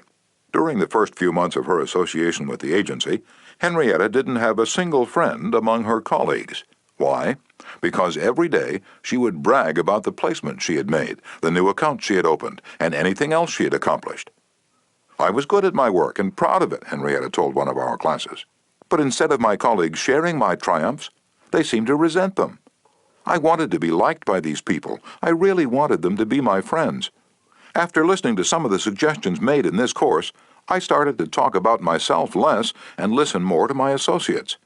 They also had things to boast about and were more excited about telling me about their accomplishments than about listening to my boasting. Now, when we have some time to chat, I ask them to share their joys with me, and I only mention my achievements when they ask."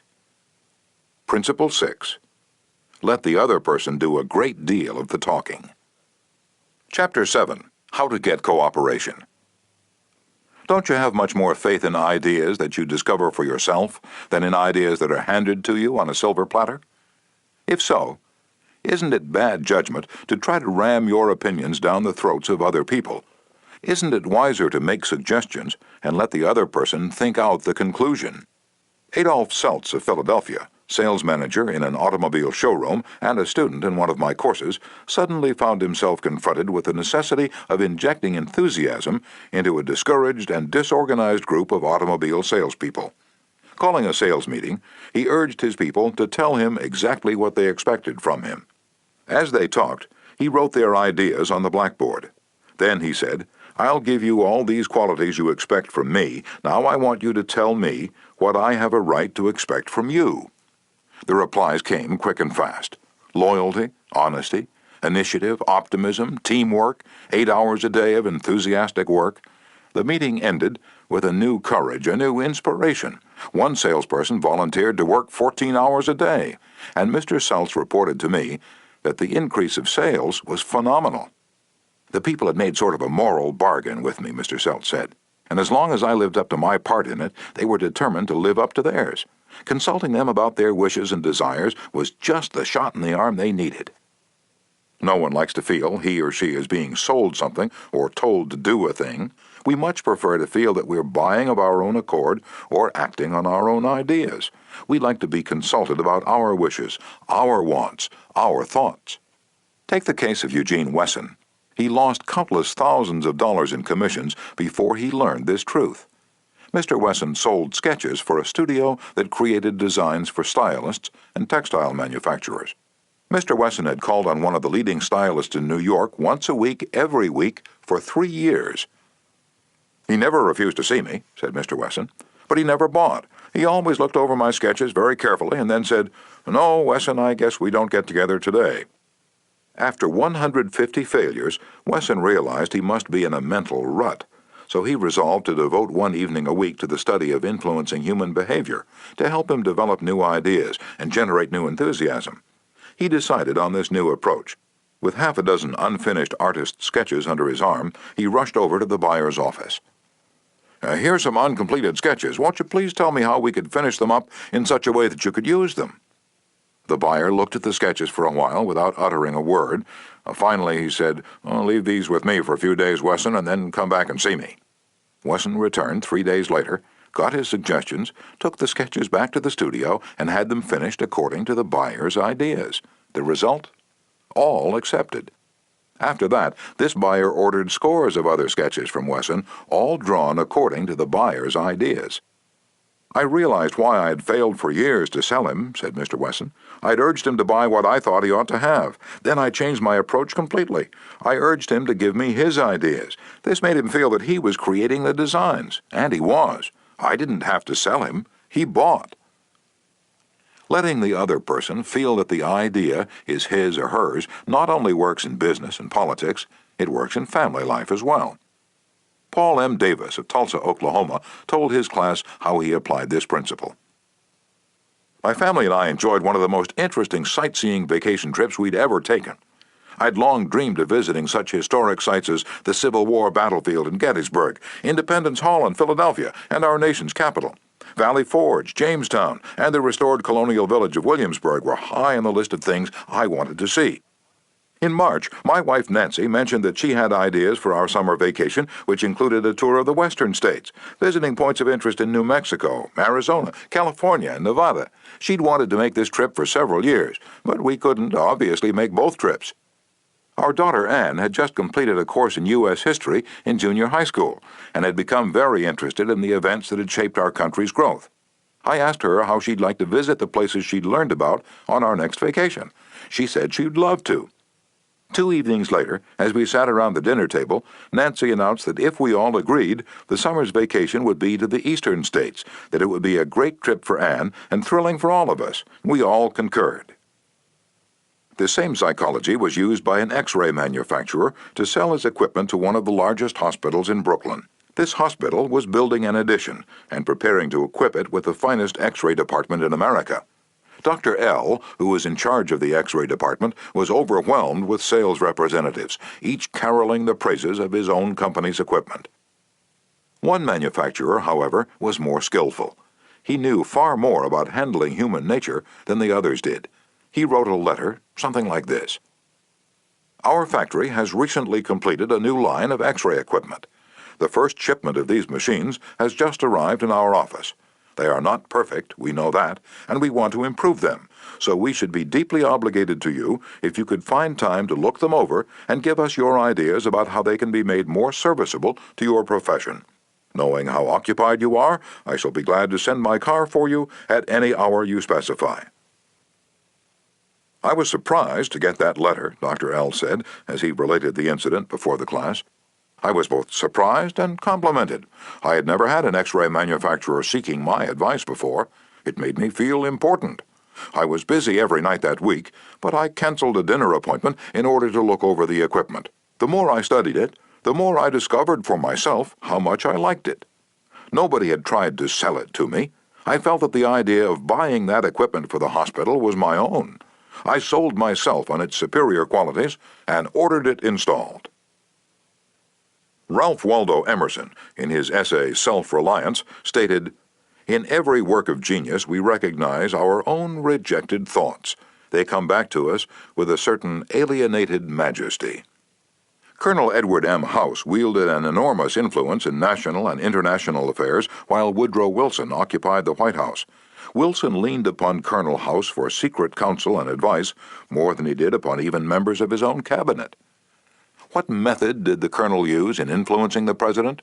Fortunately, we know, for House himself revealed it to Arthur D. Howden Smith, and Smith quoted House in an article in the Saturday Evening Post. "After I got to know the president," House said, "I learned the best way to convert him to an idea was to plant it in his mind casually, but so as to interest him in it, so as to get him thinking about it on his own account. The first time this worked, it was an accident. I had been visiting him at the White House and urged a policy on him when he appeared to disapprove. But several days later, at the dinner table, I was amazed to hear him trot out my suggestion as his own." Did House interrupt him and say, "That's not your idea, that's mine"? Oh, no, not House. He was too adroit for that. He didn't care about credit. He wanted results. So he let Wilson continue to feel that the idea was his. House did even more than that. He gave Wilson public credit for these ideas. Let's remember that everyone we come in contact with is just as human as Woodrow Wilson. So let's use Colonel House's technique. A man in the beautiful Canadian province of New Brunswick used this technique on me and won my patronage. I was planning at the time to do some fishing and canoeing in New Brunswick. So I wrote the Tourist Bureau for information. Evidently my name and address were put on a mailing list, for I was immediately overwhelmed with scores of letters and booklets and printed testimonials from camps and guides. I was bewildered. I didn't know which to choose. Then one camp owner did a clever thing. He sent me the names and telephone numbers of several New York people who had stayed at his camp, and he invited me to telephone them and discover for myself what he had to offer. I found to my surprise that I knew one of the men on his list. I telephoned him, found out what his experience had been, and then wired the camp the date of my arrival. The others had been trying to sell me on their service, but one let me sell myself. That organization won. 25 centuries ago, Lao Tse, a Chinese sage, said some things that readers of this book might use today. The reason why rivers and seas receive the homage of 100 mountain streams is that they keep below them. Thus they are able to reign over all the mountain streams. So the sage, wishing to be above men, putteth himself below them. Wishing to be before them, he putteth himself behind them. Thus, though his place be above men, they do not feel his weight. Though his place be before them, they do not count it an injury. Principle 7. Let the other person feel that the idea is his or hers. Chapter 8. A formula that will work wonders for you. Remember that other people may be totally wrong, but they don't think so. Don't condemn them. Any fool can do that. Try to understand them. Only wise, tolerant, exceptional people even try to do that. There's a reason why the other man thinks and acts as he does. Ferret out that reason, and you have the key to his actions, perhaps to his personality. Try honestly to put yourself in his place. If you say to yourself, "How would I feel? How would I react if I were in his shoes?" you will save yourself time and irritation, for by becoming interested in the cause, we are less likely to dislike the effect. And in addition, you will sharply increase your skill in human relationships. Stop a minute, says Kenneth M. Good in his book How to Turn People into Gold. Stop a minute to contrast your keen interest in your own affairs with your mild concern about anything else. Realize then that everybody else in the world feels exactly the same way. Then, along with Lincoln and Roosevelt, you will have grasped the only solid foundation for interpersonal relationships. Namely, that success in dealing with people depends on a sympathetic grasp of the other person's viewpoint. Sam Douglas of Hempstead, New York, used to tell his wife that she spent too much time working on their lawn, pulling weeds, fertilizing, cutting the grass twice a week when the lawn didn't look any better than it had when they moved into their home 4 years earlier. Naturally, she was distressed by his remarks, and each time he made such remarks, the balance of the evening was ruined. After taking our course, Mr. Douglas realized how foolish he'd been all those years. It never occurred to him that she enjoyed doing that work, and she might really appreciate a compliment on her diligence. One evening after dinner, his wife said she wanted to pull some weeds and invited him to keep her company. He first declined, but then thought better of it and went out after her and began to help her pull weeds. She was visibly pleased, and together they spent an hour in hard work and pleasant conversation. After that, he often helped her with the gardening and complimented her on how fine the lawn looked. What a fantastic job she was doing with a yard where the soil was like concrete. Result? A happier life for both, because he had learned to look at things from her point of view, even if the subject was only weeds. In his book, Getting Through to People, Dr. Gerald S. Nierenberg commented, "Cooperativeness in conversation is achieved when you show that you consider the other person's ideas and feelings as important as your own. Starting your conversation by giving the other person the purpose or direction of your conversation, governing what you say by what you would want to hear if you were the listener, and accepting his or her viewpoint will encourage the listener to have an open mind to your ideas."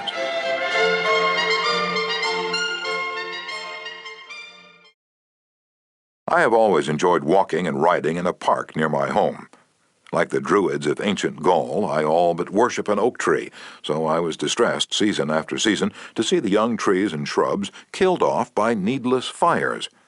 These fires weren't caused by careless smokers. They were almost all caused by youngsters who went out to the park to go native and cook a frankfurter or an egg under the trees.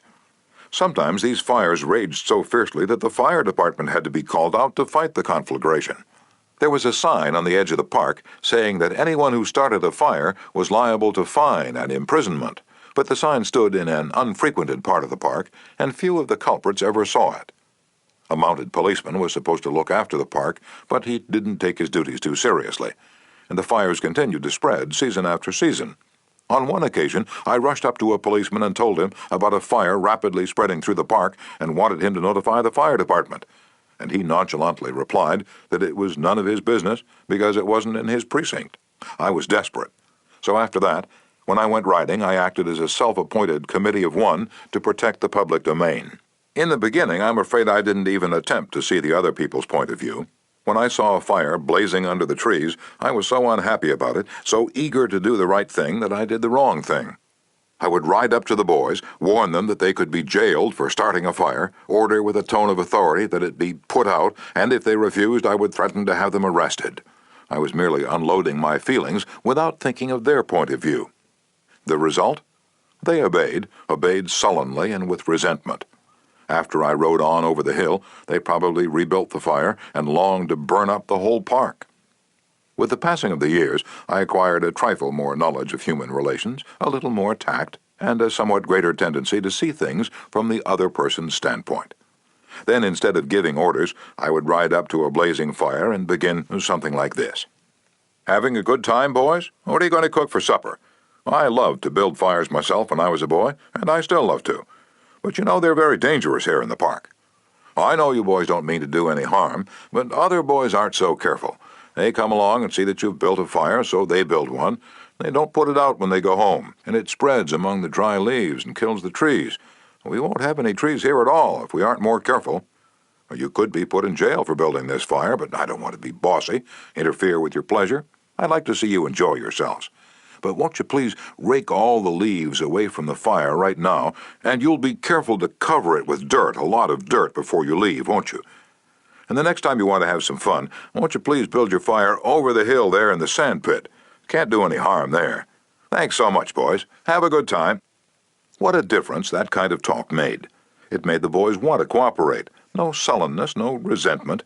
They hadn't been forced to obey orders. They had saved their faces. They felt better, and I felt better, because I'd handled the situation with consideration for their point of view. Seeing things through another person's eyes may ease tensions when personal problems become overwhelming. Elizabeth Novak of New South Wales, Australia, was 6 weeks late with her car payment. "On a Friday," she reported, "I received a nasty phone call from the man who was handling my account, informing me if I did not come up with $122 by Monday morning, I could anticipate further action from the company. I had no way of raising the money over the weekend, so when I received his phone call first thing on Monday morning, I expected the worst. Instead of becoming upset, I looked at the situation from his point of view. I apologized most sincerely for causing him so much inconvenience, and remarked that I must be his most troublesome customer, as this was not the first time I was behind in my payments. His tone of voice changed immediately, and he reassured me that I was far from being one of his really troublesome customers. He went on to tell me several examples of how rude his customers sometimes were, how they lied to him, and often tried to avoid talking to him at all. I said nothing. I listened and let him pour out his troubles to me. Then, without any suggestion from me, he said it did not matter if I couldn't pay all the money immediately. It would be all right if I paid him $20 by the end of the month and made up the balance whenever it was convenient for me to do so. Tomorrow, before asking anyone to put out a fire or buy your product or contribute to your favorite charity, why not pause and close your eyes and try to think the whole thing through from another person's point of view? Ask yourself, why should he or she want to do it? True, this will take time, but it will avoid making enemies, and will get better results, and with less friction and less shoe leather. "I would rather walk the sidewalk in front of a person's office for 2 hours before an interview," said Dean Dunham of the Harvard Business School, "than step into that office without a perfectly clear idea of what I was going to say and what that person, from my knowledge of his or her interests and motives, was likely to answer." That is so important that I'm going to repeat it for the sake of emphasis. I would rather walk the sidewalk in front of a person's office for 2 hours before an interview than to step into that office without a perfectly clear idea of what I was going to say and what that person, from my knowledge of his or her interests and motives, was likely to answer. If, as a result of listening to this book, you get only one thing, an increased tendency to think always in terms of the other person's point of view, and see things from that person's angle as well as your own, if you get only that one thing from this book, it may easily prove to be one of the stepping stones of your career. Principle 8. Try honestly to see things from the other person's point of view. Chapter 9. What Everybody Wants. Wouldn't you like to have a magic phrase that would stop arguments, eliminate ill feeling, create goodwill, and make the other person listen attentively? Yes? All right, here it is. I don't blame you one iota for feeling as you do. If I were you, I would undoubtedly feel just as you do. An answer like that will soften the most cantankerous old cuss alive. And you can say that and be 100% sincere, because if you were the other person, you, of course, would feel just as he does. Take Al Capone, for example. Suppose you had inherited the same body and temperament and mind that Al Capone had. Suppose you had had his environment and experiences. You would then be precisely what he was and where he was, for it is those things and only those things that made him what he was. The only reason, for example, that you were not a rattlesnake is that your mother and father weren't rattlesnakes. You deserve very little credit for being what you are, and remember the people who come to you irritated, bigoted, unreasoning deserve very little discredit for being what they are. Feel sorry for the poor devils, pity them, sympathize with them. Say to yourself, "There, but for the grace of God, go I." 3/4 of the people you will ever meet are hungering and thirsting for sympathy. Give it to them, and they will love you. I once gave a broadcast about the author of Little Women, Louisa May Alcott. Naturally, I knew she'd lived and written her immortal books in Concord, Massachusetts, but without thinking about what I was saying, I spoke of visiting her old home in Concord, New Hampshire. If I had said New Hampshire only once, it might have been forgiven, but alas and alack, I said it twice. I was deluged with letters and telegrams, stinging messages that swirled around my defenseless head like a swarm of hornets. Many were indignant, a few insulting. One colonial dame who had been reared in Concord, Massachusetts, and who was then living in Philadelphia, vented her scorching wrath upon me. She couldn't have been much more bitter if I had accused Miss Alcott of being a cannibal from New Guinea. As I read the letter, I said to myself, "Thank God I'm not married to that woman." I felt like writing and telling her that although I had made a mistake in geography, she had made a far greater mistake in common courtesy. That was to be just my opening sentence. Then I was going to roll up my sleeves and tell her what I really thought. But I didn't. I controlled myself. I realized that any hot-headed fool could do that, and that most fools would do just that. I wanted to be above fools, so I resolved to try to turn her hostility into friendliness. It would be a challenge, a sort of game I could play. I said to myself, after all, if I were she, I would probably feel just as she does. So I determined to sympathize with her viewpoint. The next time I was in Philadelphia, I called her on the telephone. The conversation went something like this. Mrs. So-and-so, you wrote me a letter a few weeks ago, and I want to thank you for it. To whom have I the honor of speaking? Well, I'm a stranger to you. My name is Dale Carnegie. You listened to a broadcast I gave about Louisa May Alcott a few Sundays ago, and I made the unforgivable blunder of saying that she had lived in Concord, New Hampshire. It was a stupid blunder, and I want to apologize for it. It was so nice of you to take the time to write me. I am sorry, Mr. Carnegie, that I wrote as I did. I lost my temper. I must apologize. Oh, no, you're not the one to apologize. I am. Any schoolchild would have known better than to have said what I said. I apologized over the air the following Sunday, and I want to apologize to you personally now. I was born in Concord, Massachusetts. My family has been prominent in Massachusetts affairs for 2 centuries, and I am very proud of my native state. I was really quite distressed to hear you say that Miss Alcott had lived in New Hampshire, but I am really ashamed of that letter. I assure you that you were not 1/10 as distressed as I am. My error didn't hurt Massachusetts, but it did hurt me. It's so seldom that people of your standing and culture take the time to write people who speak on the radio. I do hope you'll write me again if you detect an error in my talks. You know, I really like very much the way you have accepted my criticism. You must be a very nice person. I should like to know you better. So, because I'd apologized and sympathized with her point of view, she began apologizing and sympathizing with my point of view. I had the satisfaction of controlling my temper, the satisfaction of returning kindness for an insult. I got infinitely more real fun out of making her like me than I could ever have gotten out of telling her to go and take a jump in the Schuylkill River. Every man who occupies the White House is faced almost daily with thorny problems in human relations. President Taft was no exception, and he learned from experience the enormous chemical value of sympathy in neutralizing the acid of hard feelings. In his book, Ethics in Service, Taft gives rather an amusing illustration of how he softened the ire of a disappointed and ambitious mother. A lady in Washington, wrote Taft, whose husband had some political influence, came and labored with me for 6 weeks or more to appoint her son to a position. She secured the aid of senators and congressmen in formidable number, and came with them to see that they spoke with emphasis. The place was one requiring technical qualification, and following the recommendation of the head of the Bureau, I appointed someone else. I then received a letter from the mother, saying that I was most ungrateful, since I declined to make her a happy woman as I could have done by a turn of my hand. She complained further that she had labored with her state delegation and got all the votes for an administration bill in which I was especially interested, and this was the way I had rewarded her. When you get a letter like that, the first thing you do is to think how you can be severe with a person who has committed an impropriety or even been a little impertinent. Then you may compose an answer. Then, if you are wise, you will put the letter in a drawer and lock the drawer. Take it out in the course of 2 days. Such communication will always bear 2 days' delay in answering. And when you take it out after that interval, you will not send it. This is just the course I took.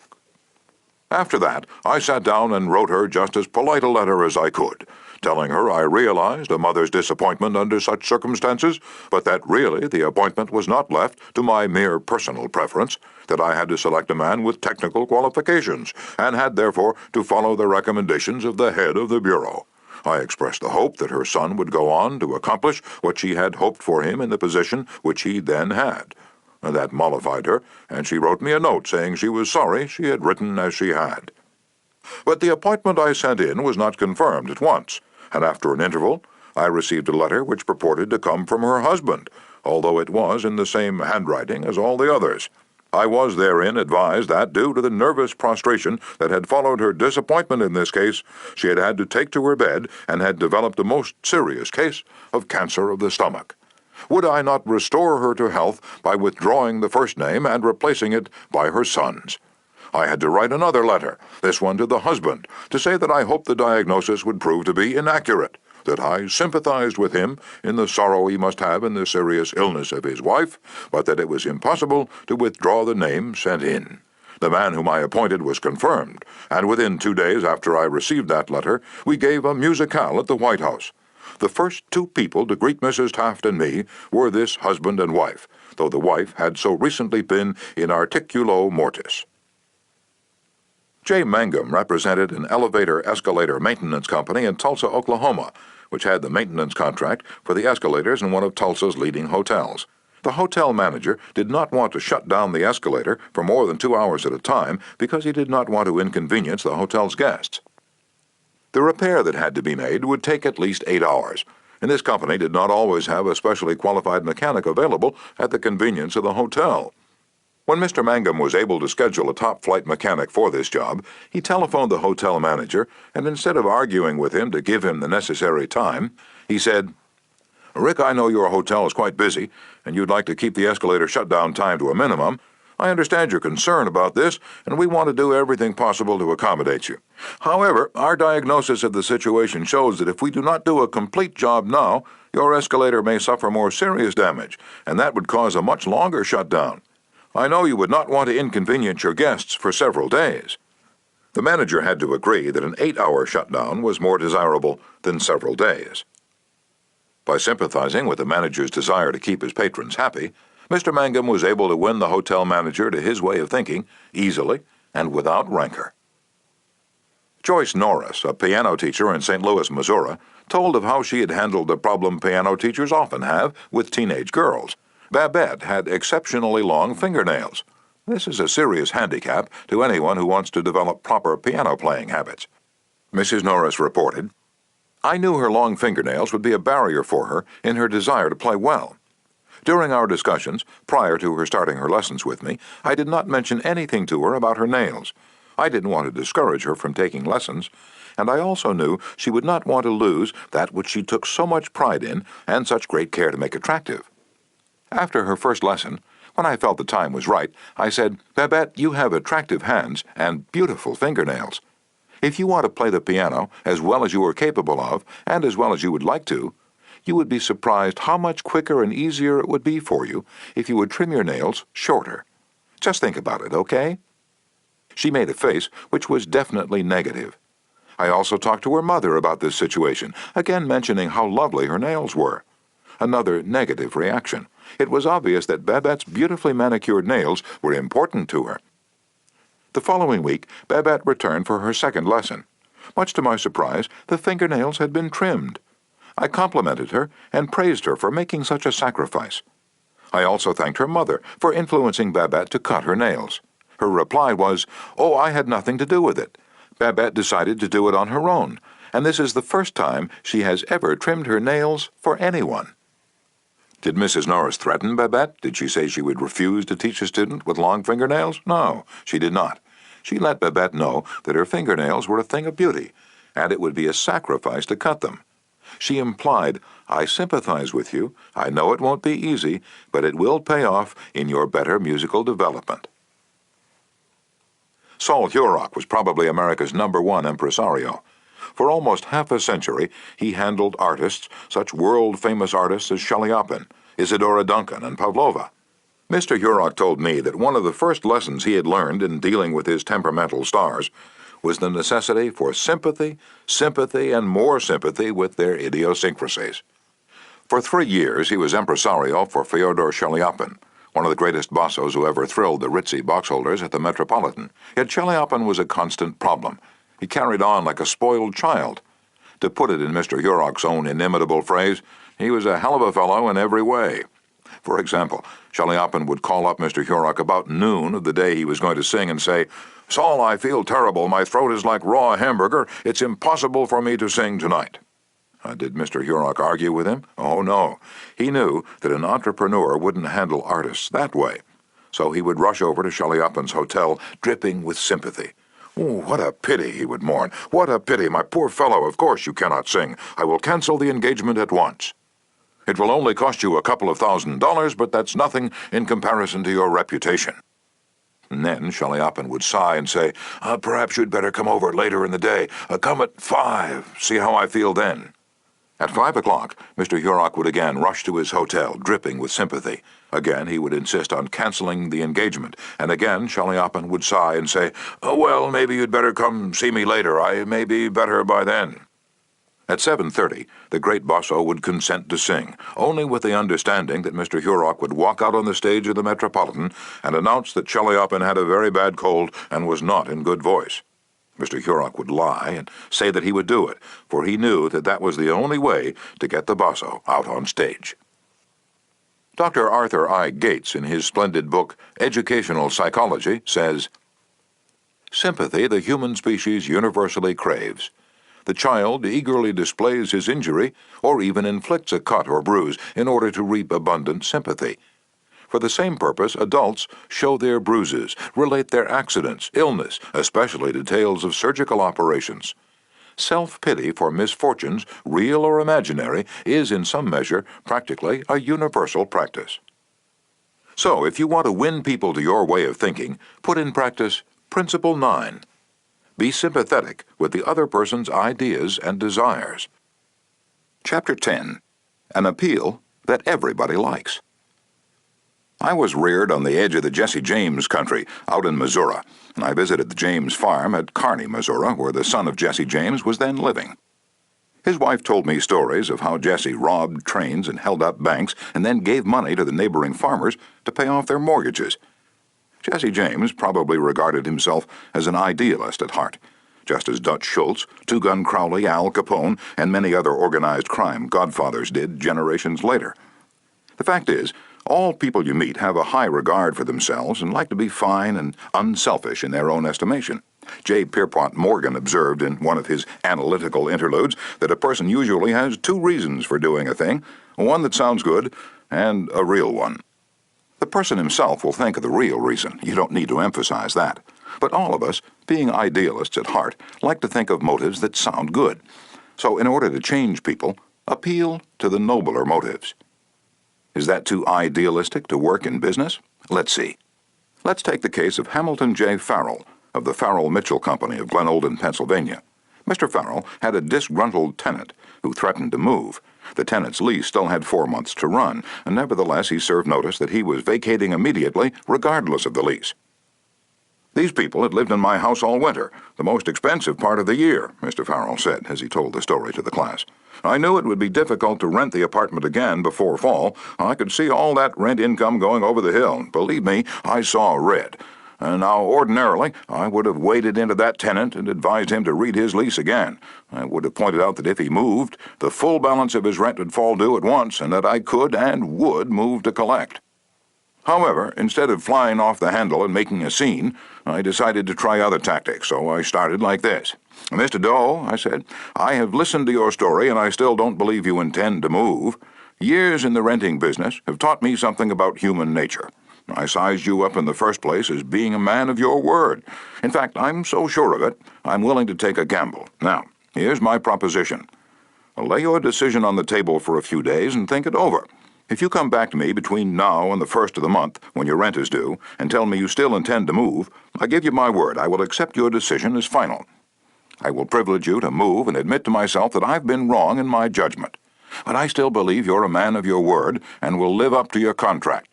For after all, we're either men or monkeys, and the choice usually lies with ourselves. Well, when the new month came around, this gentleman came to see me and paid his rent in person. He and his wife had talked it over, he said, and decided to stay. They had concluded that the only honorable thing to do was to live up to their lease. When the late Lord Northcliffe found a newspaper using a picture of him which he didn't want published, he wrote the editor a letter. But did he say, "Please do not publish that picture of me any more, I don't like it"? No, he appealed to a nobler motive. He appealed to the respect and love that all of us have for motherhood. He wrote, "Please do not publish that picture of me any more, my mother doesn't like it." When John D. Rockefeller, Jr. wished to stop newspaper photographers from snapping pictures of his children, he, too, appealed to the nobler motives.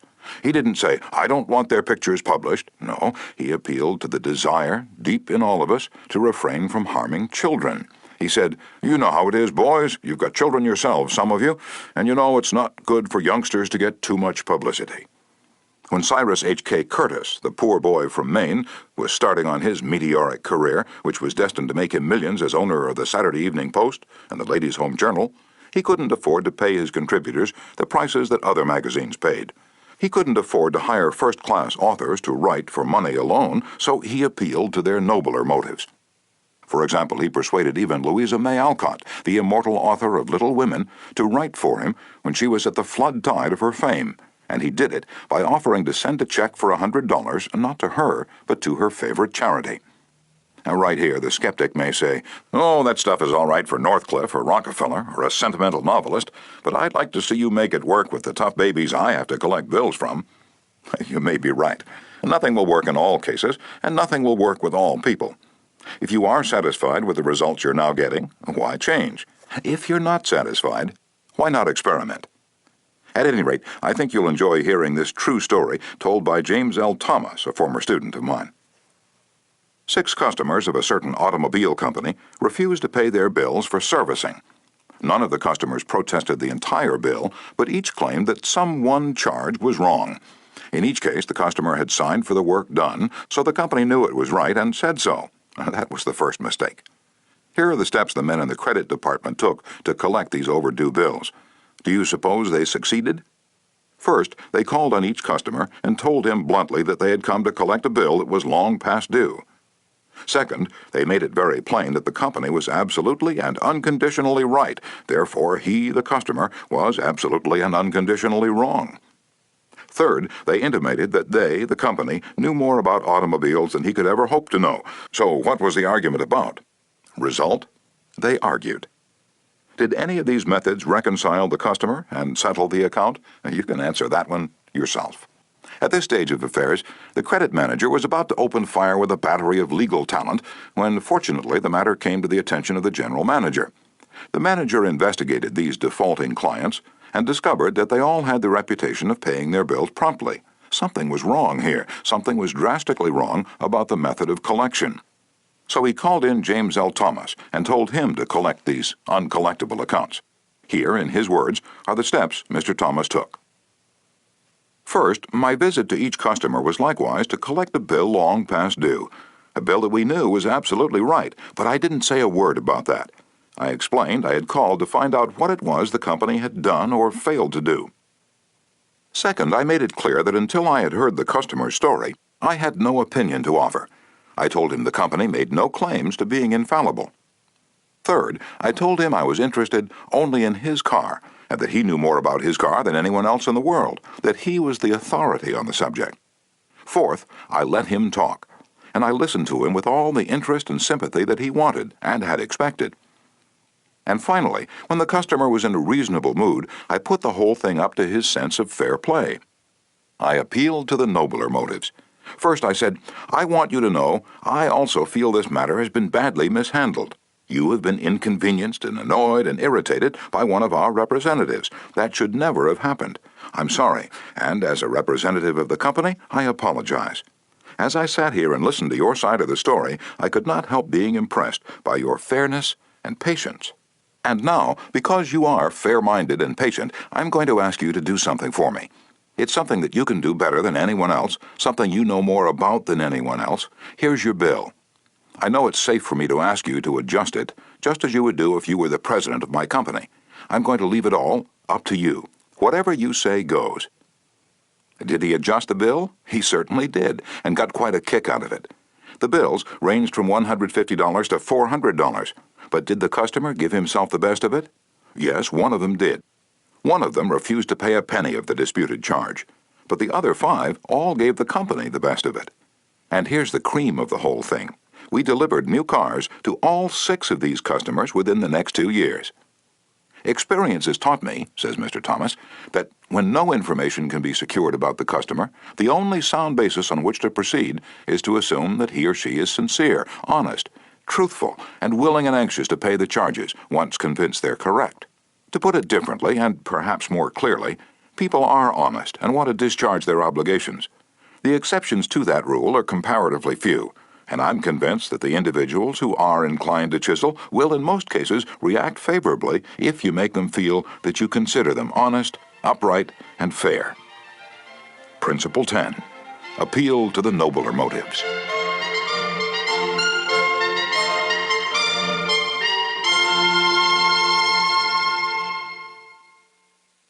Chapter 11.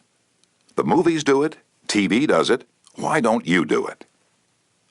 Many years ago, the Philadelphia Evening Bulletin was being maligned by a dangerous whispering campaign. A malicious rumor was being circulated. Advertisers were being told that the newspaper was no longer attractive to readers because it carried too much advertising and too little news. Immediate action was necessary. The gossip had to be squelched. But how? This is the way it was done. The Bulletin clipped from its regular edition all reading matter of all kinds on one average day, classified it, and published it as a book. The book was called One Day. It contained 307 pages, as many as a hardcovered book, yet the Bulletin had printed all this news and feature material on one day and sold it not for several dollars, but for a few cents. The printing of that book dramatized the fact that the Bulletin carried an enormous amount of interesting reading matter. It conveyed the facts more vividly, more interestingly, more impressively than pages of figures and mere talk could have done. This is the day of dramatization. Merely stating a truth isn't enough. The truth has to be made vivid, interesting, dramatic. You have to use showmanship. The movies do it, television does it, and you will have to do it if you want attention. Experts in window display know the power of dramatization. For example, the manufacturers of a new rat poison gave dealers a window display that included 2 live rats. The week the rats were shown, sales zoomed to 5 times their normal rate. Television commercials abound with examples of the use of dramatic techniques in selling products. Sit down one evening in front of your television set and analyze what the advertisers do in each of their presentations. You will note how an antacid medicine changes the color of the acid in a test tube, while its competitor doesn't. How one brand of soap or detergent gets a greasy shirt clean when the other brand leaves it gray. You'll see a car maneuver around a series of turns and curves, far better than just being told about it. Happy faces will show contentment with a variety of products. All of these dramatize for the viewer the advantages offered by whatever is being sold, and they do get people to buy them. You can dramatize your ideas in business or in any other aspect of your life. It's easy. Jim Yeamans, who sells for the National Cash Register Company in Richmond, Virginia, told how he made a sale by a dramatic demonstration. Last week I called on the neighborhood grocer and saw the cash registers he was using at his checkout counters were very old-fashioned. I approached the owner and told him, "You're literally throwing away pennies every time a customer goes through your line." With that, I threw a handful of pennies on the floor, and he quickly became more attentive. The mere word should have been of interest to him, but the sound of pennies hitting the floor really stopped him. I was able to get an order from him to replace all of his old machines. It works in home life as well.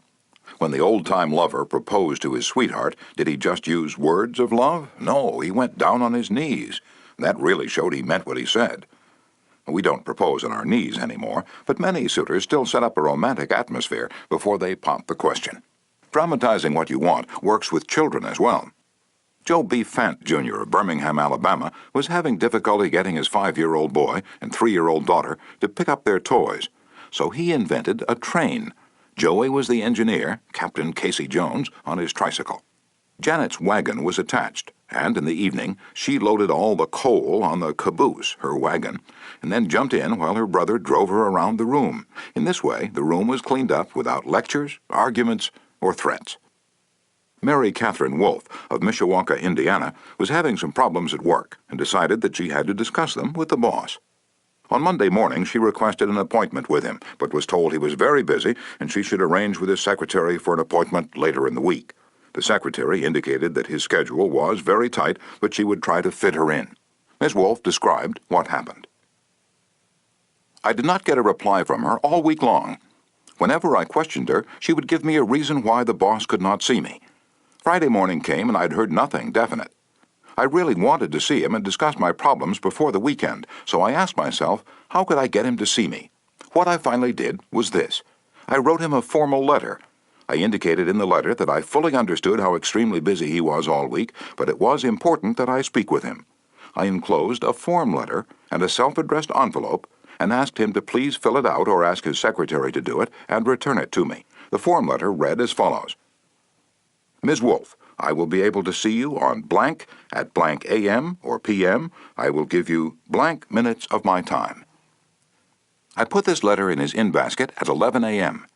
At 2 p.m. I checked my mailbox. There was my self-addressed envelope. He had answered my form letter himself and indicated he could see me that afternoon and could give me 10 minutes of his time. I met with him, and we talked for over an hour and resolved my problems. If I had not dramatized to him the fact that I really wanted to see him, I would probably still be waiting for an appointment. James B. Boynton had to present a lengthy market report. His firm had just finished an exhaustive study for a leading brand of cold cream. Data were needed immediately about the competition in this market. The prospective customer was one of the biggest and most formidable men in the advertising business, and his first approach failed almost before he began. The first time I went in, Mr. Boynton explains, I found myself sidetracked into a futile discussion of the methods used in the investigation. He argued and I argued. He told me I was wrong, and I tried to prove that I was right. I finally won my point, to my own satisfaction, but my time was up, the interview was over, and I still hadn't produced results. The second time, I didn't bother with tabulations of figures and data. I went to see this man. I dramatized my facts. As I entered his office, he was busy on the phone. While he finished his conversation, I opened a suitcase and dumped 32 jars of cold cream on top of his desk, all products he knew, all competitors of his cream. On each jar, I had a tag itemizing the results of the trade investigation, and each tag told its story briefly, dramatically. And what happened? There was no longer an argument. Here was something new, something different. He picked up first one and then another of the jars of cold cream and read the information on the tag. A friendly conversation developed. He asked additional questions. He was intensely interested. He had originally given me only 10 minutes to present my facts, but 10 minutes passed, 20 minutes, 40 minutes, and at the end of an hour we were still talking. I was presenting the same facts this time that I had presented previously, but this time I was using dramatization, showmanship, and what a difference it made. Principle 11. Dramatize your ideas. Chapter 12. When nothing else works, try this. Charles Schwab had a mill manager whose people weren't producing their quota of work. How is it, Schwab asked him, that a manager as capable as you can't make this mill turn out what it should? I don't know, the manager replied. I've coaxed the men, I've pushed them, I've sworn and cussed. I've threatened them with damnation and being fired, but nothing works. They just won't produce. This conversation took place at the end of the day, just before the night shift came on. Schwab asked the manager for a piece of chalk, then turning to the nearest man asked, "How many heats did your shift make today?" "6." Without another word, Schwab chalked a big figure 6 on the floor and walked away. When the night shift came in, they saw the 6 and asked what it meant. "The big boss was in here today," the day people said. "He asked us how many heats we made, and we told him 6. He chalked it down on the floor." The next morning, Schwab walked through the mill again. The night shift had rubbed out 6 and replaced it with a big 7.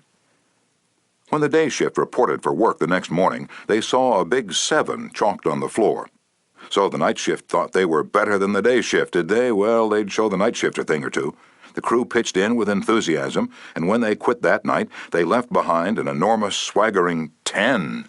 Things were stepping up. Shortly, this mill, which had been lagging way behind in production, was turning out more work than any other mill in the plant. The principle? Let Charles Schwab say it in his own words. "The way to get things done," says Schwab, "is to stimulate competition. I do not mean in a sordid, money-getting way, but in the desire to excel." The desire to excel, the challenge, throwing down the gauntlet, an infallible way of appealing to people of spirit. Without a challenge, Theodore Roosevelt would never have been President of the United States. The Rough Rider, just back from Cuba, was picked for governor of New York State. The opposition discovered he was no longer a legal resident of the state, and Roosevelt, frightened, wished to withdraw. Then Thomas Collier Platt, the U.S. Senator from New York, threw down the challenge. Turning suddenly on Theodore Roosevelt, he cried in a ringing voice, "Is the hero of San Juan Hill a coward?" Roosevelt stayed in the fight, and the rest is history. A challenge not only changed his life, it had a real effect upon the future of his nation. All men have fears, but the brave put down their fears and go forward, sometimes to death, but always to victory, was the motto of the King's Guard in ancient Greece. What greater challenge can be offered than the opportunity to overcome those fears? When Al Smith was governor of New York, he was up against it. Sing Sing, at the time the most notorious penitentiary west of Devil's Island, was without a warden. Scandals had been sweeping through the prison walls, scandals and ugly rumors. Smith needed a strong man to rule Sing Sing, an iron man. But who? He sent for Lewis E. Laws of New Hampton. "How about going up to take charge of Sing Sing?" he said jovially when Laws stood before him. "They need a man up there with experience." Laws was flabbergasted. He knew the dangers of Sing Sing. It was a political appointment, subject to the vagaries of political whims. Wardens had come and gone. One had lasted only 3 weeks. He had a career to consider. Was it worth the risk? Then Smith, who saw his hesitation, leaned back in his chair and smiled. "Young fella," he said, "I don't blame you for being scared. It's a tough spot. It'll take a big person to go up there and stay." So Smith was throwing down a challenge, was he? Laws liked the idea of attempting a job that called for someone big. So he went. And he stayed. He stayed to become the most famous warden of his time. His book, 20,000 Years in Sing Sing, sold into the hundreds of thousands of copies. His broadcasts on the air and his stories of prison life have inspired dozens of movies. His humanizing of criminals wrought miracles in the way of prison reform. "I have never found," said Harvey S. Firestone, founder of the great Firestone Tire and Rubber Company, "that pay and pay alone would either bring together or hold good people. I think it was the game itself." Frederick Hertzberg, one of the great behavioral scientists, concurred. He studied in depth the work attitudes of thousands of people, ranging from factory workers to senior executives. What do you think he found to be the most motivating factor, the one facet of the jobs that was most stimulating? Money? Good working conditions? Fringe benefits? No, not any of those. The one major factor that motivated people was the work itself. If the work was exciting and interesting, the worker looked forward to doing it and was motivated to do a good job. That is what every successful person loves, the game, the chance for self-expression, the chance to prove his or her worth, to excel, to win. That is what makes foot races and hog-calling and pie-eating contests, the desire to excel, the desire for a feeling of importance. Principle 12. Throw down a challenge. In a nutshell, win people to your way of thinking. Principle 1. The only way to get the best of an argument is to avoid it. Principle 2. Show respect for the other person's opinions. Never say, "You're wrong." Principle 3. If you are wrong, admit it quickly and emphatically. Principle 4. Begin in a friendly way. Principle 5. Get the other person saying yes, yes, immediately. Principle 6. Let the other person do a great deal of the talking. Principle 7. Let the other person feel that the idea is his or hers. Principle 8. Try honestly to see things from the other person's point of view. Principle 9. Be sympathetic with the other person's ideas and desires. Principle 10. Appeal to the nobler motives. Principle 11. Dramatize your ideas. Principle 12. Throw down a challenge.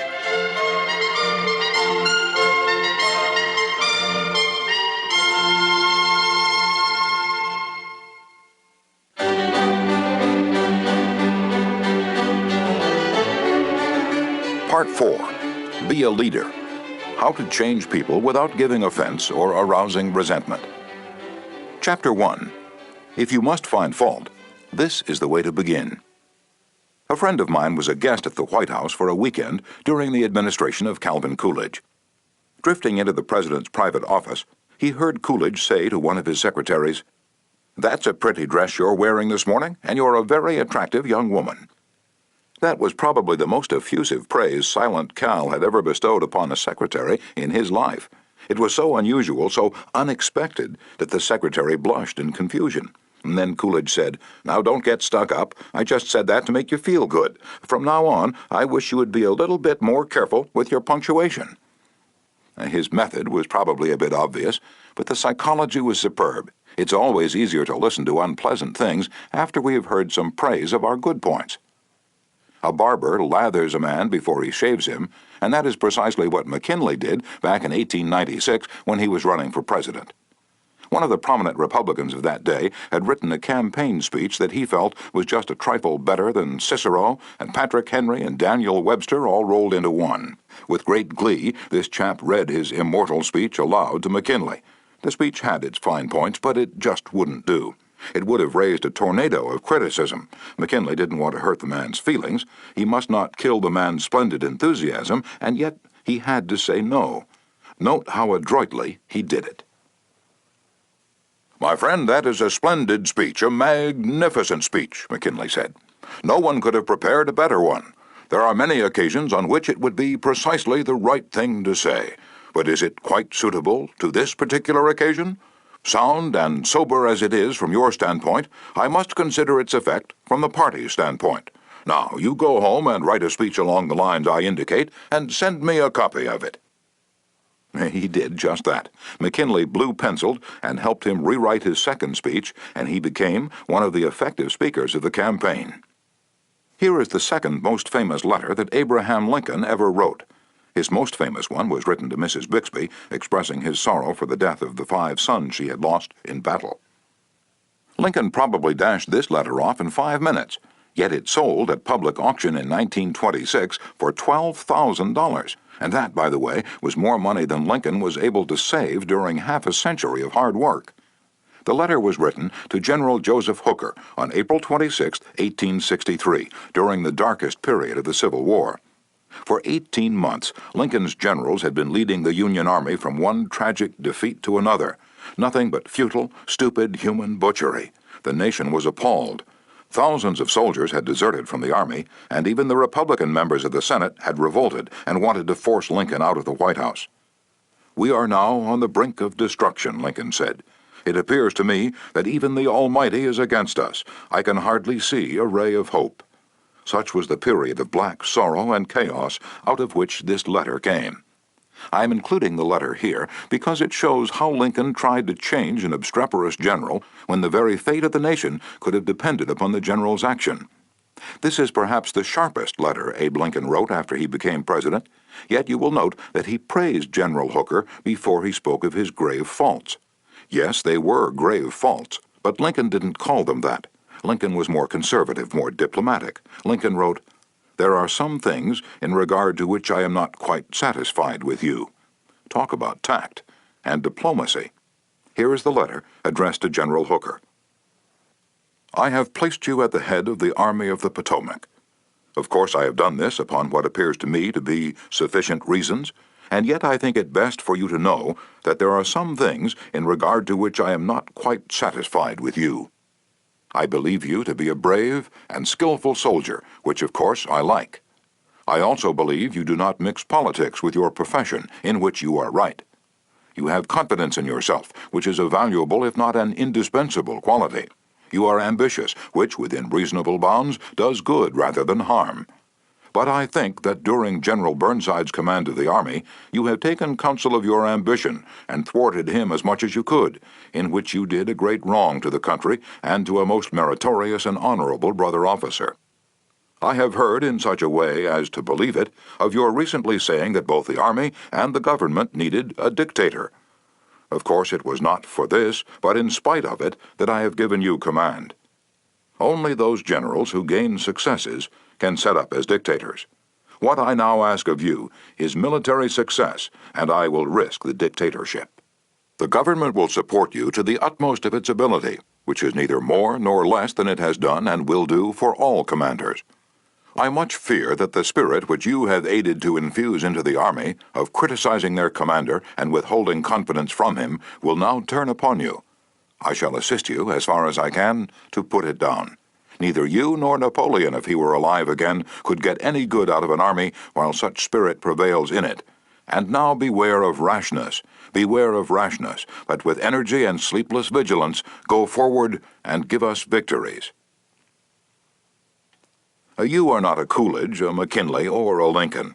You want to know whether this philosophy will operate for you in everyday business contacts. Will it? Let's see. Let's take the case of W.P. Gaw of the Wark Company of Philadelphia. The Wark Company had contracted to build and complete a large office building in Philadelphia by a certain specified date. Everything was going along well. The building was almost finished when suddenly the subcontractor making the ornamental bronze work to go on the exterior of this building declared that he couldn't make delivery on schedule.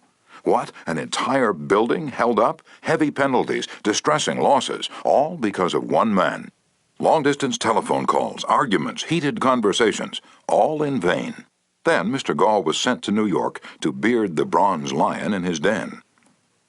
"Do you know you're the only person in Brooklyn with your name?" Mr. Gaw asked the president of the subcontracting firm shortly after they were introduced. The president was surprised. "Oh, no, I didn't know that." "Well," Mr. Gaw said, "when I got off the train this morning, I looked in the telephone book to get your address, and you're the only person in the Brooklyn phone book with your name." I never knew that," the subcontractor said. He checked the phone book with interest. "Well, it's an unusual name," he said proudly. "My family came from Holland and settled in New York almost 200 years ago." He continued to talk about his family and his ancestors for several minutes. When he finished that, Mr. Gaw complimented him on how large a plant he had and compared it favorably with a number of similar plants he'd visited. "It's one of the cleanest and neatest bronze factories I ever saw," said Gaw. "I've spent a lifetime building up this business," the subcontractor said, "and I'm rather proud of it. Would you like to take a look around the factory?" During this tour of inspection, Mr. Gaw complimented the other man on his system of fabrication and told him how and why it seemed superior to those of some of his competitors. Gaw commented on some unusual machines, and the subcontractor announced that he himself had invented those machines. He spent considerable time showing Gaw how they operated and the superior work they turned out. He insisted on taking his visitor to lunch. So far, mind you, not a word had been said about the real purpose of Gaw's visit. After lunch, the subcontractor said, "Now to get down to business. Naturally, I know why you're here. I didn't expect that our meeting would be so enjoyable. You can go back to Philadelphia with my promise that your materials will be fabricated and shipped, even if other orders have to be delayed." Mr. Gaw got everything that he wanted without even asking for it. The materials arrived on time, and the building was completed on the day the completion contract specified. Would this have happened had Mr. Gaw used the hammer and dynamite method generally employed on such occasions? Dorothy Wroblewski, a branch manager of the Fort Monmouth, New Jersey Federal Credit Union, reported to one of our classes how she was able to help one of her employees become more productive.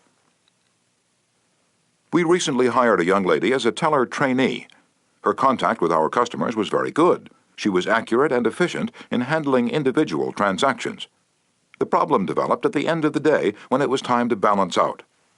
The head teller came to me and strongly suggested that I fire this woman. She's holding up everyone else because she's so slow in balancing out. I've shown her over and over, but she can't get it. She's got to go." The next day, I observed her working quickly and accurately when handling the normal everyday transactions, and she was very pleasant to our customers. It didn't take long to discover why she had trouble balancing out. After the office closed, I went over to talk with her. She was obviously nervous and upset. I praised her for being so friendly and outgoing with the customers, and complimented her for the accuracy and speed used in that work. I then suggested we review the procedure we use in balancing the cash drawer.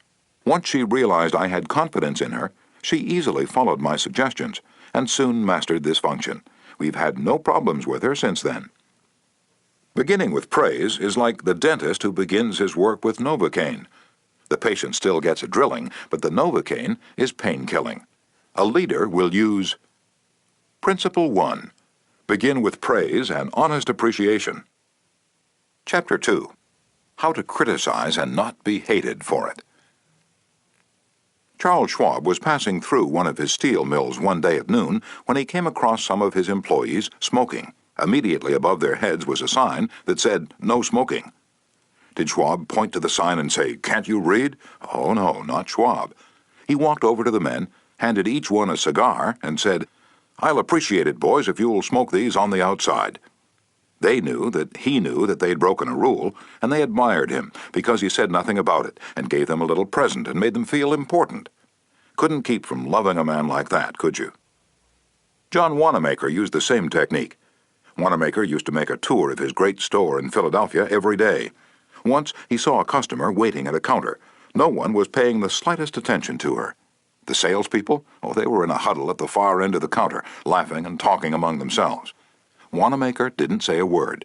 Quietly slipping behind the counter, he waited on the woman himself, and then handed the purchase to the salespeople to be wrapped as he went on his way.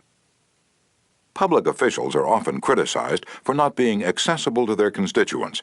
They are busy people, and the fault sometimes lies in overprotective assistants who don't want to overburden their bosses with too many visitors.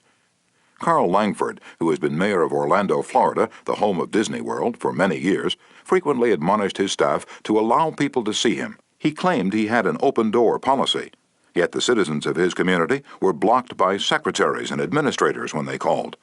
Finally, the mayor found the solution. He removed the door from his office. His aides got the message, and the mayor has had a truly open administration since the day his door was symbolically thrown away.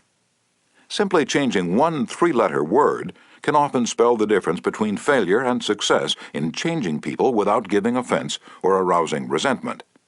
Many people begin their criticism with sincere praise, followed by the word "but," and ending with a critical statement.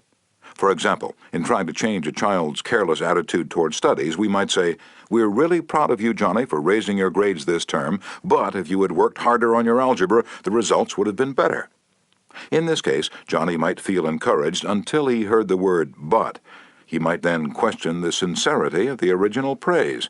To him, the praise seemed only to be a contrived lead-in to a critical inference of failure. Credibility would be strained, and we probably would not achieve our objectives of changing Johnny's attitude toward his studies.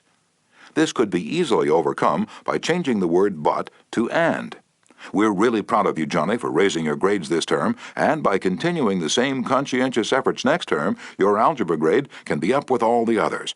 Now Johnny would accept the praise, because there was no follow-up of an inference of failure. We have called his attention to the behavior we wished to change indirectly, and the chances are he will try to live up to our expectations. Calling attention to one's mistakes indirectly works wonders with sensitive people who may resent bitterly any direct criticism. Marge Jacob of Woonsocket, Rhode Island, told one of our classes how she convinced some sloppy construction workers to clean up after themselves when they were building additions to her house. For the first few days of the work, when Mrs. Jacob returned from her job, she noticed that the yard was strewn with the cut ends of lumber. She didn't want to antagonize the builders because they did excellent work, so after the workers had gone home, she and her children picked up and neatly piled all the lumber debris in a corner. The following morning, she called the foreman to one side and said, "I'm really pleased with the way the front lawn was left last night. It's nice and clean and doesn't offend the neighbors." From that day forward, the workers picked up and piled the debris to one side, and the foreman came in each day seeking approval of the condition the lawn was left in after a day's work. One of the major areas of controversy between members of the Army Reserves and their regular Army trainers is haircuts. The reservists consider themselves civilians, which they are most of the time, and resent having to cut their hair short. Master Sergeant Harley Kaiser of the 542nd USAR School addressed himself to this problem when he was working with a group of reserved non-commissioned officers. As an old-time regular Army Master Sergeant, he might have been expected to yell at his troops and threaten them. Instead, he chose to make his point indirectly. "Gentlemen," he started, "you are leaders. You will be most effective when you lead by example. You must be the example for your men to follow. You know what the Army regulations say about haircuts? I'm going to get my haircut today, although it's still much shorter than some of yours. You look at yourselves in the mirror. If you feel you need a haircut to be a good example, we'll arrange a time for you to visit the post barber shop." And the result was predictable. Several of the candidates did look in the mirror and went to the barber shop that afternoon and received regulation haircuts. Sergeant Kaiser commented the next morning that he already could see the development of leadership qualities in some of the members of the squad. On March 8, 1887, the eloquent Henry Ward Beecher died. The following Sunday, Lyman Abbott was invited to speak in the pulpit left silent by Beecher's passing. Eager to do his best, he wrote, rewrote, and polished his sermon with the meticulous care of a Flaubert. Then he read it to his wife. It was poor, as most written speeches are. She might have said, if she had less judgment, "Lyman, that's terrible, that will never do. You'll put people to sleep. It reads like an encyclopedia. You ought to know better than that, after all the years you've been preaching. For heaven's sake, why don't you talk like a human being? Why don't you act natural? You'll disgrace yourself if you ever read that stuff." That's what she might have said. And if she had, you know what would have happened. And she knew, too. So she merely remarked that it would make an excellent article for the North American Review. In other words, she praised it and at the same time subtly suggested that it wouldn't do as a speech. Lyman Abbott saw the point, tore up his carefully prepared manuscript, and preached without even using notes. An effective way to correct others' mistakes is Principle 2. Call attention to people's mistakes indirectly. Chapter 3. Talk about your own mistakes first. My niece, Josephine Carnegie, had come to New York to be my secretary. She was 19, had graduated from high school 3 years previously, and her business experience was a trifle more than zero. She became one of the most proficient secretaries west of Suez, but in the beginning she was, well, susceptible to improvement. One day I started to criticize her. I said to myself, "Just a minute, Dale Carnegie, just a minute. You are twice as old as Josephine. You have had 10,000 times as much business experience. How can you possibly expect her to have your viewpoint, your judgment, your initiative, mediocre though they may be? And just a minute, Dale, what were you doing at 19? Remember the asinine mistakes and blunders you made? Remember the time you did this and that?" After thinking the matter over, honestly and impartially, I concluded that Josephine's batting average at 19 was better than mine had been, and that, I'm sorry to confess, isn't paying Josephine much of a compliment. So after that, when I wanted to call Josephine's attention to a mistake, I used to begin by saying, "You've made a mistake, Josephine, but the Lord knows it's no worse than many I have made. You were not born with judgment, that comes only with experience, and you are better than I was at your age. I've been guilty of so many stupid, silly things myself. I have very little inclination to criticize you or anyone, but don't you think it would have been wise if you had done so-and-so?" It isn't nearly so difficult to listen to a recital of your faults if the person criticizing begins by humbly admitting that he, too, is far from impeccable. E.G. Dillistone, an engineer in Brandon, Manitoba, Canada, was having problems with his new secretary. Letters he dictated were coming to his desk for signature with 2 or 3 spelling mistakes per page. Mr. Dillistone reported how he handled this. "Like many engineers, I've not been noted for my excellent English or spelling. For years I've kept a little black thumb-index book for words I had trouble spelling. When it became apparent that merely pointing out the errors was not going to cause my secretary to do more proofreading and dictionary work, I resolved to take another approach. When the next letter came to my attention that had errors in it, I sat down with the typist and I said, 'Somehow this word doesn't look right. It's one of the words I've always had trouble with. That's the reason I started this little spelling book of mine.' I opened the book to the appropriate page. Yes, here it is. I'm very conscious of my spelling now, because people do judge us by our letters, and misspelling makes us look less professional." I don't know whether she copied my system or not, but since that conversation, her frequency of spelling errors has been significantly reduced. The polished Prince Bernhard von Bülow learned the sharp necessity of doing this back in 1909. Von Bülow was then the Imperial Chancellor of Germany, and on the throne sat Wilhelm II. Wilhelm the Haughty, Wilhelm the Arrogant, Wilhelm the last of the German Kaisers, building an army and navy that he boasted could whip their weight in wildcats. Then an astonishing thing happened. The Kaiser said things, incredible things, things that rocked the continent and started a series of explosions heard around the world. To make matters infinitely worse, the Kaiser made silly, egotistical, absurd announcements in public. He made them while he was a guest in England, and he gave his royal permission to have them printed in the Daily Telegraph. For example, he declared that he was the only German who felt friendly toward the English, that he was constructing a navy against the menace of Japan, that he and he alone had saved England from being humbled in the dust by Russia and France, that it had been his campaign plan that enabled England's Lord Roberts to defeat the Boers in South Africa, and so on. No other such amazing words had ever fallen from the lips of a European king in peacetime within 100 years. The entire continent buzzed with the fury of a hornet's nest. England was incensed. German statesmen were aghast, and in the midst of all this consternation, the Kaiser became panicky and suggested to Prince von Bülow, the Imperial Chancellor, that he take the blame. Yes, he wanted von Bülow to announce that it was all his responsibility, that he had advised his monarch to say these incredible things.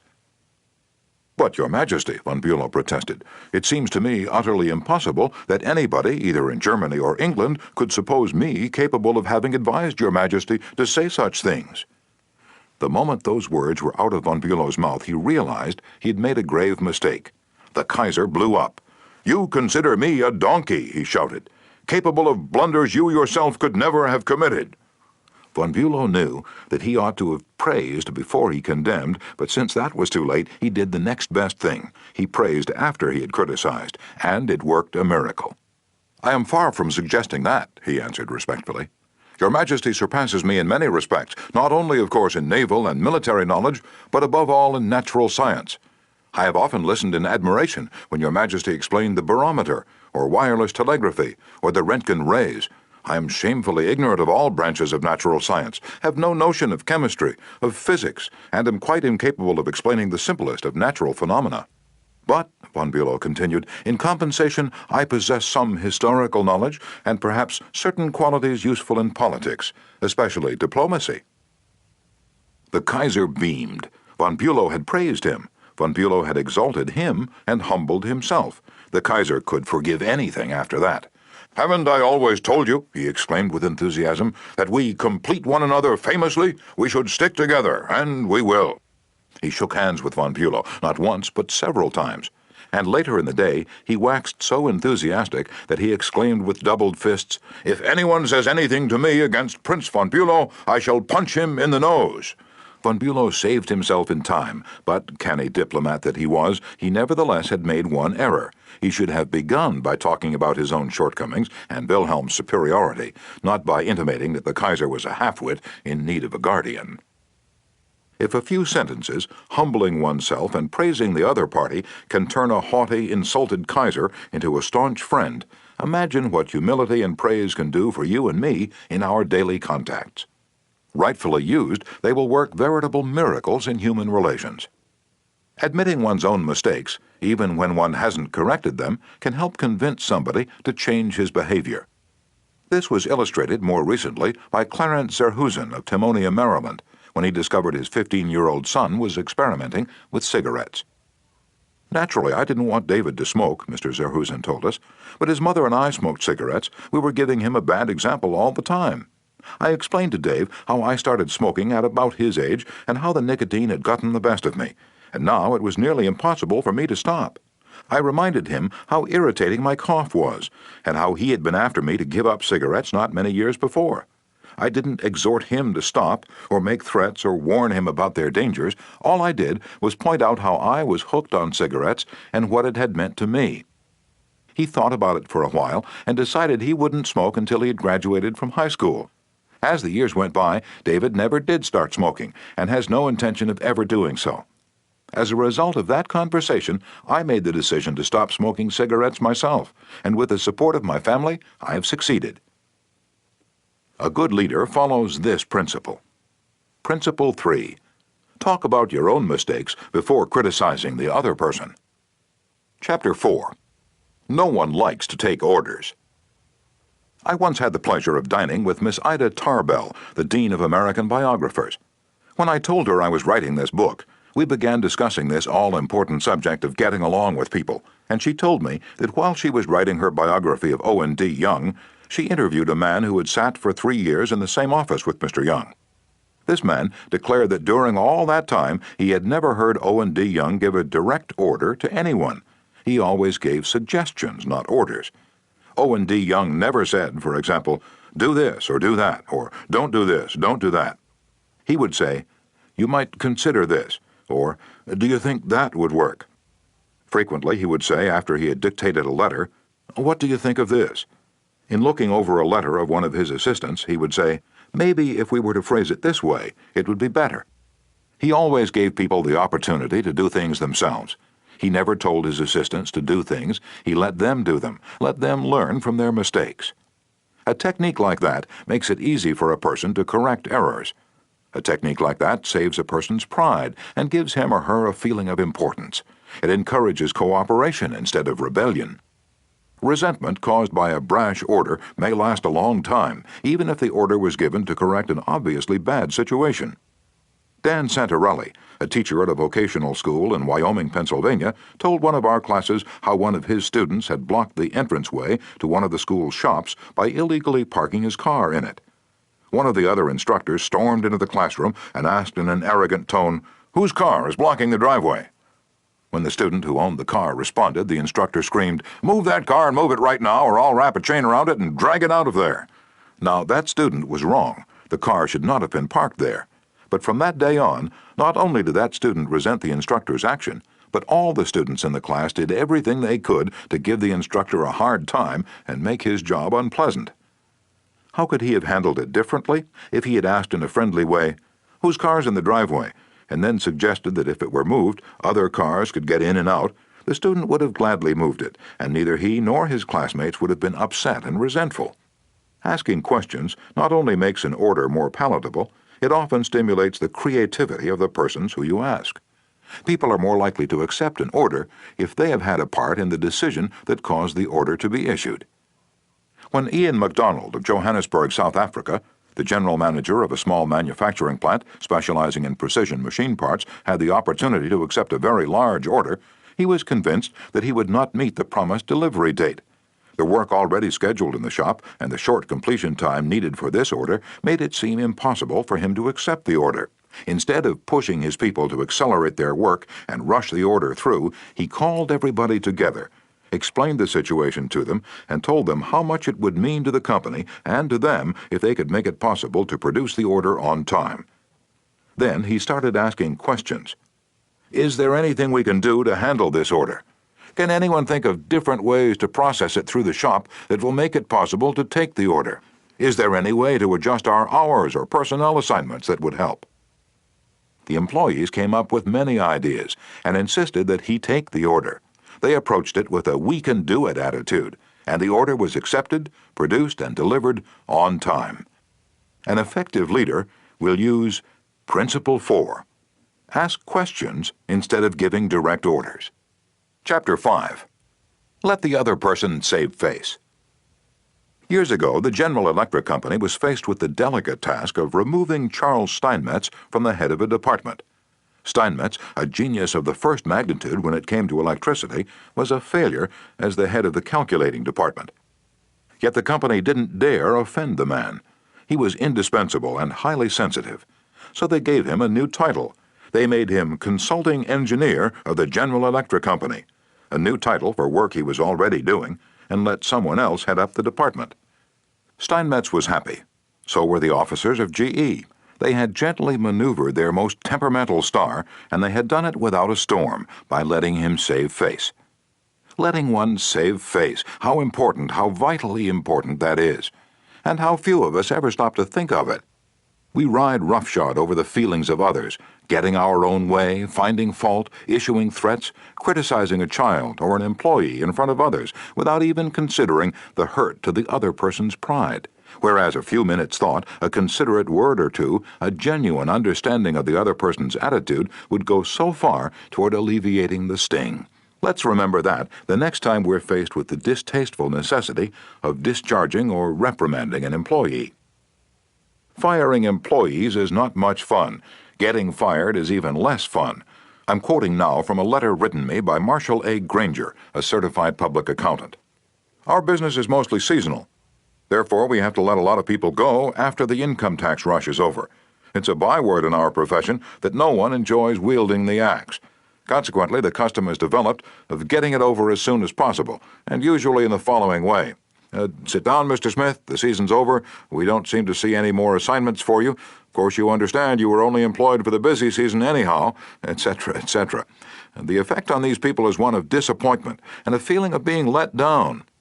Most of them are in the accounting field for life, and they retain no particular love for the firm that drops them so casually. I recently decided to let our seasonal personnel go with a little more tact and consideration, so I call each one in only after carefully thinking over his or her work during the winter. And I've said something like this: Mr. Smith, you've done a fine job, if he has. At that time, we sent you to Newark. You had a tough assignment. You were on the spot, but you came through with flying colors, and we want you to know the firm is proud of you. You've got the stuff. You're going a long way, wherever you're working. This firm believes in you and is rooting for you, and we don't want you to forget it. Effect? The people go away feeling a lot better about being fired. They don't feel let down. They know if we had work for them, we'd keep them on, and when we need them again, they come to us with a keen personal affection. At one session of our course, 2 class members discussed the negative effects of fault-finding versus the positive effects of letting the other person save face. Fred Clark of Harrisburg, Pennsylvania, told of an incident that occurred in his company. At one of our production meetings, a vice president was asking very pointed questions of one of our production supervisors regarding a production process. His tone of voice was aggressive and aimed at pointing out faulty performance on the part of the supervisor. Not wanting to be embarrassed in front of his peers, the supervisor was evasive in his responses. This caused the vice president to lose his temper, berate the supervisor, and accuse him of lying. Any working relationship that might have existed prior to this encounter was destroyed in a few brief moments. This supervisor, who was basically a good worker, was useless to our company from that time on. A few months later, he left our firm and went to work for a competitor, where I understand he's doing a fine job. Another class member, Anna Mazzone, related how a similar incident had occurred at her job, but what a difference in approach and results. Ms. Mazzone, a marketing specialist for a food packer, was given her first major assignment, the test marketing of a new product. She told the class, "When the results of the test came in, I was devastated. I'd made a serious error in my planning, and the entire test had to be done all over again. To make this worse, I had no time to discuss it with my boss before the meeting in which I was to make my report on the project. When I was called on to give the report, I was shaking with fright. I had all I could do to keep from breaking down, but I resolved I would not cry and have all those men make remarks about women not being able to handle a management job because they're too emotional. I made my report briefly and stated that due to an error, I would repeat the study before the next meeting. I sat down, expecting my boss to blow up. Instead, he thanked me for my work and remarked that it was not unusual for a person to make an error on a new project, and that he had confidence that the repeat survey would be accurate and meaningful to the company. He assured me, in front of all my colleagues, that he had faith in me and knew I had done my best, and that my lack of experience, not my lack of ability, was the reason for the failure. I left that meeting with my head up in the air and with the determination that I would never let that boss of mine down again." Even if we are right and the other person is definitely wrong, we only destroy ego by causing someone to lose face. The legendary French aviation pioneer and author Antoine de Saint-Exupéry wrote, "I have no right to say or do anything that diminishes a man in his own eyes. What matters is not what I think of him, but what he thinks of himself. Hurting a man in his dignity is a crime." A real leader will always follow Principle 5. Let the other person save face. Chapter 6. How to Spur People On to Success. Pete Barlow was an old friend of mine. He had a dog and pony act and spent his life traveling with circuses and vaudeville shows. I love to watch Pete train new dogs for his act. I noticed that the moment a dog showed the slightest improvement, Pete patted and praised him and gave him meat and made a great to-do about it. That's nothing new. Animal trainers have been using that same technique for centuries. Why, I wonder, don't we use the same common sense when trying to change people that we use when trying to change dogs? Why don't we use meat instead of a whip? Why don't we use praise instead of condemnation? Let us praise even the slightest improvement. That inspires the other person to keep on improving. In his book, I Ain't Much, Baby, But I'm All I Got, the psychologist Jess Lair comments, praise is like sunlight to the warm human spirit. We cannot flower and grow without it, and yet while most of us are only too ready to apply to others the cold wind of criticism, we are somehow reluctant to give our fellow the warm sunshine of praise. I can look back at my own life and see where a few words of praise have sharply changed my entire future. Can't you say the same thing about your life? History is replete with striking illustrations of the sheer witchery of praise. For example, many years ago, a boy of 10 was working in a factory in Naples. He longed to be a singer, but his first teacher discouraged him. "You can't sing," he said. "You haven't any voice at all. It sounds like the wind in the shutters." But his mother, a poor peasant woman, put her arms about him and praised him and told him she knew he could sing. She could already see an improvement, and she went barefoot in order to save money to pay for his music lessons. That peasant mother's praise and encouragement changed that boy's life. His name was Enrico Caruso, and he became the greatest and most famous opera singer of his age. In the early 19th century, a young man in London aspired to be a writer, but everything seemed to be against him. He had never been able to attend school more than 4 years. His father had been flung in jail because he couldn't pay his debts, and this young man often knew the pangs of hunger. Finally, he got a job pasting labels on bottles of blacking in a rat-infested warehouse, and he slept at night in a dismal attic room with 2 other boys, gutter snipes from the slums of London. He had so little confidence in his ability to write that he sneaked out and mailed his first manuscript in the dead of night so nobody would laugh at him. Story after story was refused.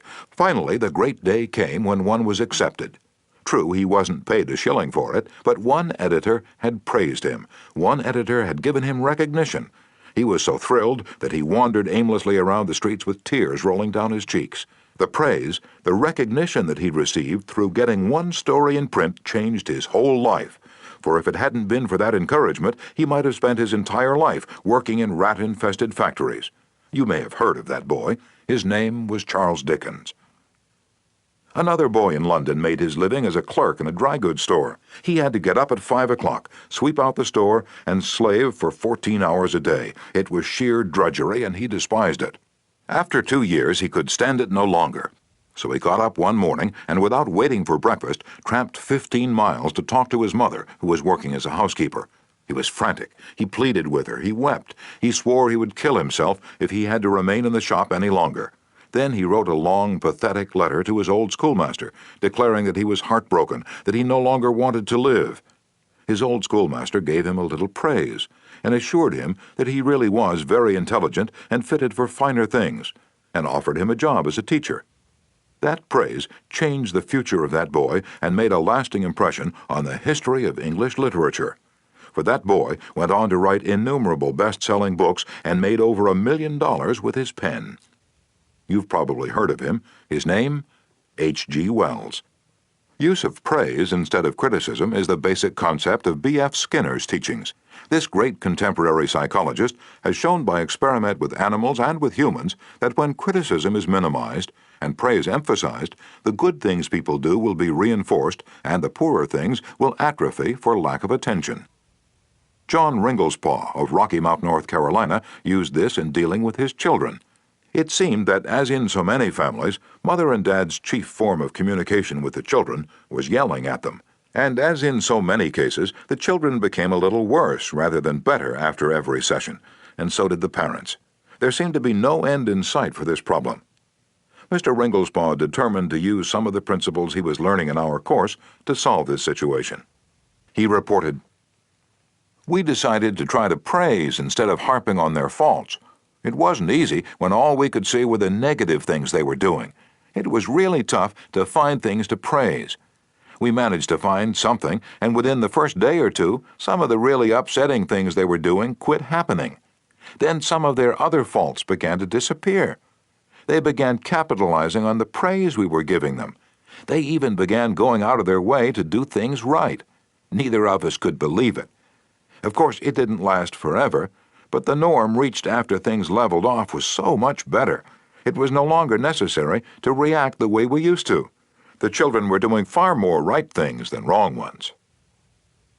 All of this was the result of praising the slightest improvement in the children rather than condemning everything they did wrong. This works on the job, too. Keith Roper of Woodland Hills, California, applied this principle to a situation in his company. Some material came to him in his print shop, which was of exceptionally high quality. The printer who had done this job was a new employee who had been having difficulty adjusting to the job. His supervisor was upset about what he considered a negative attitude and was seriously thinking of terminating his services. When Mr. Roper was informed of this situation, he personally went over to the print shop and had a talk with the young man. He told him how pleased he was with the work he'd just received and pointed out it was the best work he had seen produced in that shop for some time. He pointed out exactly why it was superior and how important the young man's contribution was to the company. Do you think this affected that young printer's attitude toward the company? Within days, there was a complete turnabout. He told several of his co-workers about the conversation and how someone in the company really appreciated good work, and from that day on, he was a loyal and dedicated worker.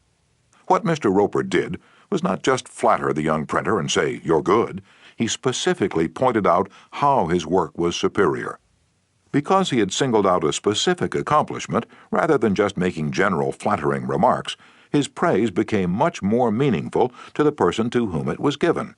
Everybody likes to be praised, but when praise is specific, it comes across as sincere, not something the other person may be saying just to make one feel good.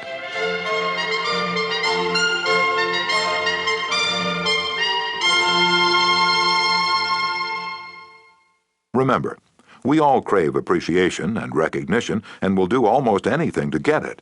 But nobody wants insincerity. Nobody wants flattery. Let me repeat. The principles taught in this book will work only when they come from the heart. I'm not advocating a bag of tricks. I'm talking about a new way of life. Talk about changing people. If you and I will inspire the people with whom we come in contact to a realization of the hidden treasures they possess, we can do far more than change people. We can literally transform them. Exaggeration? Then listen to these sage words from William James, one of the most distinguished psychologists and philosophers America has ever produced. Compared with what we ought to be, we are only half awake. We are making use of only a small part of our physical and mental resources. Stating the thing broadly, the human individual thus lives far within his limits. He possesses powers of various sorts which he habitually fails to use. Yes, you possess powers of various sorts which you habitually fail to use. And one of these powers you are probably not using to the fullest extent is your magic ability to praise people and inspire them with a realization of their latent possibilities. Abilities wither under criticism, they blossom under encouragement. To become a more effective leader of people, apply Principle 6. Praise the slightest improvement and praise every improvement. Be hearty in your approbation and lavish in your praise. Chapter 7. Give a dog a good name. What do you do when a person who's been a good worker begins to turn in shoddy work? You can fire him or her, but that really doesn't solve anything. You can berate the worker, but this usually causes resentment. Henry Henke, a service manager for a large truck dealership in Lowell, Indiana, had a mechanic whose work had become less than satisfactory. Instead of bawling him out or threatening him, Mr. Henke called him into his office and had a heart-to-heart talk with him. "Bill," he said, "you're a fine mechanic. You've been in this line of work for a good number of years. You've repaired many vehicles to the customer's satisfaction. In fact, we've had a number of compliments about the good work you've done. Yet of late the time you take to complete each job has been increasing, and your work has not been up to your own old standards. And because you've been such an outstanding mechanic in the past, I felt sure you'd want to know that I'm not happy with the situation. Perhaps jointly we could find some way to correct the problem." Bill responded that he hadn't realized he'd been falling down in his duties and assured his boss that the work he was getting was not out of his range of expertise and that he would try to improve in the future. Did he do it? You can be sure he did. He once again became a fast and thorough mechanic. With that reputation Mr. Henke had given him to live up to, how could he do anything else but turn out work comparable to that which he had done in the past? The average person, said Samuel Vauclain, then president of the Baldwin Locomotive Works, can be led readily if you have his or her respect, and if you show that you respect that person for some kind of ability. In short, if you want to improve a person in a certain respect, act as though that particular trait were already one of his or her outstanding characteristics. Shakespeare said, "Assume a virtue if you have it not." And it might be well to assume and state openly that other people have the virtue you want them to develop. Give them a fine reputation to live up to, and they will make prodigious efforts rather than see you disillusioned. Georgette Leblanc, in her book Souvenirs, My Life with Maeterlinck, describes the startling transformation of a humble Belgian Cinderella. "A servant girl from a neighboring hotel brought my meals," she wrote. She was called Marie the dishwasher because she had started her career as a scullery assistant. She was a kind of monster, cross-eyed, bandy-legged, poor in flesh and spirit. One day, while she was holding my plate of macaroni in her red hand, I said to her point-blank, "Marie, you do not know what treasures are within you." Accustomed to holding back her emotion, Marie waited a few moments, not daring to risk the slightest gesture for fear of a catastrophe. Then she put the dish on the table, sighed, and said ingenuously, "Madame, I would never have believed it." She did not doubt, she did not ask a question, she simply went back to the kitchen and repeated what I had said. And such is the force of faith that no one made fun of her. From that day on, she was even given a certain consideration. But the most curious change of all occurred in the humble Marie herself. Believing she was the tabernacle of unseen marvels, she began taking care of her face and body so carefully that her starved youth seemed to bloom and modestly hide her plainness. 2 months later, she announced her coming marriage with the nephew of the chef. "I'm going to be a lady," she said, and thanked me. A small phrase had changed her entire life. Georgette Leblanc had given Marie the dishwasher a reputation to live up to, and that reputation had transformed her. Bill Parker, a sales representative for a food company in Daytona Beach, Florida, was very excited about the new line of products his company was introducing, and was upset when the manager of a large independent food market turned down the opportunity to carry it in his store. Bill brooded all day over this rejection and decided to return to the store before he went home that evening and try again.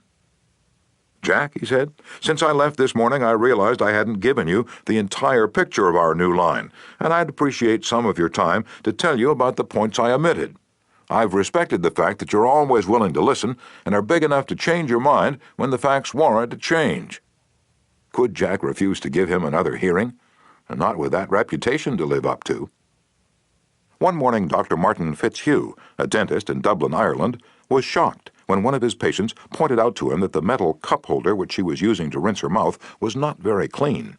True, the patient drank from the paper cup, not the holder, but it certainly was not professional to use tarnished equipment. When the patient left, Dr. Fitzhugh retreated to his private office to write a note to Bridget, the charwoman, who came twice a week to clean his office. He wrote, "My dear Bridget, I see you so seldom, I thought I'd take the time to thank you for the fine job of cleaning you've been doing.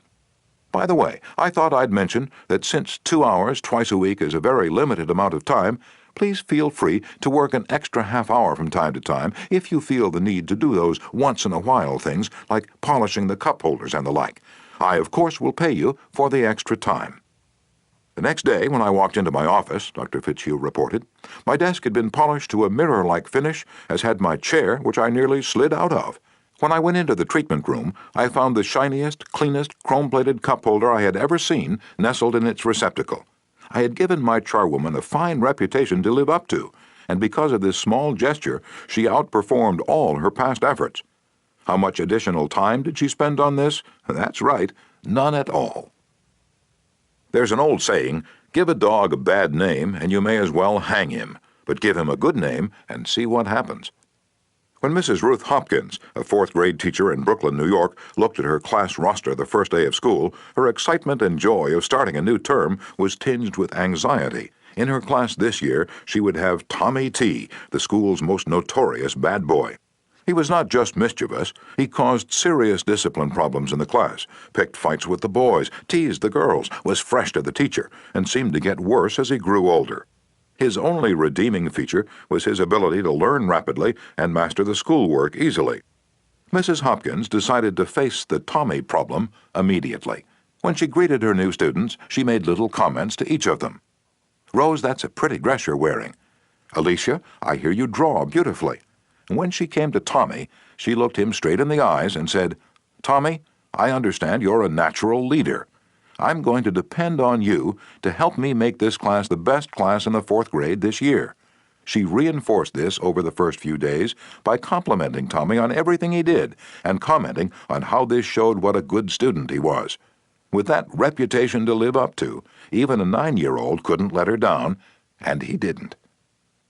If you want to excel in that difficult leadership role of changing the attitude or behavior of others, use Principle 7. Give the other person a fine reputation to live up to. Chapter 8. Make the fault seem easy to correct. A bachelor friend of mine, about 40 years old, became engaged, and his fiancée persuaded him to take some belated dancing lessons. "The Lord knows I needed dancing lessons," he confessed as he told me the story, "for I danced just as I did when I first started 20 years ago. The first teacher I engaged probably told me the truth. She said I was all wrong. I would just have to forget everything and begin all over again.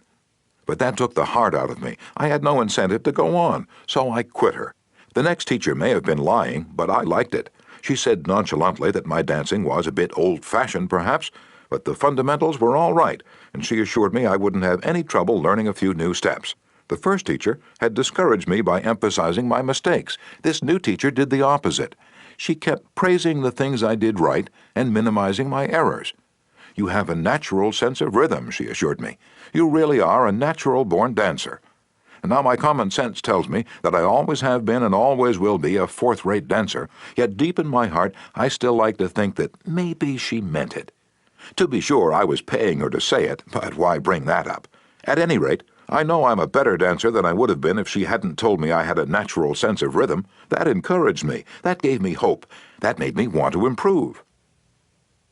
Tell your child, your spouse, or your employee that he or she is stupid or dumb at a certain thing, has no gift for it, and is doing it all wrong, and you have destroyed almost every incentive to try to improve. But use the opposite technique. Be liberal with your encouragement. Make the thing seem easy to do. Let the other person know that you have faith in his ability to do it, that he has an undeveloped flair for it, and he will practice until the dawn comes in the window in order to excel. Lowell Thomas, a superb artist in human relations, used this technique. He gave you confidence, inspired you with courage and faith. For example, I spent a weekend with Mr. and Mrs. Thomas, and on Saturday night I was asked to sit in on a friendly bridge game before a roaring fire. Bridge? Oh, no, not me. I knew nothing about it. The game had always been a black mystery to me. No, impossible. "Why, Dale, it's no trick at all," Lowell replied. "There's nothing to bridge except memory and judgment. You've written articles on memory. Bridge will be a cinch for you. It's right up your alley." And presto, almost before I realized what I was doing, I found myself for the first time at a bridge table, all because I was told I had a natural flair for it, and the game was made to seem easy. Speaking of bridge reminds me of Eli Culbertson, whose books on bridge have been translated into a dozen languages and have sold more than 1 million copies. Yet he told me he never would have made a profession out of the game if a certain young woman hadn't assured him that he had a flair for it. When he came to America in 1922, he tried to get a job teaching in philosophy and sociology, but he couldn't. Then he tried selling coal, and he failed at that. Then he tried selling coffee, and he failed at that too. He had played some bridge, but it had never occurred to him in those days that someday he would teach it. He was not only a poor card player, but he was also very stubborn. He asked so many questions and held so many post-mortem examinations that no one wanted to play with him. Then he met a pretty bridge teacher, Josephine Dillon, fell in love and married her. She noticed how carefully he analyzed his cards and persuaded him that he was a potential genius at the card table. It was that encouragement and that alone, Culbertson told me, that caused him to make a profession of bridge. Clarence M. Jones, one of the instructors of our course in Cincinnati, Ohio, told how encouragement and making faults seem easy to correct completely changed the life of his son. In 1970, my son David, who was then 15 years old, came to live with me in Cincinnati. He had led a rough life. In 1958, his head was cut open in a car accident, leaving a very bad scar on his forehead. In 1960, his mother and I were divorced, and he moved to Dallas, Texas with his mother. Until he was 15, he'd spent most of his school years in special classes for slow learners in the Dallas school system. Possibly because of the scar, school administrators decided that he was brain injured and could not function at a normal level. He was 2 years behind his age group, so he was only in the 7th grade. Yet he did not know his multiplication tables, added on his fingers, and could barely read. There was one positive point. He loved to work on radio and TV sets. He wanted to become a TV technician. I encouraged this and pointed out that he needed math to qualify for the training. I decided to help him become proficient in this subject. We obtained 4 sets of flashcards: multiplication, division, addition, and subtraction. As we went through the cards, we put the correct answers in a discard stack. When David missed one, I gave him the correct answer and then put the card in the repeat stack until there were no cards left. I made a big deal out of each card he got right, particularly if he had missed it previously. Each night, we would go through the repeat stack until there were no cards left. Each night, we timed the exercise with a stopwatch. I promised him that when he could get all the cards correct in 8 minutes with no incorrect answers, we would quit doing it every night. This seemed an impossible goal to David. The first night it took 52 minutes. The second night, 48, then 45, 44, 41, then under 40 minutes. We celebrated each reduction. I'd call in my wife and we would both hug him and we'd dance a jig. At the end of the month, he was doing all the cards perfectly in less than 8 minutes. When he made a small improvement, he would ask to do it again. He had made the fantastic discovery that learning was easy and fun. Naturally, his grades in algebra took a jump. It is amazing how much easier algebra is when you can multiply. He astonished himself by bringing home a B in math. That had never happened before. Other changes came with almost unbelievable rapidity. His reading improved rapidly, and he began to use his natural talents in drawing. Later in the school year, his science teacher assigned him to develop an exhibit. He chose to develop a highly complex series of models to demonstrate the effect of levers. It required skill not only in drawing and model making, but in applied mathematics. The exhibit took first prize in his school science fair and was entered in the city competition and won third prize for the entire city of Cincinnati. That did it. Here was a kid who had flunked 2 grades, who had been told he was brain damaged, who'd been called Frankenstein by his classmates, and told his brains must have leaked out of the cut on his head. Suddenly he discovered he could really learn and accomplish things. The result? From the last quarter of the 8th grade all the way through high school, he never failed to make the honor roll. In high school, he was elected to the National Honor Society. Once he found learning was easy, his whole life changed. If you want to help others to improve, remember Principle 8. Use encouragement. Make the fault seem easy to correct. Chapter 9. Making people glad to do what you want. Back in 1915, America was aghast. For more than a year, the nations of Europe had been slaughtering one another on a scale never before dreamed of in all the bloody annals of mankind. Could peace be brought about? No one knew.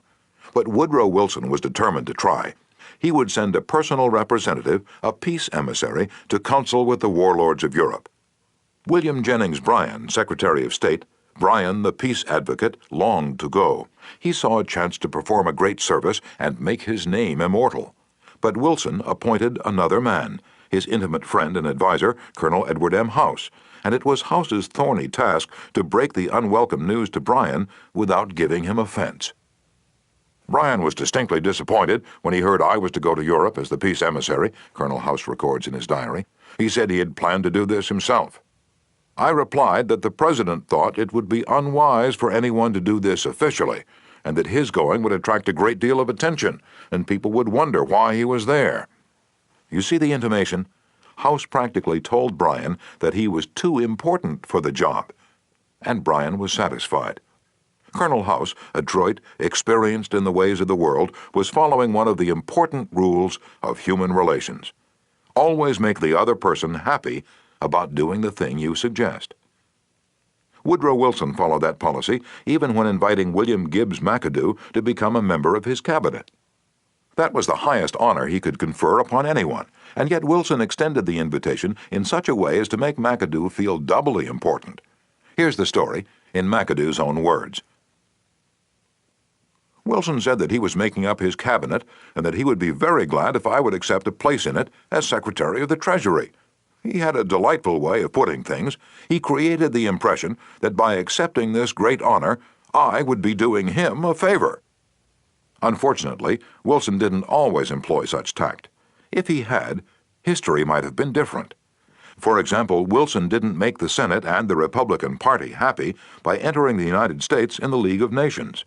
Wilson refused to take such prominent Republican leaders as Elihu Root or Charles Evans Hughes or Henry Cabot Lodge to the peace conference with him. Instead, he took along unknown men from his own party.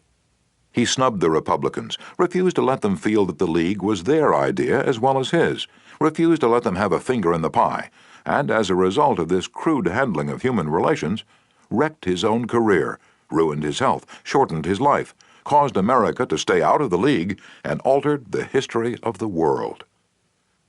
Statesmen and diplomats aren't the only ones who use this make a person happy to do the things you want them to do approach. Dale O. Ferrier of Fort Wayne, Indiana, told how he encouraged one of his young children to willingly do the chore he was assigned.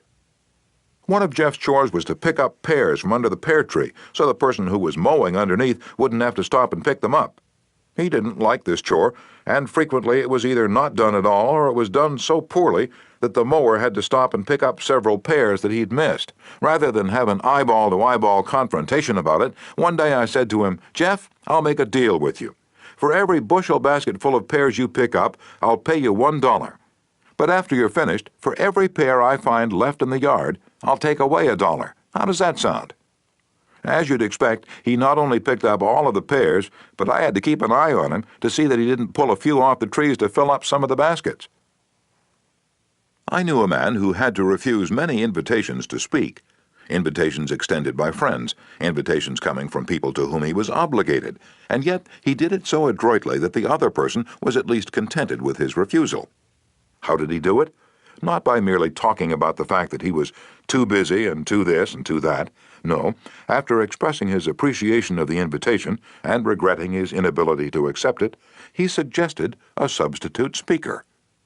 In other words, he didn't give the other person any time to feel unhappy about the refusal. He immediately changed the other person's thoughts to some other speaker who could accept the invitation. Gunther Schmidt, who took our course in West Germany, told of an employee in the food store he managed who was negligent about putting the proper price tags on the shelves where the items were displayed. This caused confusion and customer complaints.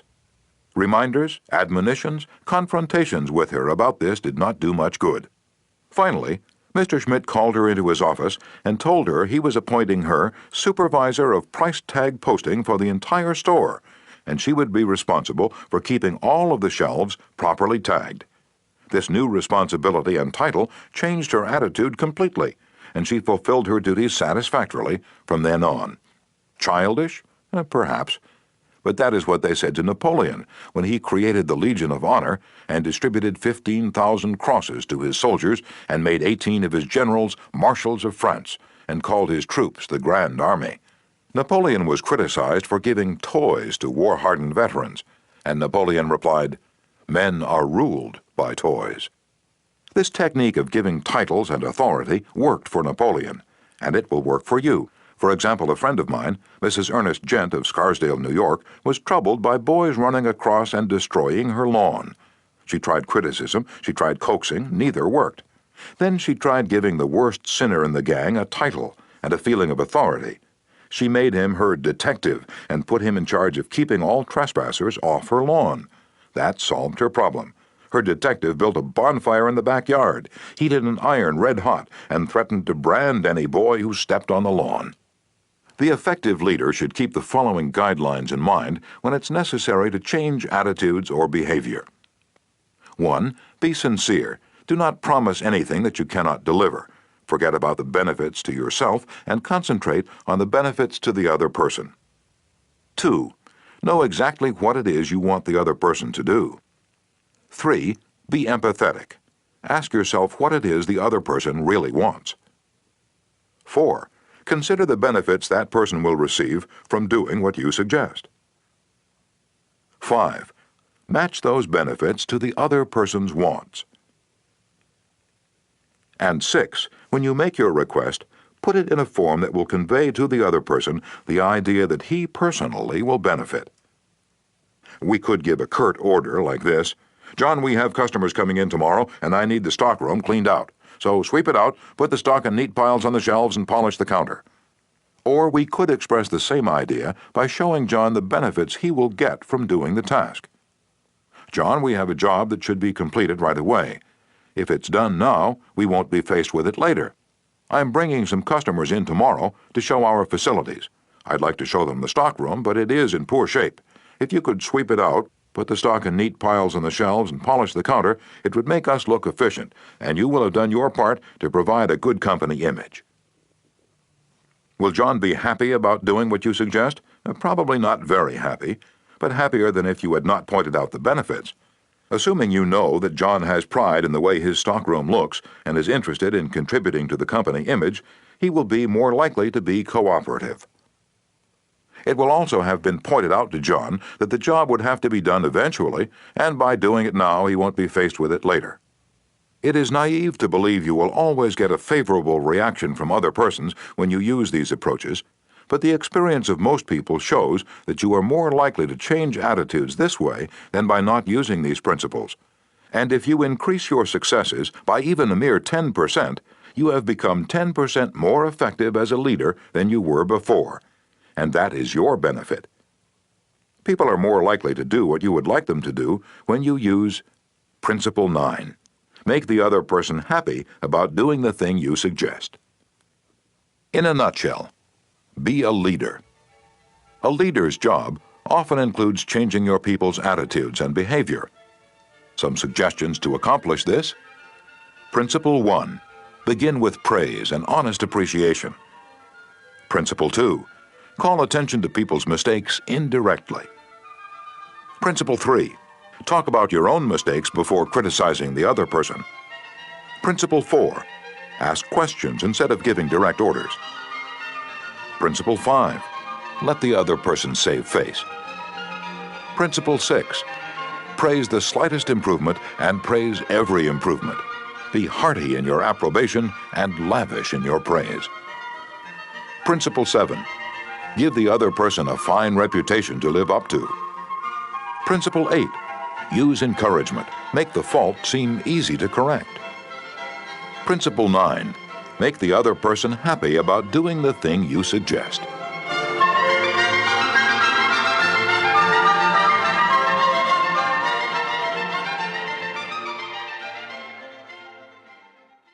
This has been a presentation of Simon & Schuster Audio.